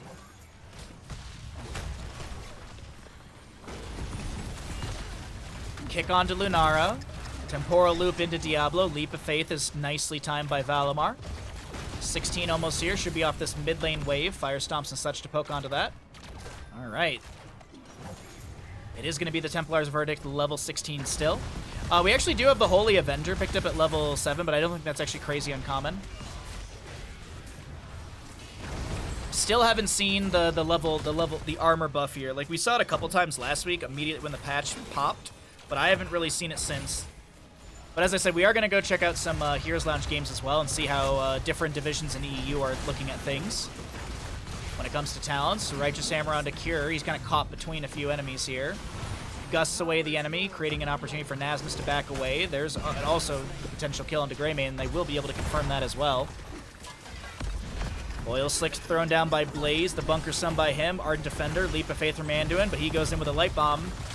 Desperate Prayer summoned as well, or activated. Valimar low. Twin Flames take down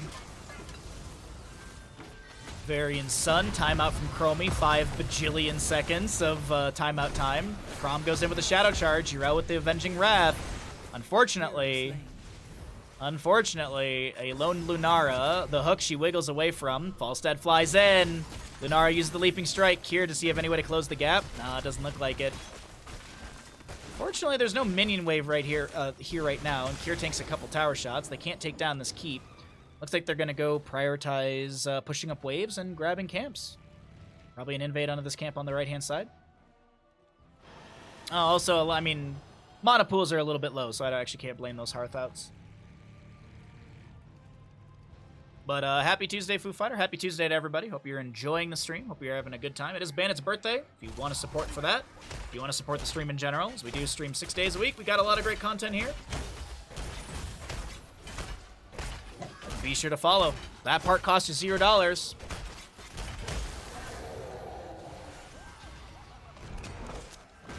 Camp on the right was grabbed. No invade from the members of the Alliance. 13 to 6 in kills. We'll see our third Dragonite phase up and available here. I do believe both have gone over to the Alliance so far. I mean, also take a look at the structures. It very much looks that way as well. Okay, max range hook onto Diablo. 50 souls. And the Fort Front Gate is available. Diablo gets deposited right beyond that. He tries to fire stomp through all of this, and he picks up 5 or so souls, but he still goes down. Flight from Falstad, looking for the Wind Tunnel Gust. Light Bomb connects onto Cure, but Blaze's Jet Propulsion summons the Bunker. Ally Toss with the Master Hooker for the unkillable. Temporal Loop into Liam. Avenging Wrath away. Stuck in a loop level 20. Ardent Defender activated. Leap of Faith pulls Liam out. Nicely timed from both of them.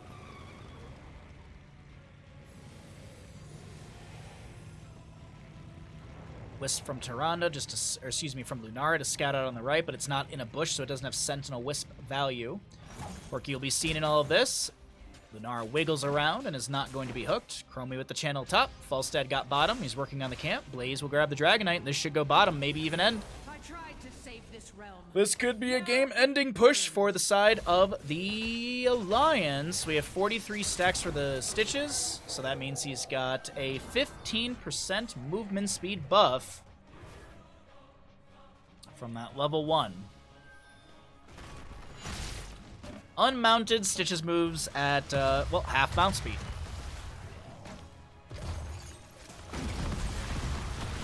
There's a point when it makes no sense for Stitches to actually mount anymore, and that is when he has 30 movement speed, because, I mean, what's the point in mounting? You're just slowing yourself down, realistically. Temporal loop onto Liam.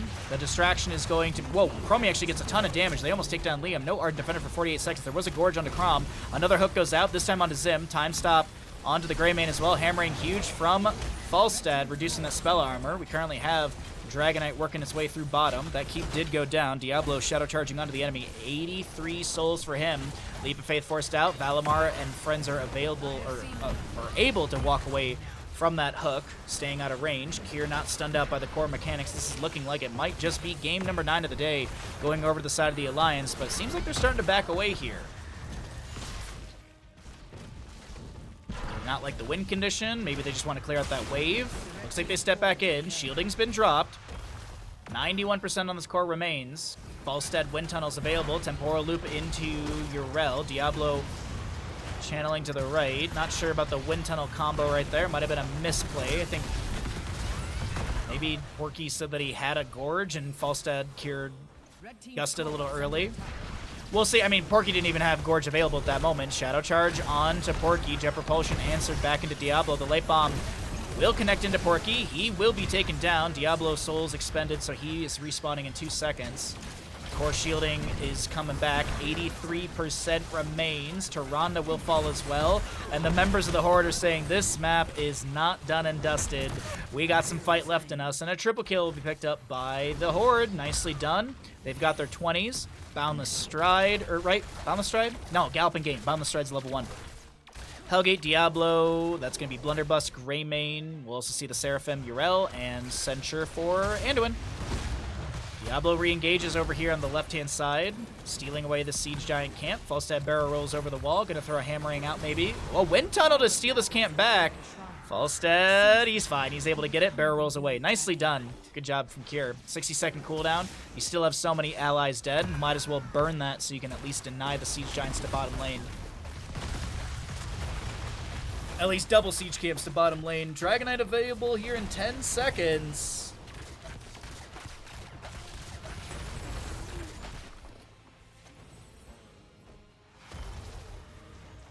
As I am almost out of tea for the day.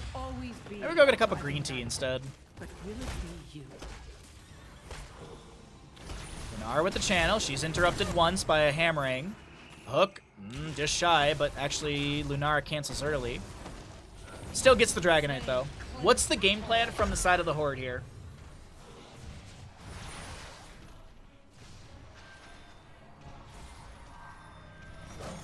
Another hook going out. Valimar not being pulled in by that one.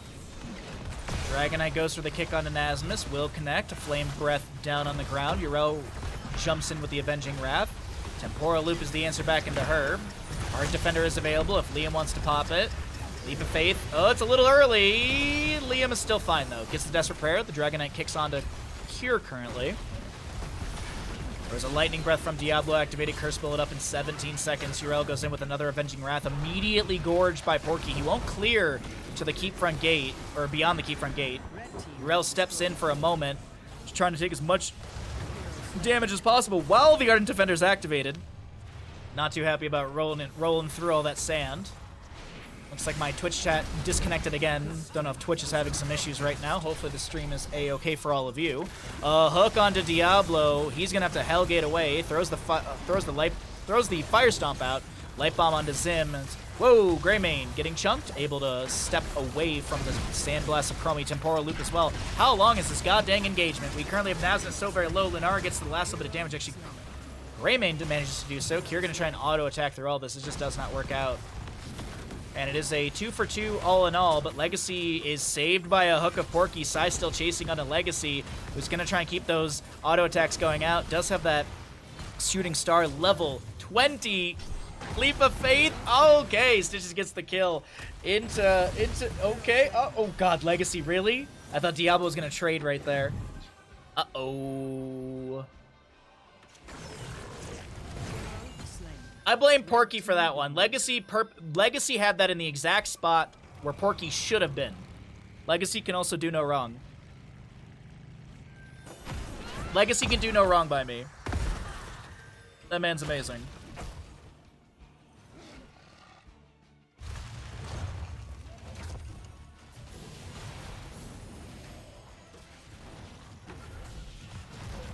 Alright, so Sentinel to scout. Bottom lane camp coming through. Alrighty, Shadow Moon to Hearth out for full mana. We've got our shrines activating here soon. Does it show the new shooting star thingy for? Yeah, it does actually. So there, this is the new thing that we got in our patch for the shooting star. There's a few indicators added for a couple heroes in the most recent patch, which is just quality of life stuff. 100 stacks for Falstead's level 1. Gathering Storm. Sentinel to go across the map. Let's see if it connects onto anyone. Oh. Almost onto Chrom, but does see the rotation into top lane. Wisp from Lunara moved into the bush. Currently a Falstead pushing up the bottom lane wave. Liam in mid, I think he's fine. He's got Ardent Defender, pops the Seraphim right there, gets hit with a Jet Propulsion. Valamar's around for a Leap of Faith, and actually I think that hook did connect, but the Leap of Faith mitigated that. I do believe so. When we look at heroics, everything is available. 2 Leaping Strikes stacks for Lunara, Sentinel being thrown southward on the map, or southbound. Falstead checks the pokes at the objective area. I think they do have vision of the enemy on that. But it is going to be top Sunshrine over the Alliance, Moonshine bottom over the Horde, so it's 1 for 1. 20-11 in kills, 24 to 23.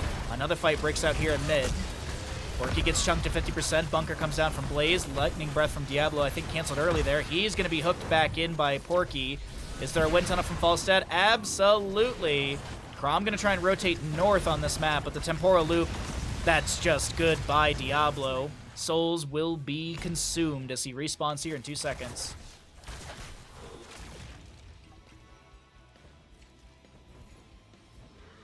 Blaze level 7 got nerfed, or is it the yellow card? Suppressive Fire? I don't think it was nerfed.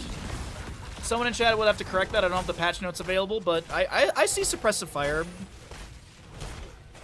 from time to time. Spell power reduction by 50% total. Jump in for, okay, good Jet Propulsion from Blaze, but Porky still will be the one to go down. 55 regeneration globes on that Stitches. He is quite a hefty lad, as nice Ardent Defender. The Seraphim, I think, mitigated the shooting star. Whoa! Where did Lunara's health bar go? But either way, it is going to be Blaze traded for Lunara. Still a 2 for 1 in favor of the Horde, as they might be able to grab, oh wait, Wind Tunnel flank onto Zim. Is there a second Leap of Faith from Anduin? No, no, whoa, no, the timing didn't work out. Oh, Greymane goes down, 2 for 2.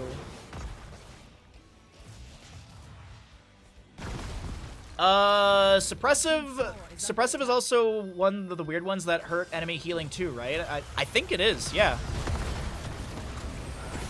Because spell power is tied to, like, healing is tied to spell power, so if you're reducing Valamar's spell power, then you're reducing his healing output, no?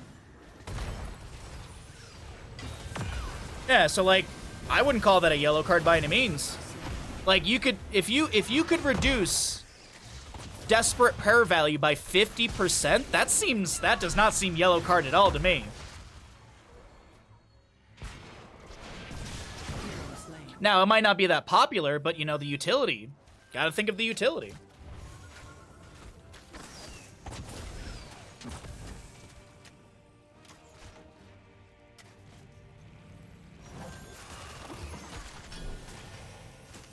Oh, I really haven't been watching who's been hit by the Twin Flames, to be honest. I wasn't paying too super close attention to it. Oh, well, either way, this talent seemingly is still winning.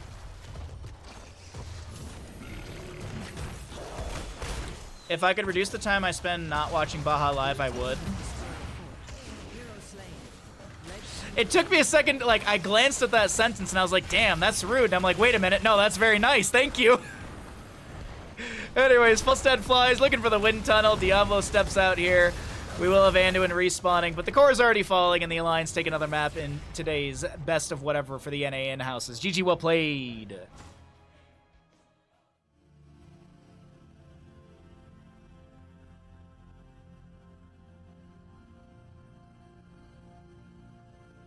They're not winning as efficiently as they could be.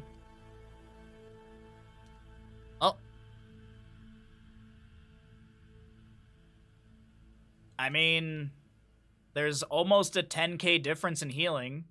Some of that could have been from Twin Flames. Possibility.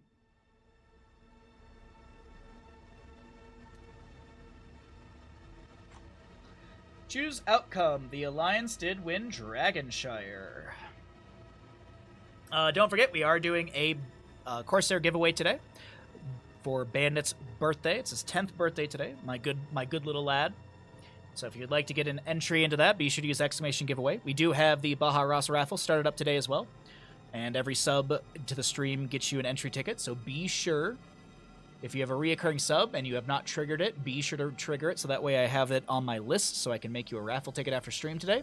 And if you'd like to support the stream, it's always much appreciated. We are 23 subs away from our sub goal. Every little bit is appreciated. Every little bit helps us out. And thank you for being here. Also, last but not least, if you have Amazon Prime, be sure to consider subscribing here as we do have a deal with the John Cena. He'll show up at Jeff Bezos' house and give a close-handed slap to the face of Jeff Bezos. Be sure to subscribe. Hello, Bobby-san. How you doing, bud? Yep, giveaway and raffle. Giveaway and raffle. The Alliance takes that last map. We've paid out the people. Alrighty, good stuff. How's everyone's Tuesday? How y'all doing today? Did I roll out ads? There we go.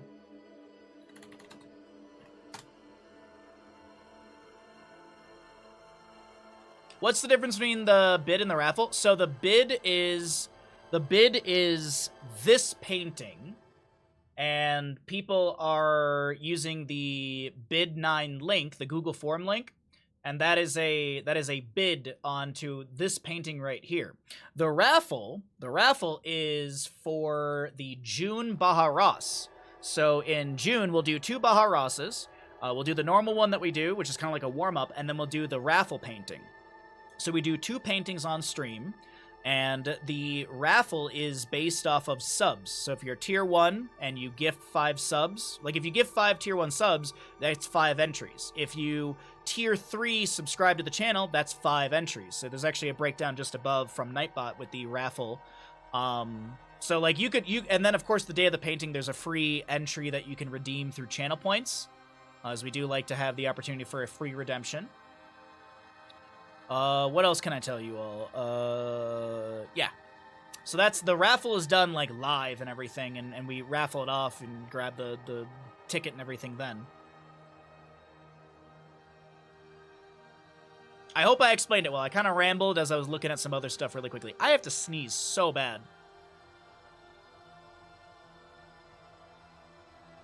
Tell us about outer space. It's actually really hot in outer space. It's not really cold. Is that what you want to know?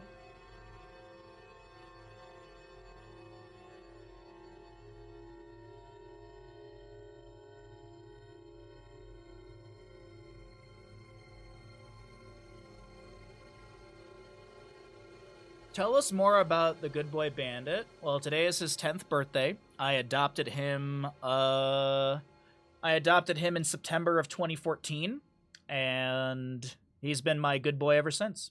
He's been spoiled today so far. He got some extra egg. Like usually I give him a little bit of egg, but today he got like a bit of a larger portion of egg. He's already got some treats from chat. I've got some, there's like post-stream like jerky that I bought for him. And I'm going to take him for a super long walk after stream. We're going to go stretch our legs, and then him and I are going to chill out and play some Final Fantasy. We're going to have a nice, relaxing evening. I thought about doing a bunch of chores today, but I was like, you know what? No. Him and I are just going to chill. We're going to hang out, and I'll get the vacuum cleaner out tomorrow. Does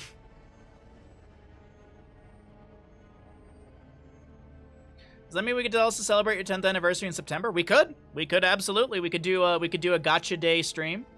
I have I still have his I have a folder from the day I adopted him, and I put all my, whenever he goes to the vet, I put all the paperwork in there, but I still have his adoption papers from the day I got him. It was like September 20-something, if I'm not mistaken. I want to say it's the 28th of September, but today is the 28th, so I might be blending days together. But I got him, I adopted him at the Detroit Zoo, and Bandit was originally from West Virginia. I believe his adoption papers say that he was born in West Virginia, and so he was born in May, and I adopted him in September. So he had a bit of a scary start to his life. He had a bit of a, it was a little scary, honestly. I mean, that's kind of crazy. The 20th of September is almost your birthday. Well, happy early almost birthday.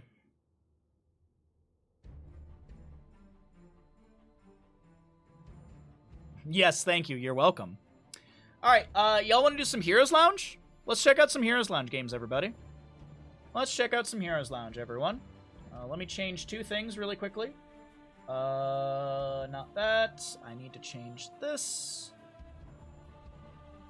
By the way, if you're a fan of Final Fantasy VII, we should be finishing up Final Fantasy VII OG tomorrow afternoon. I believe we'll be finishing up Final Fantasy VII OG tomorrow. All right, we've got Heroes Lounge games, so let's go ahead and cast Heroes Lounge matches. All right, and we have got chat. You've been mildly well behaved today. Mildly well behaved. We've had a couple. We've had a raid. We've had some generosity. So I think I can go ahead and get you guys a Laser Sharks game. How about that? Chat loves Laser Sharks. Let's see if we get you a Laser Sharks game. Let me go into...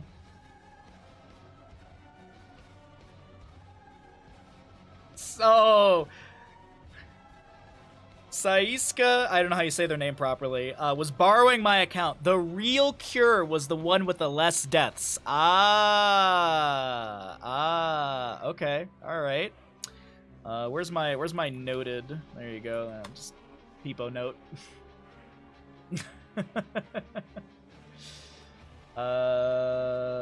Announcements. What is this? I am not eligible to be a part of this because I am not part of that group, so I am a bald ginger. Alright, Heroes Lounge. We are going to Division 3. Division 3. Let the players know we're going to cast their game. So, we've got...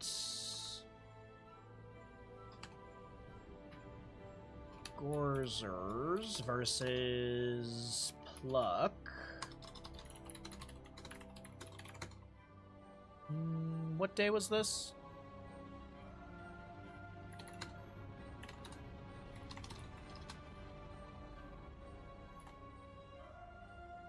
Also, if you're enjoying the stream and you're like, man, I really wish I had better emotes in my Twitch cat. Like, I wish I had better emotes to spread all around of Twitch. Well, I have great news for everyone. We have Cho'Gall Dumpy. We have Cho'Gall Dumpy, one of the best Dumpy emotes on all of Twitch. As a fact, not a bait.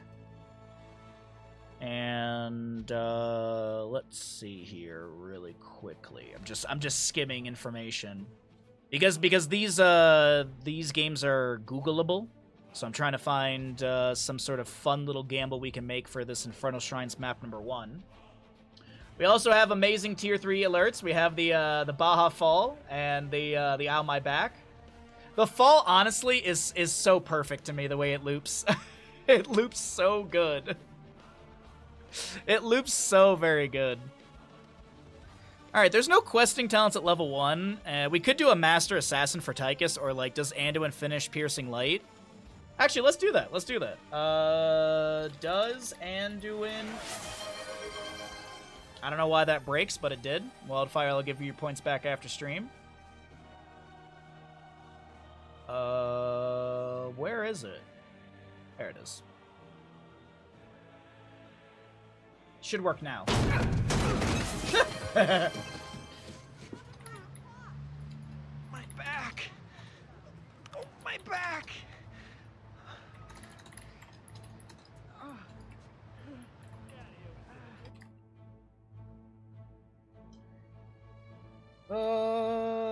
Incomplete quest.